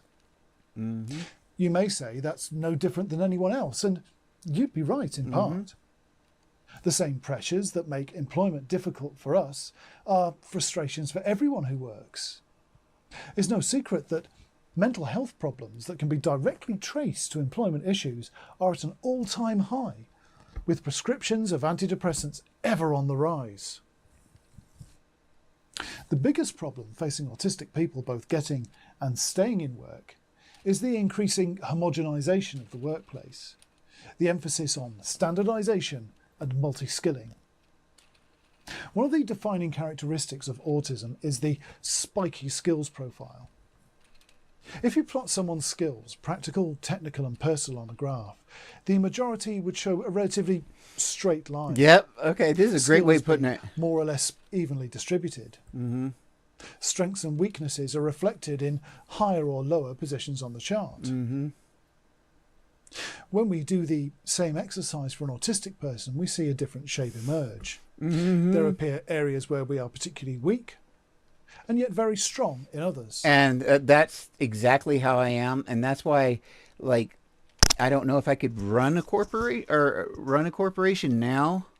I mean, I guess I could, but it would be so stressful and so hard, and I'm just, my mind's not what it was. Rather than a comparatively even line, we have deep dips where we are weak, but high peaks where we are strong. These form sharp angles on the graph, hence the term spiky.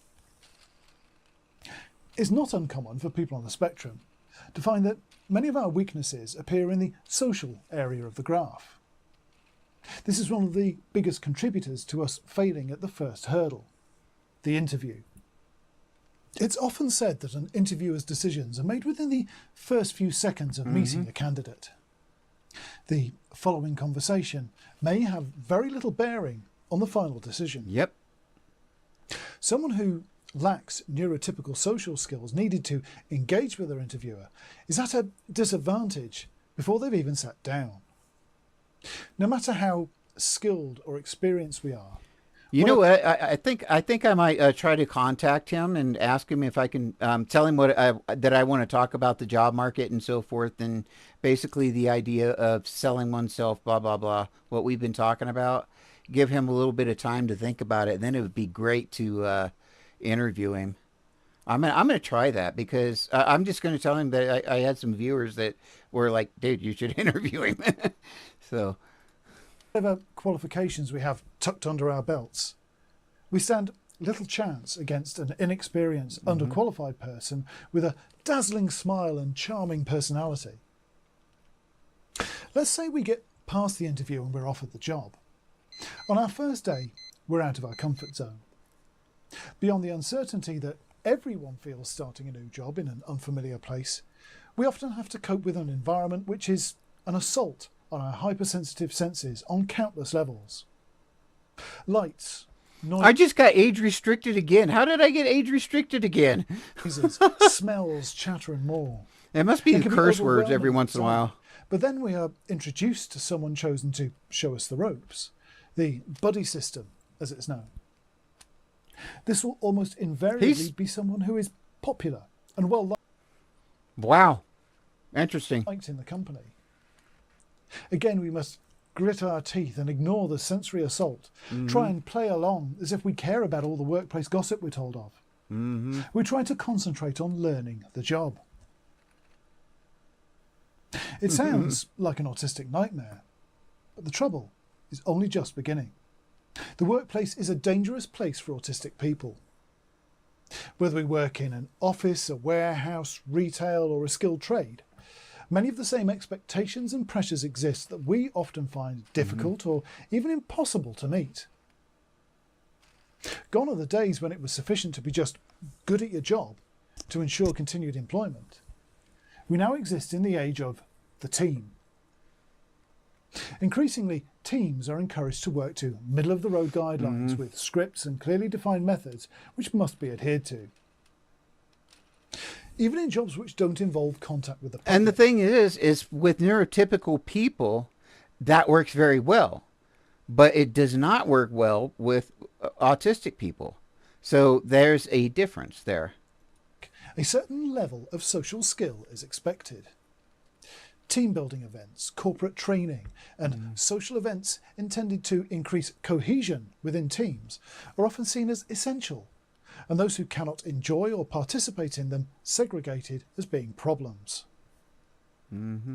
Autistics, with our spiky profiles, cannot thrive in these environments. When we don't want to participate in group activities, we're portrayed as antisocial or miserable. When we prefer to read the training notes or manual than gather in a room playing educational games, we're being... JV is, I think it, let's see, it's a very good concept. I wonder how efficient it could be with more than two as well. As far as like body doubles, is that what you're talking about? Or parallel, they also call it parallel play with kids.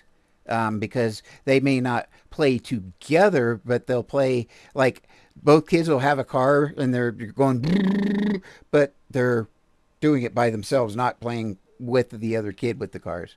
Yeah. But yeah, I think mentorship is, I think with the internet now, my father used to make lead soldiers, okay, and I've still got the dies and everything for them. The thing is if somebody wanted to get into that craft now, it would be awesome to have a mentor do that. You know, because they can teach you the tricks or whatever. And the thing is with the internet and video, you could find an expert or many experts on that all over the world. So I think mentors could mentor remotely, like a kid likes bicycles. I don't know, kids obsessed with bicycles. Like, it's ridiculous how much this dang kid likes bicycles. So, I mean, find him another bicycle nut to mentor him, and maybe even if they're mentoring them at 12 or 10 or whatever, that's going to go a long ways. And they might be design bikes, or they might become a bike champion, or they might sell them or whatever. But by having that mentor there with them. Oh yeah. And it is. And the thing is we're going to have AI take over almost everything that we do. And we're going to have a lot of time on our hands, in a sense. And what's going to become extremely important is actual socialization, even for neurodivergence, because we're going to be so disconnected, in a sense, by the internet. Post-COVID really changed the world, but AI and so forth. If AI can make an entire movie with no actors, then things like plays and melodramas and things like that, or actual musicians playing at a concert, is going to be way more valued in a time where AI is doing all that stuff for us, if that's making sense. So this networking and mentoring and this new type of socialization, I think, is essential. If I'm making any damn sense. Stubborn or acting superior. When we become exceedingly competent at certain aspects of our jobs, but fall behind in others, we get told to stop showing off and admonished for our weaknesses. Hey, Derbs. Try as we might, far too many of us fail to live up to these expectations. We communicate in a different way to the majority, so the tools designed to keep the workforce happy or in place don't work so well on us. We think independently of the crowd, and we can be punished for it. We're held in place by our inability to build social networks of useful contacts in an arena where who you know has as much or more power than what you know. That's very true. We live in an age of standardization. So what he was saying, who you know has more power, my dad, and this actually came from Henry Ford.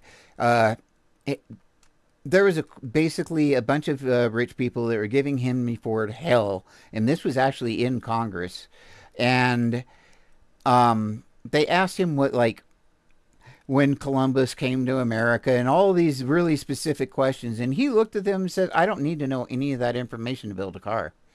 He said, I don't need to know how to build a car. I just need to have the experts that I need to get the job done.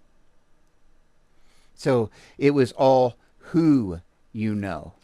And my dad told me, he says, you don't have to be good at anything. It's just you need to just know someone who is. And in our case, that's what our selling point. When he's talking about those spikes, that's our selling point. That is to say, where when we write our resumes, if we were to put, I'm autistic or whatever on it, then I excel in this, this, and this. Yeah, absolutely. Absolutely. Elon Musk does not care about certifications. He asks questions about creativity. And if people have creative answers, then he hires them, then no matter what their level is. So, and he also, like at Tesla, I think was maybe still to this day, does all of his hiring personally, which I think is kind of ridiculous with all the different companies he's got. So I don't know if that's still the case today. And spin. Businesses suffer for it. Every company's mission statement is a carbon copy of their competitors. Mm-hmm. Customer service is an exercise in managing the expectations of the customer. Mm-hmm. Outsourcing has become the norm. Quality of work and product has become an expensive luxury. Environmental and welfare initiatives. Remember when I said I was talking about the bosses don't care as long as the job's basically getting done?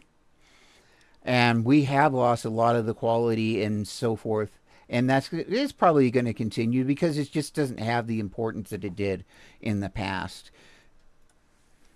Have to prove their worth in fiscal terms before they're adopted.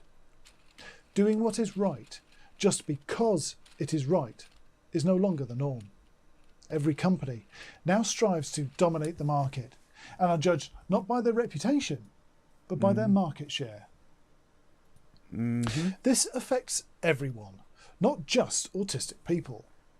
But the ability of autistic people to fit into such an environment is often way below that of our neurotypical colleagues. Autistic people are well known for our tendency to take things at face value.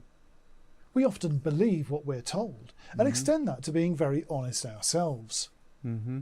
When we are told that our employers value innovation, we believe it. Mm-hmm. And yet we often find our ideas unwelcome. Yes. Companies publish statements championing honesty and dedication to getting things right. So we go the extra mile to take ownership of problems, only to be told that we've overstretched ourselves or trodden on someone else's toes. Mm-hmm. So many of the expectations of modern employment are tied up in unspoken rules and double standards we don't stand a chance of keeping up with. There is no manual telling us what is truth and what is corporate doublespeak. That's great. I love that illustration. Environments like this, it will inevitably lead to mental health problems.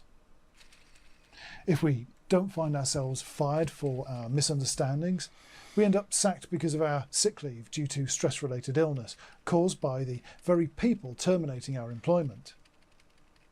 Then we're back to square one again, facing the prospect of another string of interviews until someone finally sees past our social awkwardness and gives us another chance. Mm-hmm. The primary reason for the chronic underemployment of autistic people is not because we're lazy or underqualified or have little to offer. Mm-hmm. It's because the same issues that frustrate everyone in the modern working world affect us more severely. Mm-hmm. It's because we cannot hide our true feelings as well as the rest. Mm-hmm. Because we're unable to see the true expectations hidden behind the company mission statements and customer service charters. We are built for a world that values honesty, inspiration and good quality hard work, not one which is built on assumption, unwritten rules and compliance.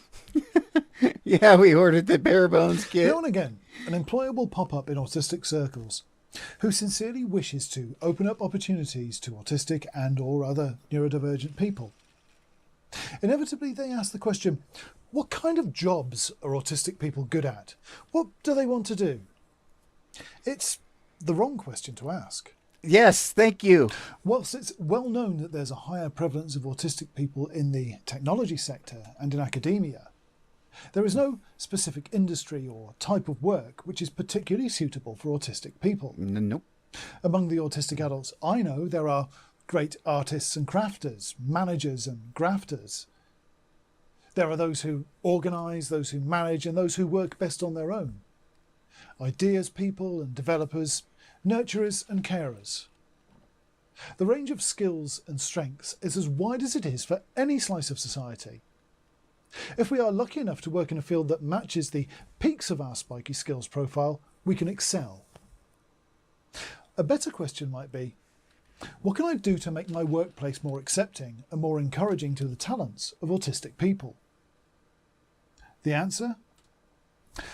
Be willing to hire talented specialists rather than acceptable generalists. Mm-hmm. Be aware of and ready to accommodate sensory needs. Understand that we can be loyal and dedicated individuals without needing team building exercises or social obligations to reinforce it. I love this guy. He's just making a list and he is addressing do this, do this, do this, do this. I love it. I love it. And he's also saying what not to do.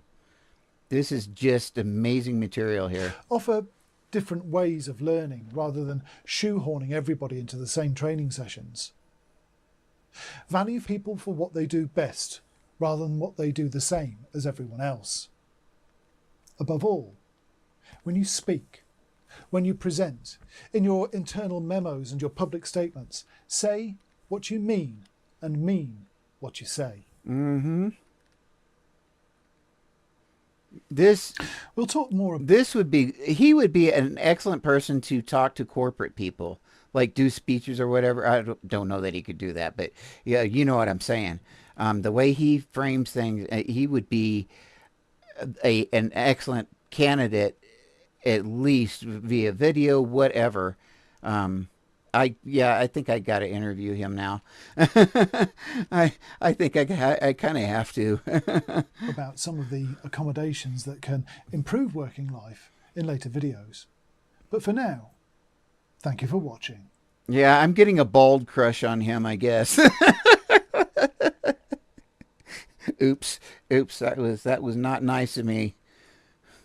I don't have that much myself.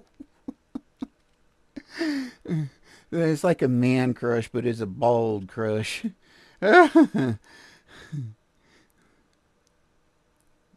Which one was this? People struggle to get let's jobs, see. let alone keep them. But in fact, we're great employees, and I've got the research to prove it. There you go. All right, Orion. Employment Orion is much like me. He's very opinionated. is a critical part of an autistic person's ability to thrive, to enjoy a good quality of life. But issues in the modern day world have absolutely no relevance to fantasy. Getting a job, in fact, can be harder than keeping a job once you get into the system, where you're trying to do your job, but you don't realize there's all these peripheral things that have no relevance to your job that are somehow part of your job. And then, of course, when you don't get them, HR come down from the ivory tower and give you a big old fat HR slap. But you know what? I'm sick to death of only talking about the issues and challenges autistic people face in the work. I think we're getting some sunspots right now because my internet is acting so weird, and it shouldn't be. I know the sun has a big storm on it right now, like massive storm. I think it's about the size of three Earths. That technically, if you have the right visors, you could actually see that sunspot. And I think that storm is jacking with me because my internet shouldn't be jacking up like this. Place. So this video is nothing but actual legitimate proof that autistic people make bloody awesome employees. Let's shine a light on the greatness, the awesomeness of the autistic employee. And I'm going to do just that with these 5 things that make autistic people great employees. Oh, and I've actually got recent research to prove it. Number 1, loyalty. In business, in employment, frankly, in life. Loyalty is a big thing. Is there much more valuable things than having the loyalty of others? Autistic people can be very, very loyal people. Everyone's different. What I'm saying is, let's just specifically zero in on the employment side. Now, autistic people, as a rule, are applying for jobs because they actually want them. Autistic people, in general terms, don't often get jobs they don't want to do. So if autistic people have applied for a job and gained a job, number 1, they should get a medal. Number 2, you can in effect rely or expect immense loyalty to the role, a commitment, a want to remain in the That's weird. Even Google's getting a little weird right now. Like, just randomly, I'm getting this screen where, and it's funny that we these same themes are coming up over and over here. Term. They are not going to apply for a job, get a job, and then on day 2 start to work out where they can go next. So the idea of autistic people applying for and maintaining jobs they're passionate about clearly shows a sense of loyalty. And the bottom line for employers, what does that mean? Okay, well, it saves you money, it saves you time, it saves you resources. Why? Well, it reduces staff turnover. It reduces your need to recruit. And further to that, being able to retain loyal employees means you're not constantly having to upskill or, train, what do you want to call it, induct new people all the time. Now, the second reason why autistic people make great employees has maybe a direct, certainly an indirect link to the research I'm going to talk about. I've been in that situation too, where they try to push you out, and they won. I eventually left in every case. Moment which proves all this on the premise of a thing we like to call the bystander effect. But first, let's just talk more broadly about how autistic people make great employees because of our honesty, our openness. It's a widespread belief, it's a widespread misinterpretation that autistic people are rude, are abrupt, are blunt. And why is that? Well, the way you interpret the world is the way you interpret the world. So if you want someone to be rude or blunt, they're going to be. The point is, autistic people communicate. I know lazy owners, and it's so weird that you would think that lazy employers, but yeah, you get lazy employers for sure, which is so bizarre. And then when you work for them and you work hard, then all of a sudden they feel threatened and they hate you, because the upper bosses might see how much work you're actually doing, and you're making them look. If you do a good job, you make your boss look bad. Differently, because we have a different right. What you may say is rude or abrupt or blunt. Yeah, when it's an institution, that makes it, then you get into groupthink, and then everybody's afraid to step on each other's toes, and it can just get really horrible. Maybe you lacked any kind of empathy towards me by saying that, right? Just means that's how you're interpreting it coming from an autistic brain with challenges in social communication and interaction. So I would say you might think that maybe you're the loved one of an autistic person, because you don't realize to an autistic person, just saying the truth, saying what we feel is the honest, open truth of the situation is in no way malicious. There's no intentions behind it. It's really just an act of breathing, living and breathing. From my point of view, I look at it like I'm open and honest to be real, to be kind. People say telling the truth is mean. That doesn't make any sense to me. So employers can get bogged down in a misinterpretation that autistic people just aren't a good fit for the workplace because they make the neurotypicals feel uncomfortable. But in reality, autistic people are simply open about our feelings, our intentions, our thoughts. Whereas neurotypical employees, and this is just an opinion, may in fact tell you what you want to hear, may in fact omit or just plain lie based on avoiding the repercussions. And it's really weird too. And it's really weird. I never have understood when people out of business lie, and it's okay. I never have gotten that. It is always, I never have figured out how, like, seeing people lie to their bosses and so forth, and it just, and the thing is the boss wanted to hear what they said. They didn't want the truth anyway. So the employee did what the boss wanted them to do, but it was lying to them. makes zero sense. I would rather know whatever the problem is so that way it can be addressed. Or we can abandon the project or whatever. Workplace, or the professional repercussions. Autistic people are honest, sincere, trustworthy employees. What is RPI? Number 3, the next reason that make autistic people great employees is around productivity. I reckon increased productivity is a really great attribute of an I am autistic. very, very happy. See, so Orion Kelly is doing the same thing. He's looking at the positives here. And so what I'm wondering is I might try to write something down, like a little fake letter of intent, to work somewhere, and throw down what he's talking about here. Even steal his 5 points because he's making the same points I am. Autistic employee. Autistic people can be hyper-focused in what they're currently trying to achieve. So hyper-focused on a particular... Hey, you guys, don't forget, I do have a Discord, and it's the Autistic page. And if you guys want to go up there and hang out later or whatever, I would love to. I'll even go on the phone. Task. But or what do you call it? Vocal? What do you call that?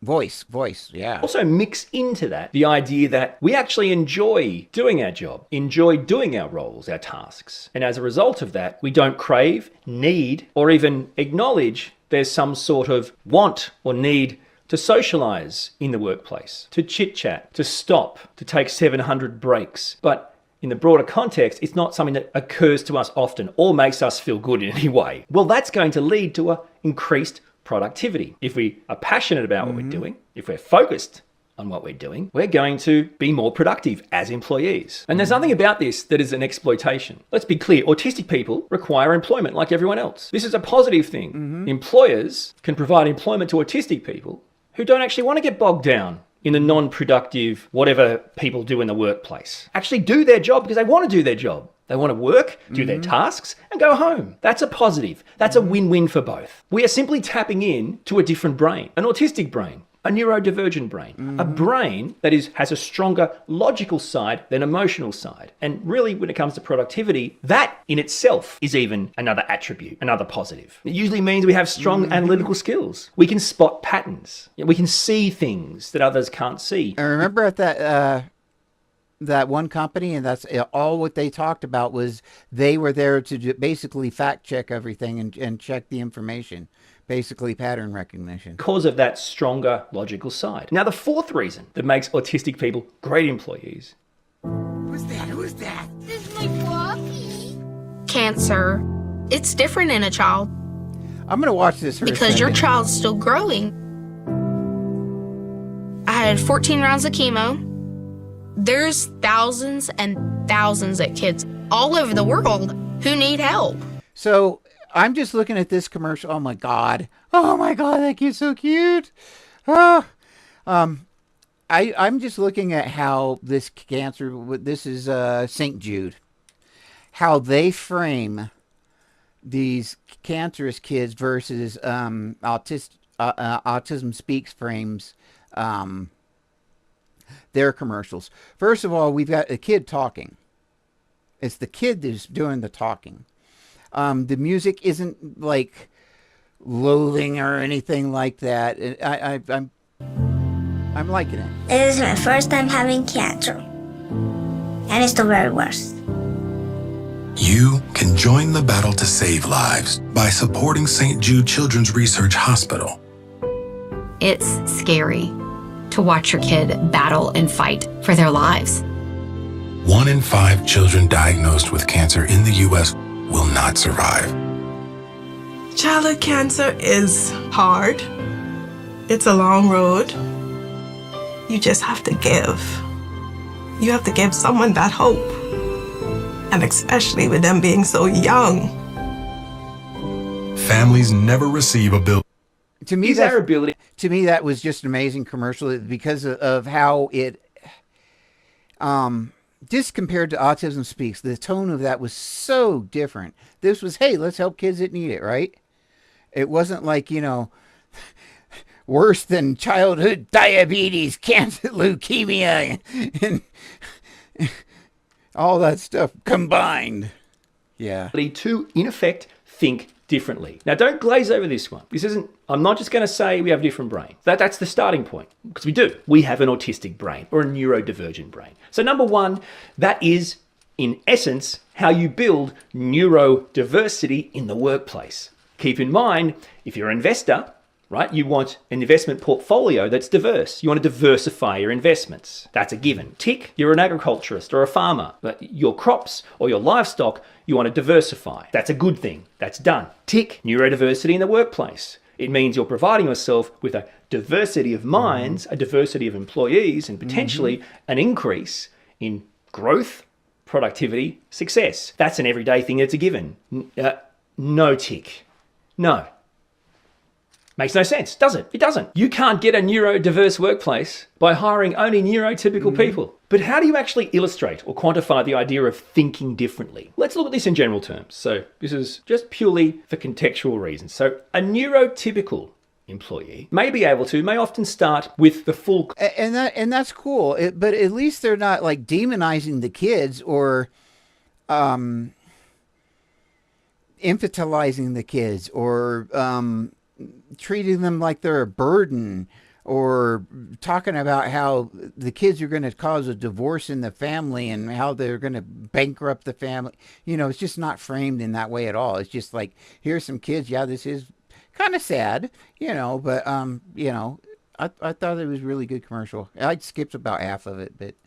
Context of the task prior to then asking for more details, filling in the gaps. But for autistic people, in general terms, we require the details, the gaps, to be filled in first. In other words, we need all the details, we need all the gaps to be filled in first, so we can then go on to understand the full concept. Well, that just sounds like you're making autistic employees sound crapper, Ryan. And to that, I would say, my friend, you're welcome. I've just provided a little exercise to see exactly how your brain interprets or misinterprets autistic people. In fact, that's a strength. Neurotypical people just accept the full concept, understand it, and don't worry about the little details, the gaps, until later, if required. Therefore, each new task is done on the premise of past tasks. But autistic people, in effect, are starting afresh for each task. Because unlike a neurotypical employee, we are actually gaining all the details, filling in all the gaps, and therefore building from there. See? So it's not about past stuff. It's about, here's the task, here's the broader context of the task. Great. Before we move forward, let's get some more details. Let's fill in the gaps. Let's build this task from the ground up. We don't have all these things in the past coming in and influencing it. Or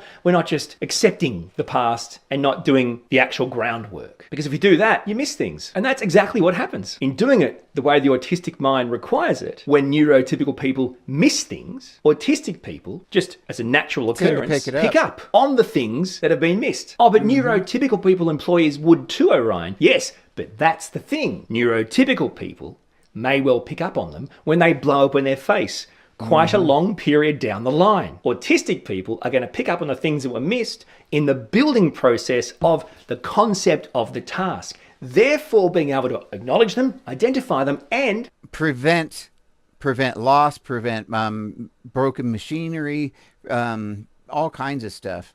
They might see the patterns, the analytics of it, and create solutions to therefore complete the task more successfully, more promptly, more efficiently. What does that do? For employers, that reduces costs and improves efficiency and productivity. You're welcome, mate. Number 5, this is the final reason I've got that makes autistic people great employees. And this is directly connected to the recent research that proves all of it. And actually, I think you're going to really love this. It's the bystander effect. Now, the bystander effect basically suggests that people in large groups, so workplaces, will avoid taking action in a risky situation as they feel that the responsibility will fall to someone else in the group. In other words, in a workplace, because there's lots of people feel like they don't need to speak up because someone else will. The bystander effect. Now, it's yeah, guess who that someone else is. Guess who the someone else is. Yeah, productivity. Believed that neurotypical people primarily base their actions on the behavior of others.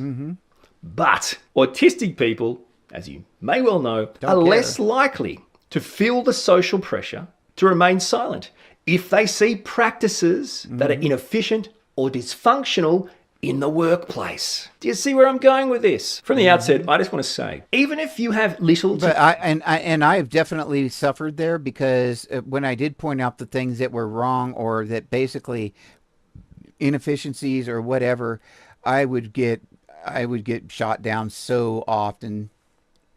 It got to the point where it was like, I've gotten to the point where there's so many things that I can see at work that I just don't say anything about either, because why get myself in trouble?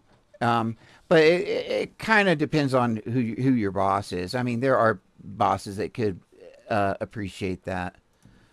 To no interest in specifically gaining employment or this topic of employment, I promise you that this research will more than fascinate you. I want to tell you a bit about a recent study, Organisational Benefits of Neurodiversity, Preliminary Findings on Autism and the Bystander Effect. Because this research explored that very effect on autistic people. The research looked into whether autistic employees are more likely to report issues or concerns in an organisation's systems and practices that are inefficient or dysfunctional. Although the bystander effect is one of the most important findings in the psychological literature, that's just interesting there, that it's one of the most important findings. Functional. So whether autistic people, rather than neurotypical people in the workplace, are more likely to see concerning practices, systems, things that are killing productivity, and are more likely to, in effect, bring them to the attention of the organisation. Inefficiencies, dysfunctional processes. By the way, this is like 101 for autistic people. We are born on... Okay. So this paper is research article, Organizational Benefits of Neurodiversity, Preliminary Findings on Autism and the Bystander Effect. Do you have that written down or whatever? Because I'll hold it for you. There we go. Autistic people. The research looked into whether autistic employees are more likely to report issues or concerns in an organisation's systems and practices that are inefficient or dysfunctional. So whether autistic people, rather than neurotypical people in the workplace, are more likely to see concerning practices, systems, things that are killing productivity, and are more likely to in effect, bring them to the attention of the organisation. Inefficiencies, dysfunctional processes. By the way, this is like 101 for autistic people. We are born to wake up in the morning and find things that aren't right, or wrong, or aren't efficient. Well, that doesn't seem good to me. That doesn't seem very fair. This is like our bottom. And I never ever would go with an absolutist statement like that. You know, people were born to do. But yeah, I think he's right on that one. Actually, a study to prove it now. I told you this is interesting. So, according to the bystander effect, when witnessing situations that are inappropriate or harmful, the likelihood of intervening and its promptness decreases with increasing group size. This principle of social inhibition has three main mechanisms to explain this phenomenon. I'll grow up like you can say it better. Number one, diffusion of personal responsibility, aka believing someone else will intervene. Number two, group influence. So that's relying on others' reaction to recognize the need for help. Perception that other witnesses do not appear to be worried. And three, evaluation apprehension. So prevailing social norms about exercising voice and lack of confidence in one's competence to intervene, fear of being negatively judged by others if they misinterpret the situation, and there is no need to help. Now, if you're autistic and you read that, intervene, fear... Okay. We propose that autistic employees are less likely to be influenced by these casual factors, and as a result are more likely to identify and report dysfunctional organizational practices or inefficient organizational practices when they witness them. Absolutely, and that gets you in so much trouble. I've gotten in trouble so many times for pointing stuff out. Of being negatively judged by others if they misinterpret the situation, and there is no need to help. Now, If you're autistic and you read that, listened to that, absorbed that, there are alarm bells going off. Let's quickly go through them one by one. This is Autism 101, guys. Again, so number one, this idea that someone else will intervene. Now, if you're an autistic person, this doesn't occur to you. If there's a right or wrong and you can see it, it doesn't occur, in my opinion, it doesn't occur to you, nor does it cross your mind, nor do you even turn your mind to the idea that, well, I'm sure someone else will bring this up. I don't care if someone else will intervene. If I see something that's wrong, I'm going to say that's wrong. So already, you can see how autistic people don't fit on the current... To tell you the truth, I have never even had that thought that somebody else will fix it. Although I have had the thought that, they'll figure it out when it breaks.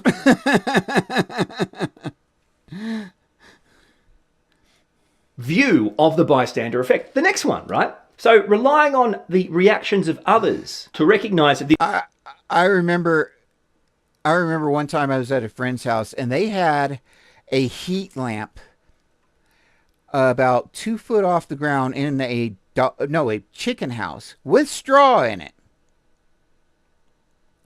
And this was at like one of those 150 watt heat lamps. And I looked at that and I was like, wow, these people are crazy. But the thing was this. It was so dumb that I didn't even bother saying anything to them. Because, like, a heat lamp in with straw? Are you kidding me? Anyway, about a day or two later, that barn blew... that barn kind of burned up. I'm glad I didn't say anything. They probably would have been like, well, he had to have come over and done it, or who knows. It actually is a problem. As autistic people, we can struggle to, one, recognize the reactions of others, let alone interpret them correctly. So the idea that we would somehow be able to see a right or wrong, look at the crowd around us, assume someone else... Have you guys experienced that effect? There should be a word for that too.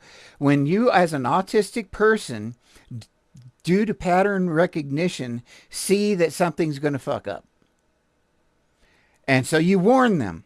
And then it does. And then they come back to you as if you did it because you saw that it was going to happen. So they hold you somehow accountable for warning them that it was going to happen. So therefore you did it. I've experienced that quite a bit too. And that's another reason why I've had that happen many times. And so I've learned to kind of keep my mouth shut on a lot of things. Is that what it's called? Cassandra complex? Okay.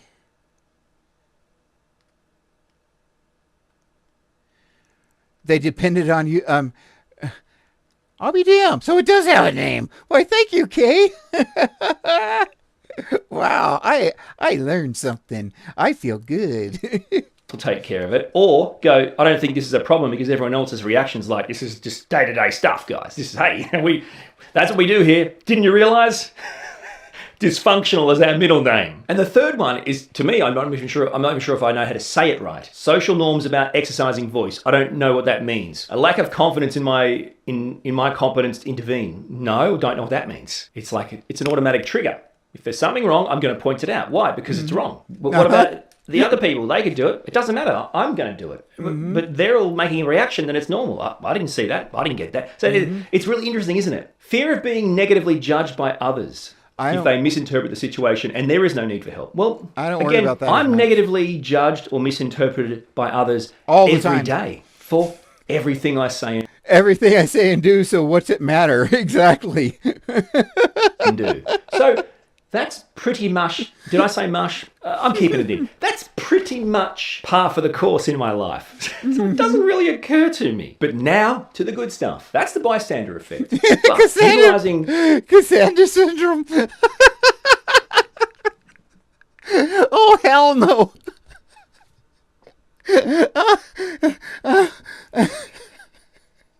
Cassandra.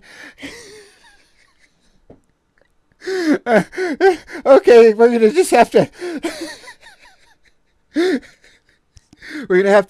end the live stream in case I piss my pants.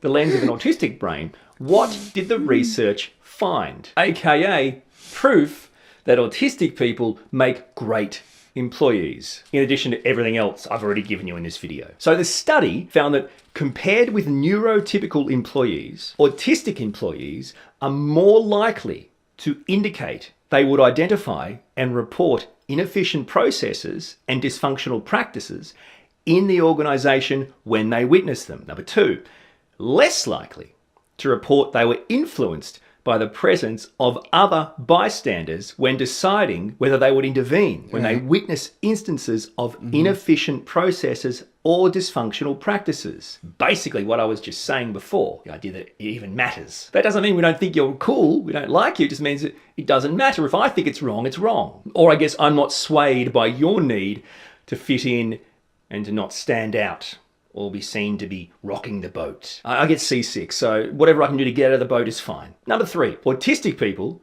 are more likely to acknowledge the influence of others when they decide not to intervene. This is important for employers because you can actually rely on autistic people to in effect identify potentially other fellow employees that may in fact be toxic, that may in fact be bullying or, well, I guess that is bullying, isn't it? Regardless of the level, pressuring other employees to shut up or forget about it or that's okay. Now, that can work both ways. They may put there in place by management, but then again, they may be people that management aren't aware of and wondering why it's always so toxic or inefficient. Number four, autistic employees less likely to formulate elaborate, abstract explanations for their decision to intervene when there are a large number of bystanders present. We just say it as it is. We just speak our mind on the premise of this is what we feel and see. This is what we've identified. As an autistic person, don't you find it bizarre too? Like, the wording of some of these things?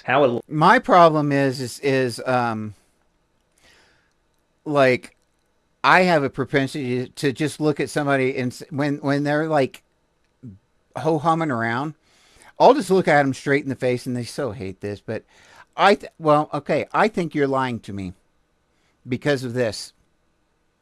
And so, and they are lying, and you know it. And I just love to call people out because they get so freaking uncomfortable. They get so uncomfortable when you just call them out. Or like, you watch somebody walk into a building, and then you go to the front desk and you say, "May I speak to so and so?"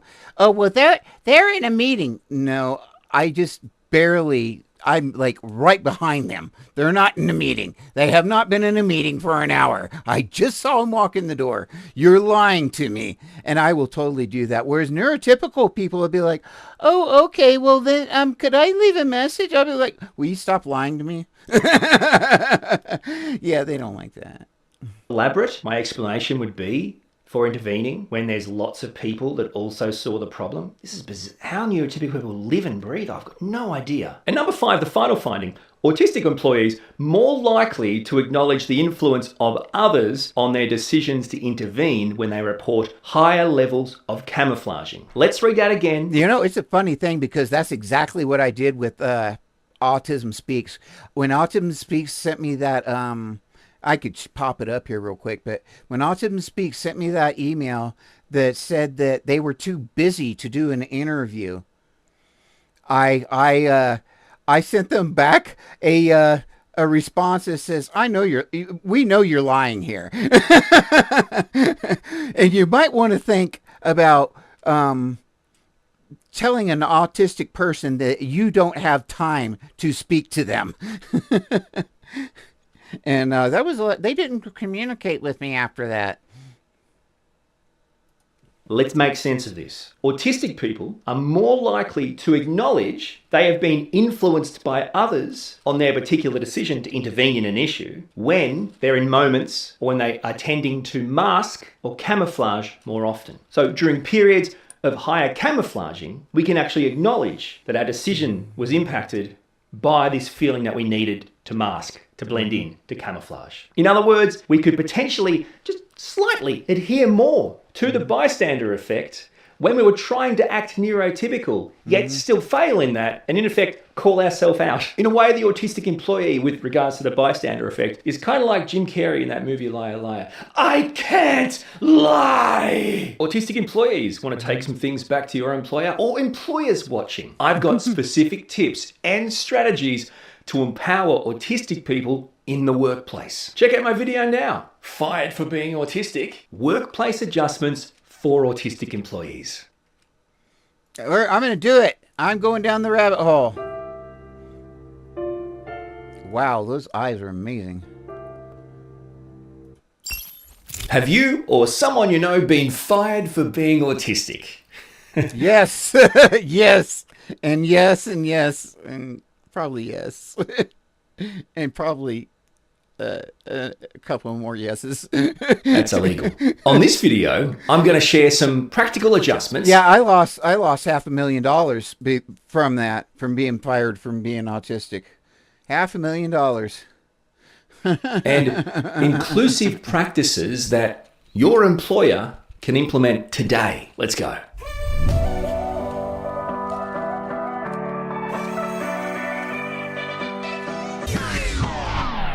Welcome, my friend. Thank you so much for stopping by and watching. I'm Orion Kelly, that autistic guy, and I'm all about helping you increase your level of understanding, acceptance, and appreciation of the autistic community. Yeah, that so music that is sounds like something you'd be interested in. I'd be delighted if you subscribe to my YouTube channel and join the most amazing community. Fired for being autistic isn't actually uncommon. Okay, it might not be called that or labelled as that. What usually happens is, I think we've reached the end of our relationship and probably time to go our separate ways. It's really just because you're autistic. Unfortunately, times have changed and we're going to make your position redundant, effective immediately. Did that help? It's just because you're autistic, really. Our professional relationship is broken down to the point where we don't see this working that probably anymore. Did it. So, no?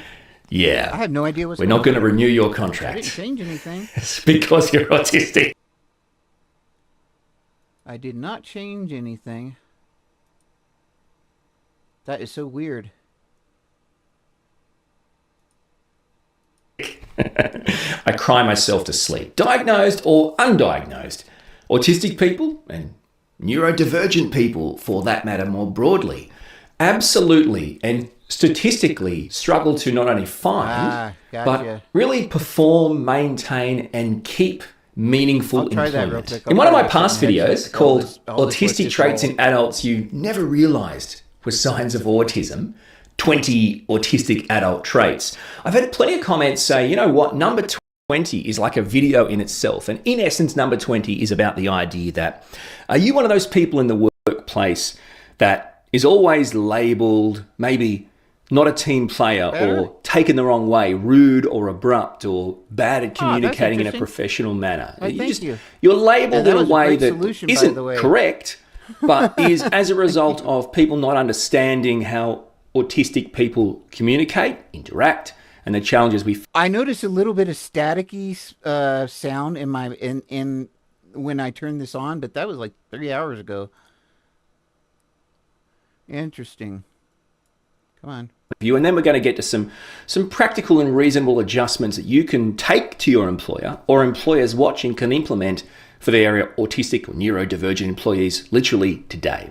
So if you're diagnosed, well, there's a couple of issues around disclosure. And we've talked about that in a disclosure video. And the bottom line is, it's always going to come down to when it's the right time for you. Disclosure is a personal choice. Okay. Kay, you know, are you on my Discord? Just wondering. It's the Autistic page. If you're interested and want to hang out or whatever, I'd certainly love to have all you guys. Just the same as how you identify yourself. So you might not want to disclose until you've physically gained employment. And that makes sense. And then you might want to disclose it then to ask. It should be the Autistic page. I know. I don't know. I wouldn't know how to find it. I'll try to figure it out. For adjustments. You shouldn't feel bad about this, by the way. Diagnosis means that there is a medically diagnosed, legally recognized disability, and it's against the law It's discrimination to not provide you with the adjustments or the inclusion practices that help you in your role. It's no different to providing ramps for people that use a wheelchair. If you're undiagnosed, it can be very tricky, or you don't want to disclose, because how can you blame someone for not understanding you if you're not telling them you need to be understood? My experiences pre-diagnosis were that. I mean, a lot of my career was pre-diagnosis in the early days, and working in radio and the entertainment field. Even though everyone knew, no one didn't know I was different. Everyone knew my brain worked differently and I was a different person. But a diagnosis, it wasn't on the radar. So for me and my experiences, I can help you in, I guess, sharing. Yeah, I'm just now starting to learn Discord. The thing is my son used to do all that digital crap for me, and I don't have him now. And so I'm having to do this stuff myself. And then helping you if you're about to approach this. My experiences were, you are rude, or you are brutal, or you are too honest, or raw, or upfront, or in your face, or you are not a team player, or you can't play well with others, or you're just too real or too honest. And of course, then that means I'm rude. So apparently honesty isn't the best policy. Have you heard neurotypicals use the phrase honesty is the best policy, but then literally slap you on the wrist if you're ever honest to them and it offends them? So what's the policy, mate? Can we decide on the policy? Make up your mind. You're not actually breaking any laws. Which you're just honesty? a different person acting as yourself, as an autistic person. And of course, that makes people uncomfortable. And that has repercussions in the work. That's a good question. When somebody says that, when a neurotypical says, well, I want you to be honest, the proper question is, honest like tell you what you want to hear, or honest like tell you what the facts? And that's a legitimate question. Place, and that will flow on. So what I've learnt from those experiences is there is value in being open and upfront, but also there's value in taking things with you and not just dumping it on an employer and expecting them to know it all and fix it. Because it is their responsibility, and it's discrimination not to provide you with what you require as a medically diagnosed disability. Though it's important to actually go to them with information that they can use. And I've got some for you to take to them right now. All right, so let's discuss some reasonable, practical adjustments, some inclusive practices that you can take to your employer today, or employers can implement in their workplace right now. I want to start with environmental adjustments, because I think these are one of the bigger categories of practical and reasonable adjustments you could ask for from an employer to assist you as an autistic person or a neurodivergent person in the workplace. If sensory issues in an office or your workplace are getting the best of you, I think it's important that you provide that feedback and then you suggest. Hey Tyler, do you remember how you found my Discord? I'm trying to. I can't paste it in. What is my ID? I'm trying to paste it in real quick. But it's not wanting to do it. Things like allocated office spaces or allocated spaces for your works. Okay, it's the autistic page, and then I don't know. I have no idea. I know it works. I've had people come on it before. But it's called the autistic page. I don't know. And then, yeah, the autistic page. I even spelt it right. Space. I mean, my name. Where you can do whatever your role is. And when I mean allocated. And it's 3 separate words. They're separated. I mean, where practical, a workspace that is not in the hustle and bustle of the office, or is not, directly in or near the things that are setting you off. And make that permanent. A lot of employees are constantly working under the fear that this open office plan, this hot desking stuff, could change at any minute. You could be moved offices or workspaces or have a new person next to you at any time. Now that might be okay for some people. For autistic people, this type of change, this type of routine, this type of confrontational experience of not only moving you and your things, but the people around you, can be really detrimental, not only to the autistic person, but also to their productivity, which therefore is detrimental to the employer. So we have to look at all the win-wins here. Helping an autistic person helps them mentally and physically and as a person. It helps their productivity and that helps the employer. When we are employed, we want to do our job well to the best of our abilities. That's the point. In addition to allocated workspaces that are autism friendly and permanent areas, the ability to control the controllables, the environment around an autistic employee, is really key. If it's possible, you should ask your employer for these types of capacities. So are you able to, this might be as simple as an area where you can physically open or shut curtains. You can physically open or shut windows. You can physically turn the noise off in the roof. You know how some workplaces have radio or music playing in the roof or in the walls or whatever. You can adjust that. How funny. I'm looking at this and it says search for friends or whatever. Like I've got Tyler. Somehow I've got Tyler, but I don't know how Tyler got on here.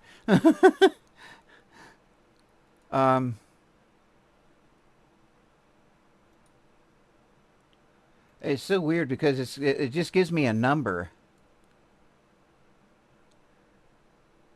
All it gives me is a number.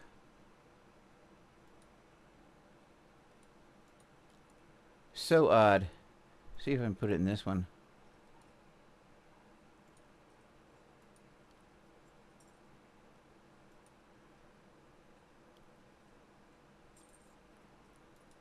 In your area, or it turned off in your area, or the lighting is either different lighting. Maybe it's different lighting. Maybe it's dimmable lighting. In essence, the ability to be able to adjust the environment around you as an autistic employee to at least some practical degree is really important. All it says is just invite friends to the autistic page, and then there's like a little search engine kind of thing.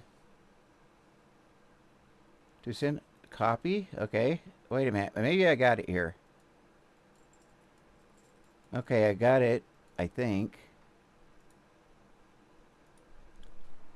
How funny. It won't let me send it in the chat, though.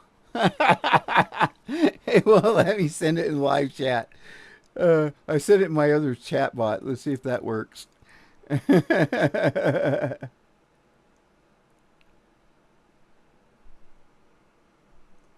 Yeah, I don't know. I don't know how it works.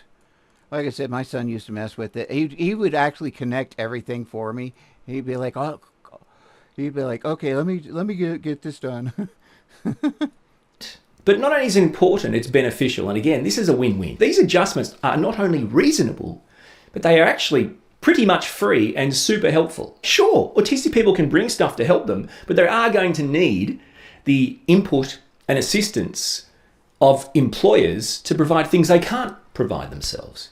This is a whole of organization approach. This is an all employees and employer working together. The next set of reasonable adjustments, inclusive practices I want to discuss that you can take to your employer today, is under the banner of interaction and communication. Autistic people, by diagnosis, have significant challenges in social interaction and communication. We see, experience, and interact with the world differently. And there's some real issues in the workplace with autistic people being reprimanded, treated badly, maybe it's the autistic bullied, age, even David let Page. go, fired, however you want to put it, for interacting or communicating as an autistic person. There's an expectation that we could hire you as an autistic person, but you are going to need to mask or try to be neurotypical while you're in the... Maybe it's under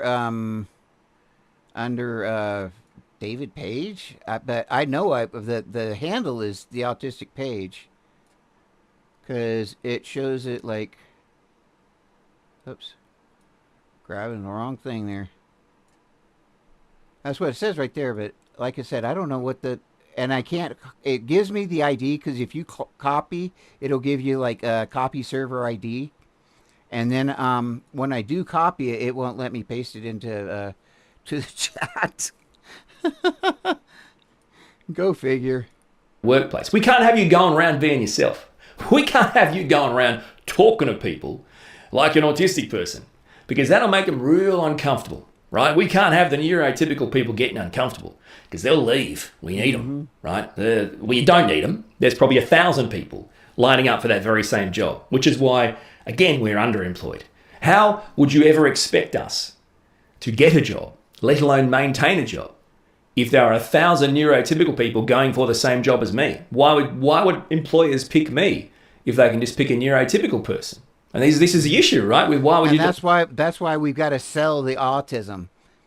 Disclose that. But then when you do disclose it and you do ask for help, the dilemma is, will they then say, okay, well then, if you don't like it, go. There's 1,000 neurotypical people, or they will just say 1,000 people that want your job. There's no real meaningful reason why they would even need to try. This is the issue that autistic people face on a daily basis. The dilemma of, I can tell them and ask for help, like Orion's told me, then they might go, this is too hard, mate. You just take it or leave it. There's 1,000 people that will take this job. We don't need to help you. Wrong. If I'm hired and I work here, it's illegal. It's discrimination. 101, to not provide me with the reasonable adjustments, the inclusive practices that help me as a person with a medically diagnosed disability. I've never had this happen because I've never been I was diagnosed at my one job, but I discovered I was autistic while I was there, so they didn't do anything. They didn't to care. Thrive in the workplace. That's just your job. That's what you've got to do as an employer. So do it. I'm sorry, buddy.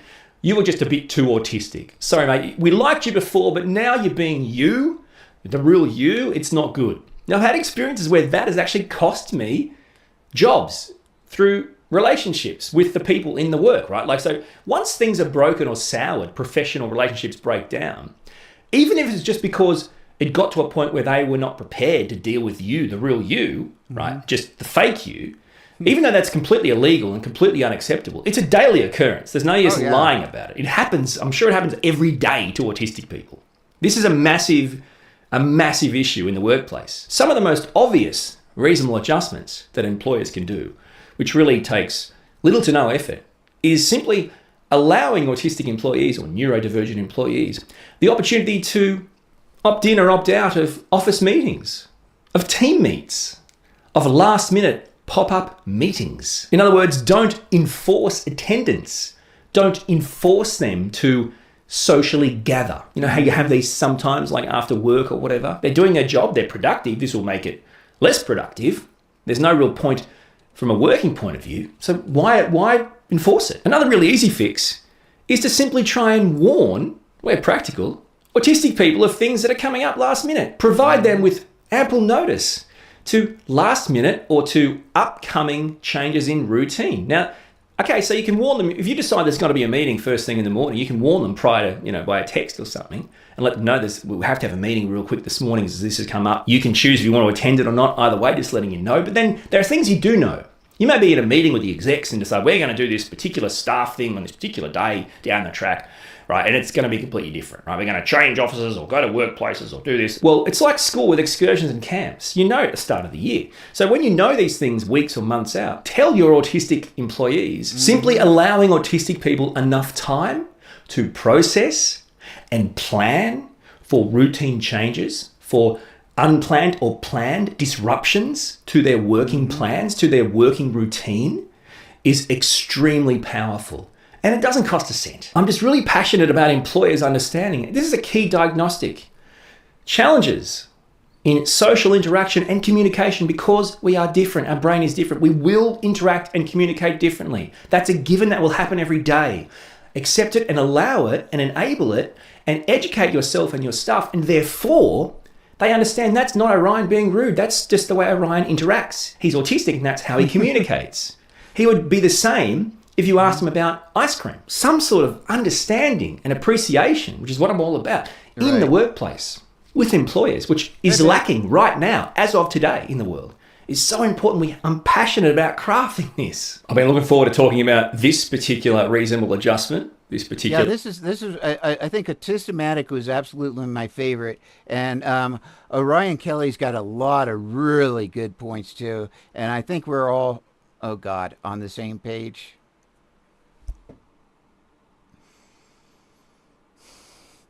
It's not an orgy though, okay? Inclusion practice that you can implement. I took my wife's name. My name was Ledoux before, and I took my wife's name because she had a business, and there was other factors that basically made it a lot easier. And so now, whenever I say on the same page, I imagine like some kind of like weird orgy or something. I don't know why. In your workplace today, and it's around professionalism. Woo! So for starters, professionalism, acting professional, is a fallacy. It's a made-up term, devoid of all meaning. The idea that I will use a term, professional, you must act in a professional manner, and that's a term I can use in a legal sense to therefore hire or fire via HR policies, to me is a fallacy, and that's what I'm talking about. See, professionalism, acting in a professional manner, is in fact completely unhelpful. What actually should be used in the place of professionalism are values. See, they're real. Yeah. Think about it. I'm not trying to blow anyone's mind here, okay? But think about it like this. If HR stopped doing what they're doing, which is for the most part completely irrelevant anyway, but and I think if we pushed away the whole professionalism, integrity. I think integrity is a better word. Professional, in a professional manner, we threw away that and said, this workplace has core values, and here's how we judge you as an employee. So you are hired, reviewed, or fired based on these core values, the values that are specific to us as a team here in this workplace. And they would be slightly different, I guess, but there's some basic human values that would always be the same. The bottom line here is values can be shared by all humans. Also, they're tangible. In a rule from a black and white, concrete, specific way of looking at things, that right or wrong mindset that autistic people can have, like myself, they actually make sense. If you have a value of honesty or integrity, I can measure that. I might not measure it the same as you, but I can measure it. It's calculatable. It can't be a word. And what I'm saying is, professionalism isn't. If your contract says I must perform in a professional manner at all times, how do I define that? How do I calculate that? See, as an autistic person, we have a different brain. That's it. So a neurotypical brain and an autistic brain are not the same. I can't be you, you can't be me. I can pretend to be you, but that's just as bad. So the point here is, how can you have a professional HR policy based on clearly a neurotypical brain? Because why wouldn't it be? That's really the only view that HR would ever take. HR do not take a view on any other neurodivergent minds. They might put ramps in for people that use wheelchairs, but what are they doing for neurodivergent people? They just say, oh, you're able-bodied. Right. Well, I've still got to... Right, it's still a disability, I think is what he's going to say, yeah. Disability. Exactly. I can't ever meet the neurotypical standard of professionalism. Not only because it's not tangible or understandable, but because I don't have the brain to do it. A neurodivergent brain cannot meet the expectations of a neurotypical brain. It's impossible. It's like, so this idea of professionalism is not only discriminatory, in my opinion, to anyone who is not neurotypical, it's also just fanciful. There's better ways of doing it. My first point is values. Hey, if you're not going to be kind, you can't work here. That's one of our core values. One of our core values is integrity. If you're not going to work and act with integrity, you can't work here. That makes sense. I buy into that. The core overarching point with regards to reasonable adjustments... But the thing is professionalism doesn't really mean anything, but integrity has a very specific, identifiable meaning that we can like he was saying, calculate? Under the professional banner is flexibility and understanding. We're going to need some sort of understanding from your point of view, from the employer's point of view, that we think and act differently because we have an autistic brain. Some sort of flexibility in allowing autistic people, neurodivergent people, to determine what they wear to work. Now, again, There's no use saying dress professionally. I don't know what that means, right? It could mean a 7-piece suit to me. So if I determine what I wear to work that's comfortable to me, but also under your direction of what is not acceptable. Look, you determine what you want to wear to work. I just don't want to see thongs, or which are, I think they call them flip-flops, you know, the things on your feet. The other one would be really weird. You know, I don't want to see certain types of clothing. Don't wear this, don't wear that. But, you know, determine what's comfortable for you. Providing flexibility to an autistic employee to determine when they should leave an area or avoid an area because of the overstimulation possibilities or the overstimulation currently being experienced or anticipated. You're not only helping them in their productivity and their mental health, but you're allowing them to hopefully avoid sensory overwhelm and meltdowns, which I've absolutely experienced in the workplace. Not even knowing what was happening. A seizure spewing out of you don't understand why. And you can never recover from those experiences in the workplace. They're horrible to have pre-diagnosis. They're horrible to have after diagnosis. Again, these aren't even money things. These are just providing flexibility, providing some sort of understanding and appreciation of the differences your employees bring. Right, in essence, professional. Right, JV. So they want our strengths, but imposing them in their way. Professionalism says there is only one way for all people in this workplace to act. You must act in a professional. Well, I'm just going to tell you, JV. That's just not appropriate. You do need to give us informed, written, advance notice of when you're going to be having seizures. Okay, it's just what you're going to have to do. We have to have that, because why are you just going to do that spontaneously without warning us? Professionalism, JV, professionalism.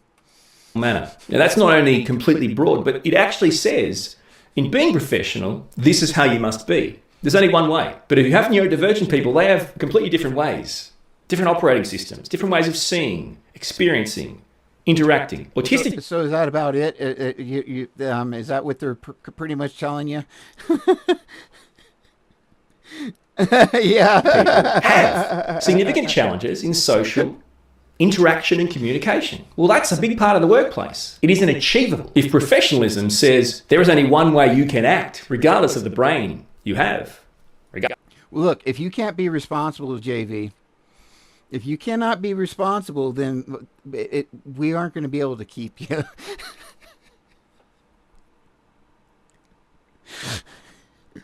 I remember, I'm an epileptic, or I was an epileptic, so I know. It's just hilarious. It's so stupid. Regardless of the disability you may or may not have, there's only one way you can act. Who's being unprofessional? Me or HR? Another reasonable adjustment, inclusive practice that employers can implement today, and you can certainly suggest to your employer, is around staff education. Encourage your employer, or if you are an employer, find ways to empower your staff with the education, the knowledge, the training of their fellow employees who have neurological differences, who are neurodivergent, who have medically diagnosed disabilities. You can make your employees sit at computers and do 1-hour tests every 6 months on fires and escapes and bullying, harassment. I'm not saying these things are wrong or bad, but okay, so we're doing those. We can't also provide some sort of training and understanding around neurodivergent people in the workplace so people can go, that person is autistic, that's why they work over there. Or they might leave abruptly if something's too loud or noisy. Do you see how important and easy this adjustment is? Just simply empowering your staff with some sort of level of knowledge and training. The question is, though, how would this be done? What would you do? Would you make it like another one of those tagged on online things? Would you make it in a big room with hundreds of people? Would it be one-on-one? Who's going to do it? HR, a neurotypical person from HR with no experience or understanding of autism to do it? Probably not. I think it's pretty important we actually get, and it doesn't have to be those staff members, but we get advocates, neurodivergent advocates, autistic people who can speak to your staff in a way that will engage them and reach them and will enlighten them and educate them. It should be delivered by a neurodivergent person, and it should be delivered in a way that is actually practical for all staff to actually physically get it. No one's going to learn anything about neurodivergent employees by doing some stupid 45-minute tick-a-box online quiz testing. No employee in the history of the world has ever learnt anything from those stupid online HR tests. Neurodiversity is no different to diversity of investments, agricultural diversity, racial diversity. It's very, very important. And it's not just important for neurodivergent employees. It's actually beneficial for all employees, all employers, and really it's a win-win for society. So thank you so much for taking... What kind of... how to make adjustments for a nurse on a ward who is autistic. What kind of nurse? LPN or RN? And what kind of issues are there? Because, like, you know, the LPN is going to be on their feet a lot more. That's for sure. Right. RN. Okay, so okay. So what kind of adjustments are you needing? I'm just kind of curious as to what kinds of things. Because most RNs I know pretty much can run their own schedule for the most part. I mean, you know, Medlines and stuff like that usually are LPNs. But I haven't worked on an actual... I worked in nursing homes, but I haven't worked on an actual ward, so it may be a little bit different there. But the time to watch this video. If it resonated with you, I'd love it if you'd share it with your family and friends. Until my next video, thank you for your support. We'll talk soon.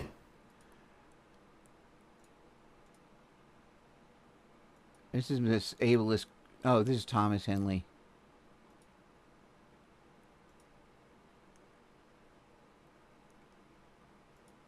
All right, Thomas. Auti podcast. One thing that I've seems been kind of worried about him recently. He's been having some hard times. to come up for me a lot, and just by looking at a lot of like the programs that are out there, kind of goes completely. Oh, okay, wow. Yeah, I have not seen this yet. how limited like the education systems can be in supporting autistic people, but the actual transition period, usually about 18 to 25, very limited.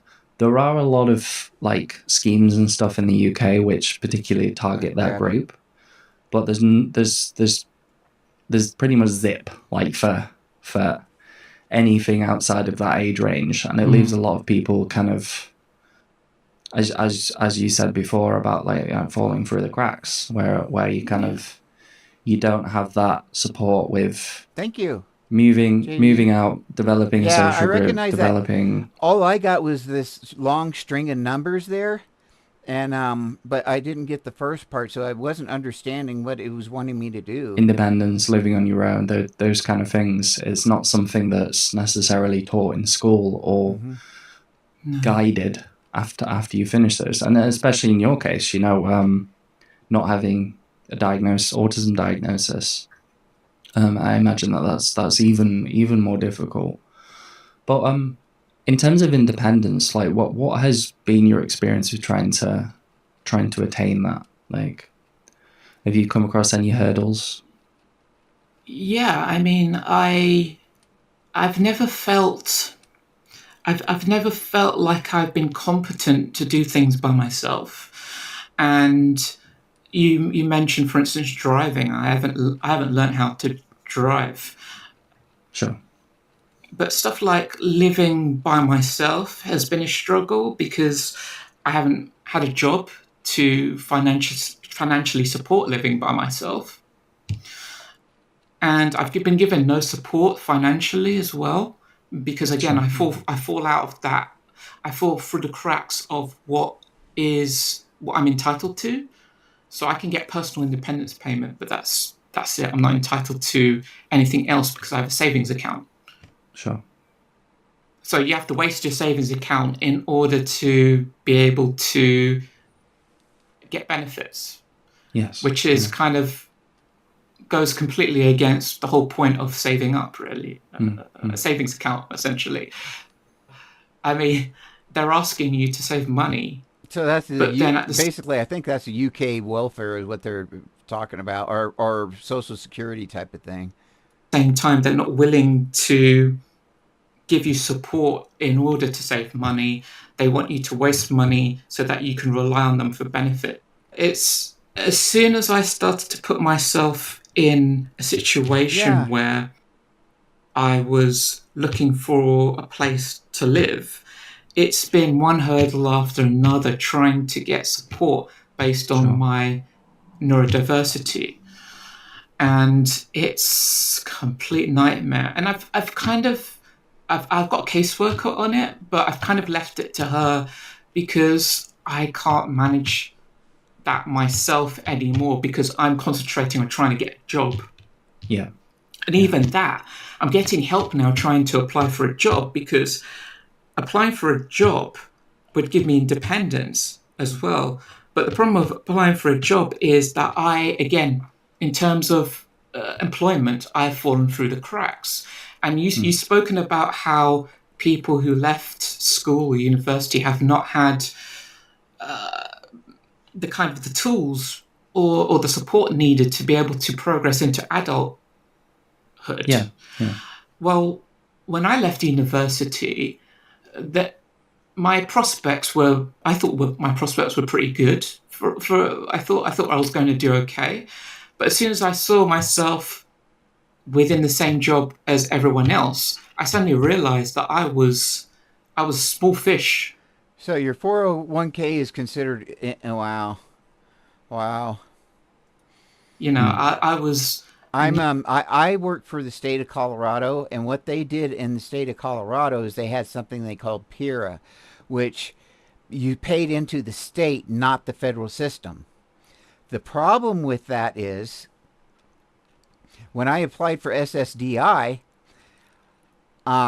they said, well, you only contributed a little bit and we can only give you a little tiny bit because you didn't contribute that much, because I worked for 15 years for Department of Corrections. The problem is now I'm going to get less money than if I was on regular Social Security and been on Social Security all my life. It's going to be right about $800 a month. And I'm supposed to basically, survive on that, I guess. So, yeah, I better get some kind of something going. Right. Not going to get any support that I, regardless if I had dyslexia or not. Sure. And see, the thing is what what really screwed me up is I don't get that I don't get that pay, because I cashed it in about 15 years ago, because what they were all saying, what they were telling us at work was that PIRA, the state was not getting funded and that it was about to disappear. And so I was like, screw this, I'm not going to lose my money. And so I pulled it out when I got fired and lost the $500,000. And I basically screwed myself over, because then the Social Security deducted the amount I got from PIRA. They deducted that. And so I don't know how they deducted something that I didn't have anything to do with them, but they did. And he said, so it was like the lowest contribution or lowest payout you'd ever seen, I guess. My degree level did not mean anything to basic getting a job in film and television or film reviewing for magazines or stuff like that. They were happy. Companies were happy for me to work for free. Howdy. Sure. But they weren't willing to pay me. Right. And so they're kind of shuttling down the volunteer routes. There have been many temporary roles, unpaid temporary roles or paid temporary roles, where I would have liked to have been developed as an individual, because those are jobs that I actually really enjoyed doing. But the thing is, I was never given any. Never given a mentor. He didn't have a mentor. Development support. I was never developed it. None of my possible talent was nurtured. So I've kind of gone through life stumbling from one job to another, trying to make a career I of think we're on myself, the right and as a thing. result, I don't have a career. I think we're on the right track here. I really do. We're hearing the same things over and over and over, and because it's pretty solid, I think. I And just to got think, this is all over the world too. We've had Australians, Canadians. We've had people from the UK, Scotland. horrible anxiety issues, which yeah. has affected me and made me have debilitating symptoms of anxiety. So getting up in the morning and doing things have been difficult for me, depending on how bad I have anxiety issues. I relate to that a lot. Yeah, and I'm actually kind of getting excited about the prospect of making a video about the few things we've discussed here. I haven't really nowadays. I've just been doing live streams, and I haven't really sat down and made a real video for a long time. Because of the COVID lockdown, and then trying to get back into work after the COVID lockdown, it's been a complete nightmare. And you'd think that with my CV and what I have on my CV, that it would be enough experience for me to be able to get a sort of a novice role within a company. But it's not. I'm back at square one again. I've not been given the kind of support that I should be getting in career development. Do you mind me asking you a little bit about like your parents? One thing I want to get, I really think that maybe I might try to write a letter of some sort, a very, very short letter, an autism letter for employers, because I think the autism needs to be sold. I think we need to sell the autism. We need to sell those positive points, not even really worry about so much the in the context of this is the accommodations that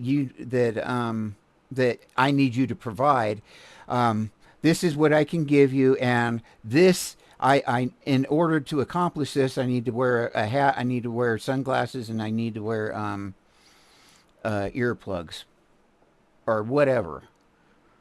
I need to turn off the fluorescent light and put on an incandescent, whatever.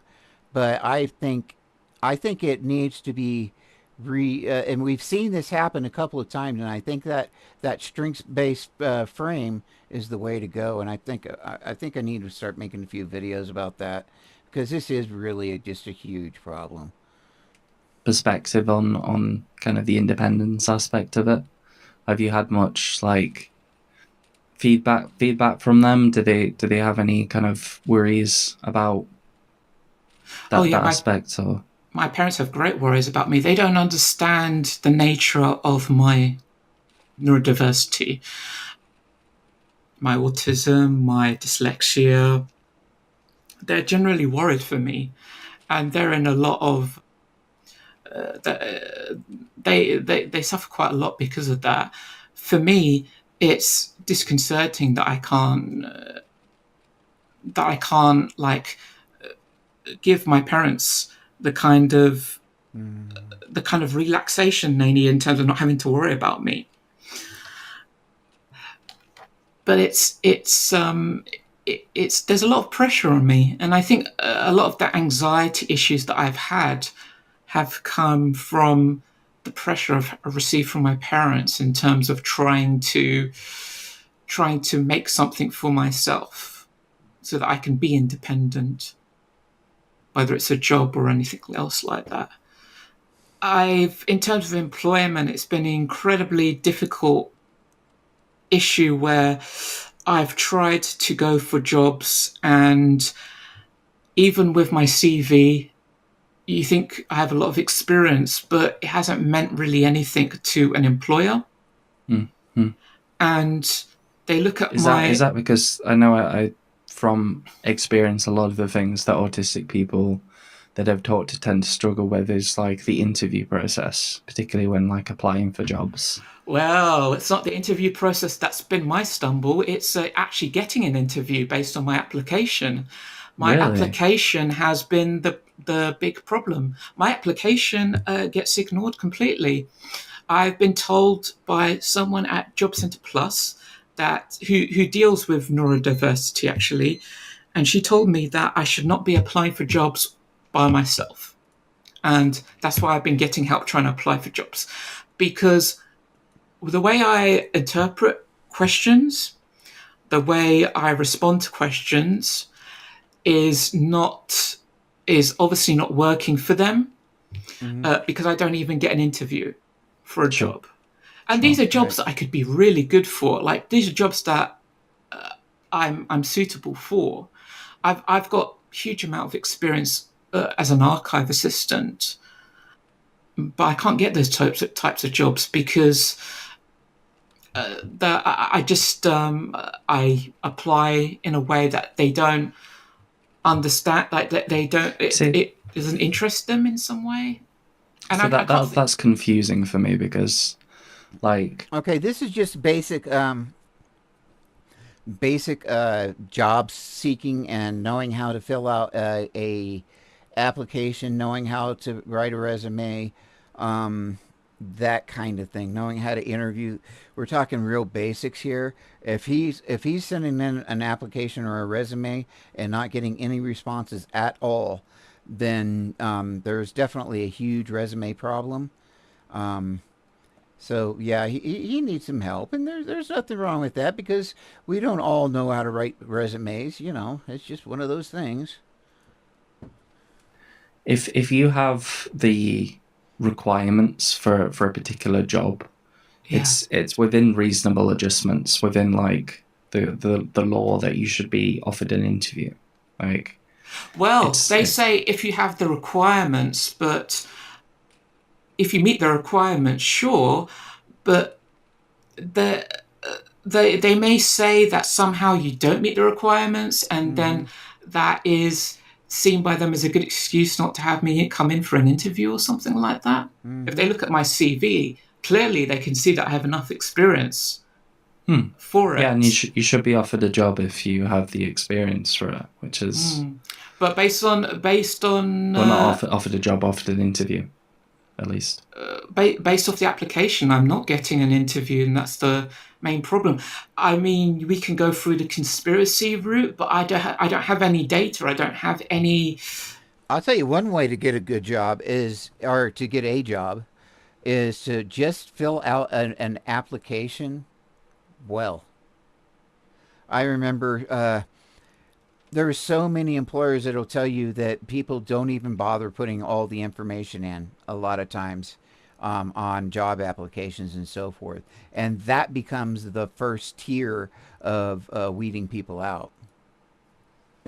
I don't have enough kind of evidence to suggest that it's a blacklisting thing, or for some reason it's because I am neurodiverse, or One thing that seems clear to me now, having applied for so many jobs over the years, is that there's a disability confident website where it has a whole list of companies that have disability confident next to them, and as in they can support people with disabilities, kind of thing. That's right. So they don't. I think very few of these actually are disability confident. I think they see it as a label. The companies, when they put disability confident onto their website or whatever, I think that they see it just as a kind of a label to say that they're disability confident. I don't think they really are, because there's, in my experience, applying for jobs, I haven't had any interviews for jobs or anything like that. And it's a shame because, again, these are jobs I could be going for. But there's so much competition, but why am I not the competition, Yeah. Yeah. I Sorry. You go first. You go first. You go first. I think that there is definitely some, like, particularly because you've applied for jobs and you haven't been offered an interview, and you have the skills and you have the the evidence for that. Like they should be offering you an interview at the very least, because it is something that is kind of mandated. I am very, very curious what that application looks like. I am so curious. I would love to see the application, because I could probably sit there and pick it apart as to why they don't like it. But once again, I for a year I worked helping people do job interviews and stuff like that. I worked at a job service. It was literally a service to help people get jobs. So By reasonable adjustments, and I would say that in a lot of those cases, perhaps approaching like an advocacy organization who would be able to advocate for you in those circumstances, then that would be like probably the ideal situation. I know that particularly with applications, I don't buy that for a minute. Not unless you just happen to come across like one of those companies like Microsoft. But if you have to have somebody else advocate for you to get a job, then they're not going to want to take you. I'm sorry. If you have somebody else speaking for you, they're just not going to want the headache. I'm sorry to say that, but I don't think that's necessarily a good idea in and of itself. Processes, interviews, things like that. It would have to be a very special employer. Often quite unspecific, the questions that they ask. Like they don't ask you very specific questions. They're like, "Oh, tell me about this," and I'm like, "Oh, okay. What about this? About this, or how do you want me to communicate this information that you want from me?"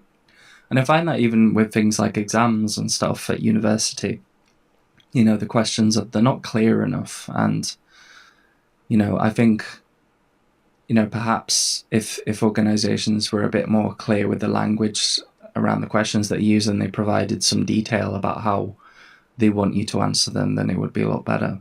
There was a company that I applied for. It was a archive assistant. It's a well-known online company. It was for an archive assistant, and I applied for it. I did my CV. I did a covering letter, and the covering letter gave a lot of good information that they needed. And they say on their website, if you need reasonable adjustments, if you need us to contact you about what is going to be put in your application, please contact us and we will contact you back to talk about your application to you before you, as it's being submitted as a sure. If you fall within the disability bracket, So I did that, and they were nice enough to come back to me, and they were nice enough to talk me through my application.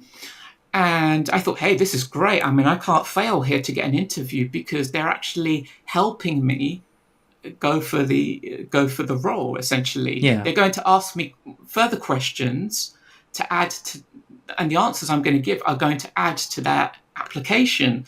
So this is terrific. And so they did that, and I didn't get the interview. And I thought, so even with their help, I still didn't get the interview. So what's going on? Well, they actually did provide feedback, because I'm neurodiverse. They actually did offer feedback, and their feedback was very, very strange as to why I didn't get to the interview process. They gave me the excuse that there's a lot of competition. Okay, fine. Why, with my experience, why did I still not be the competition? But the other thing was their feedback seemed to be mostly nitpicking, real nitpicking, so that to try and give. I got blackballed at a local police department in my hometown after I got fired from DOC.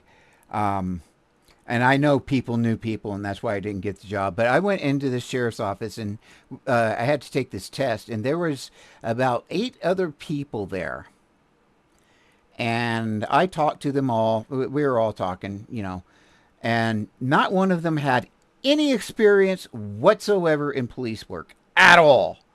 Not even security. Nothing. And so I sat down and took the test with them and everything. I had 15 years of Department of Corrections. I was still certified as a cop, and they told me that they had a more qualified candidate. There wasn't a candidate in there that was even vaguely close. Give me reasons why I didn't get an interview, but stuff that I forgot to include in my application that I wouldn't think to include. Unless they asked you. Yeah, I mean, really silly stuff, Thomas. Like really silly stuff. Like, are you aware? Like, how would you, in a workplace, how would you promote IT? And I'm like, but that for an archive role, like archive assistant role, why would I want to promote IT to my fellow colleagues? Like, I don't understand. Why would I need to know that? I don't understand that one either. The other one was, you didn't show that you were aware of diversity in the workplace. It seems very, very random. Like extremely random. Wait a minute. Didn't seem to be aware of diversity in the workplace, and he's applying as an autistic. Okay. Particularly, a lot of perhaps organizations use like other means to give evidence for why they don't hire someone or why they let people go. And they tend to be very, like, as you said, kind of evasive, weird and off topic and a bit nitpicky, because I think a lot of people they don't like, they see the needs that we have in terms of sort of fitting into the workplace, and that they don't want to say that it's because we're autistic or because we're disabled, because that's against the law. That's discrimination. Yep. So I think, particularly for individuals, which, there's quite a lot of people who might struggle with like the social atmosphere, the social inner workings of the organization, not being a good fit for the team, that kind of spiel that they can give. That can really harm us, because although we have the actual technical skills and experience, they don't hire us because they don't think we'll get along with the social environment, which is funny, because that's kind of what you need to do when you are including someone who is different in an organization. Yeah. Can you imagine if those were the excuses as to why I didn't get previous interviews? I mean, I've applied for so many roles over the years. I can't keep track of how many roles I've applied for. Some of them have been kind of half-assed, kind of like, like I've applied for the roles. I think, well, if I get it, I get it. If I don't, I don't. And then there are roles that I've really, really wanted, and I put huge amounts of time and effort into applying for, and I didn't even get an interview. And I mean, I don't understand. Yes, it's really bizarre and crazy to me. Have you had any experience with paid employment? Like, oh yeah. I've had a lot of temp roles in employment, and I've had a permanent role. I worked for a telecommunications company for 6 years. Wow. I started off as a temp there, and I worked there for 6 years, but I did not really enjoy it. Like, I could do the job. The job was fine, but did you have any issues within the job, or? Yeah. Because I know that there is aspects of like the social things and perhaps things around communication and clarity of instruction that can be quite difficult, and also like the sensory aspect of things and the social aspects of, perhaps customer service related jobs where you have to talk to the general public. Well, the more heightened my anxiety really hard is, the more make any commentary on this, because you're just talking about it. What he's been doing. Sensory sensitive I can be, so I get distracted very easily under pressure. Yeah, I get distracted very easily under pressure, and I didn't get along with the people there naturally. I was seen as the odd one out. I was seen as the bizarre guy, the loner, the weirdo, whatever. Because social discrimination and exclusion then. Yeah. And It's hard. my bosses, I had two different bosses, and they were actually all right to me in certain ways, but they didn't know I was diagnosed with autism at the time, and neither did I. So they knew I was dyslexic.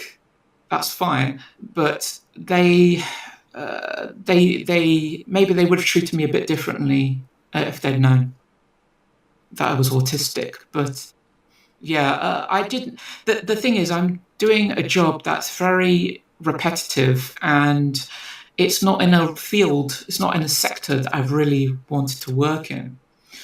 And I was going all the way to Stevenage to work in this role.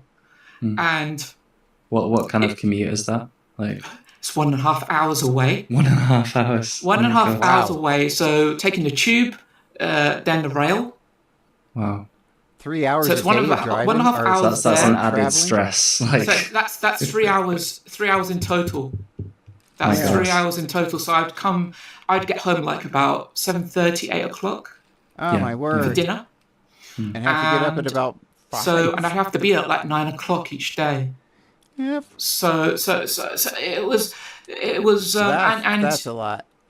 Again, I already had anxiety issues by this point. So every day waking up and going to Stevenage, like rushing to get to the platform on time, because the rail trains only come like every half an hour.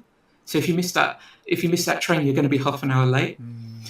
So it's just a complete nightmare.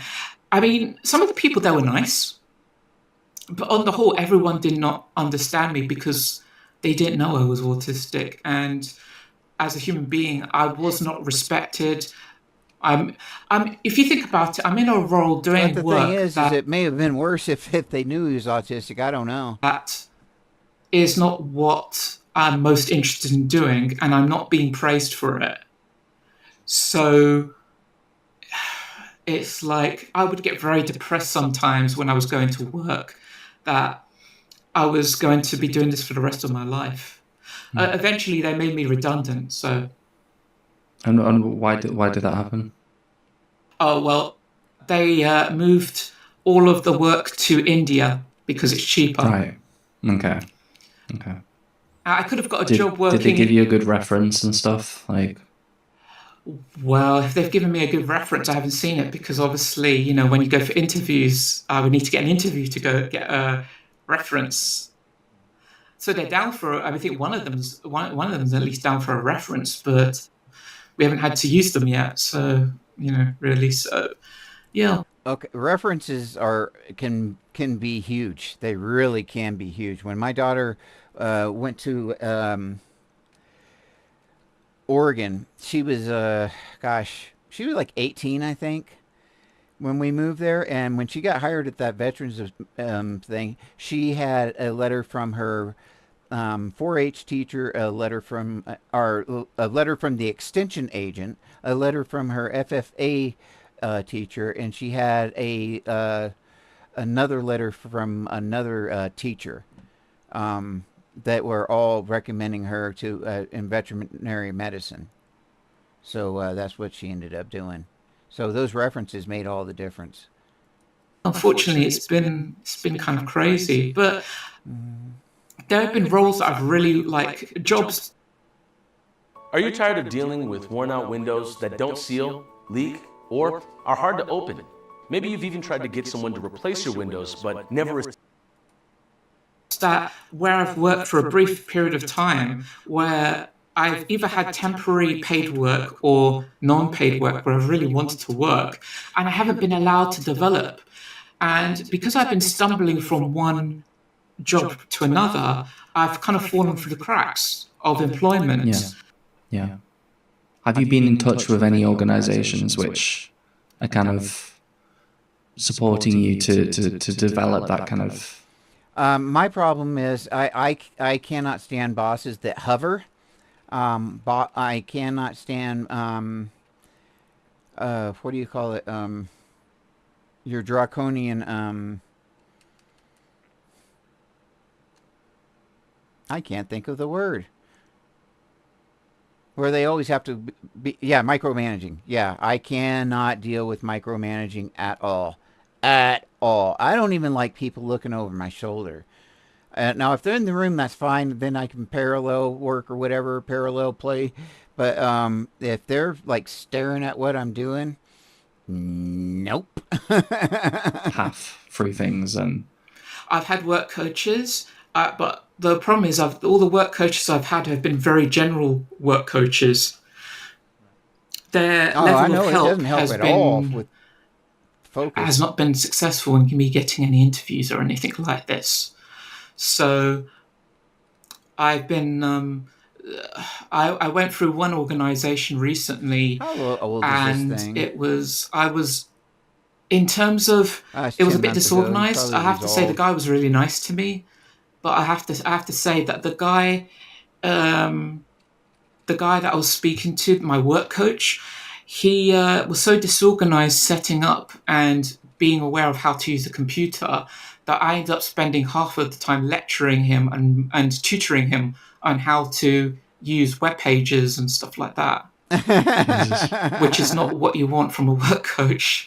I should be coaching them. Well, you found a job. You gotta go I wouldn't coach say the good, work but it's coaches. been very informative to hear about your experiences with it. And I feel like a lot of people who are listening probably identify with a lot of the things that you're saying, especially late diagnosed individuals. You know, living and working nowadays, it's not the best. And even if you do manage to get the minimum adjustments and the interviews that are in force for people who have the qualifications for it, it's still not an ideal for a lot of autistic people. Oh, wow, okay. That he like Alrighty. Well, I've been on for 6 hours now. I can't believe it. And so I am going to jump off, and I will be on tomorrow. What time is it? 6 to 8. And I might make some videos in that meantime. I don't know. Well, I shall have to see. So anyway, I appreciate all you guys being here, and I guess that would be about it.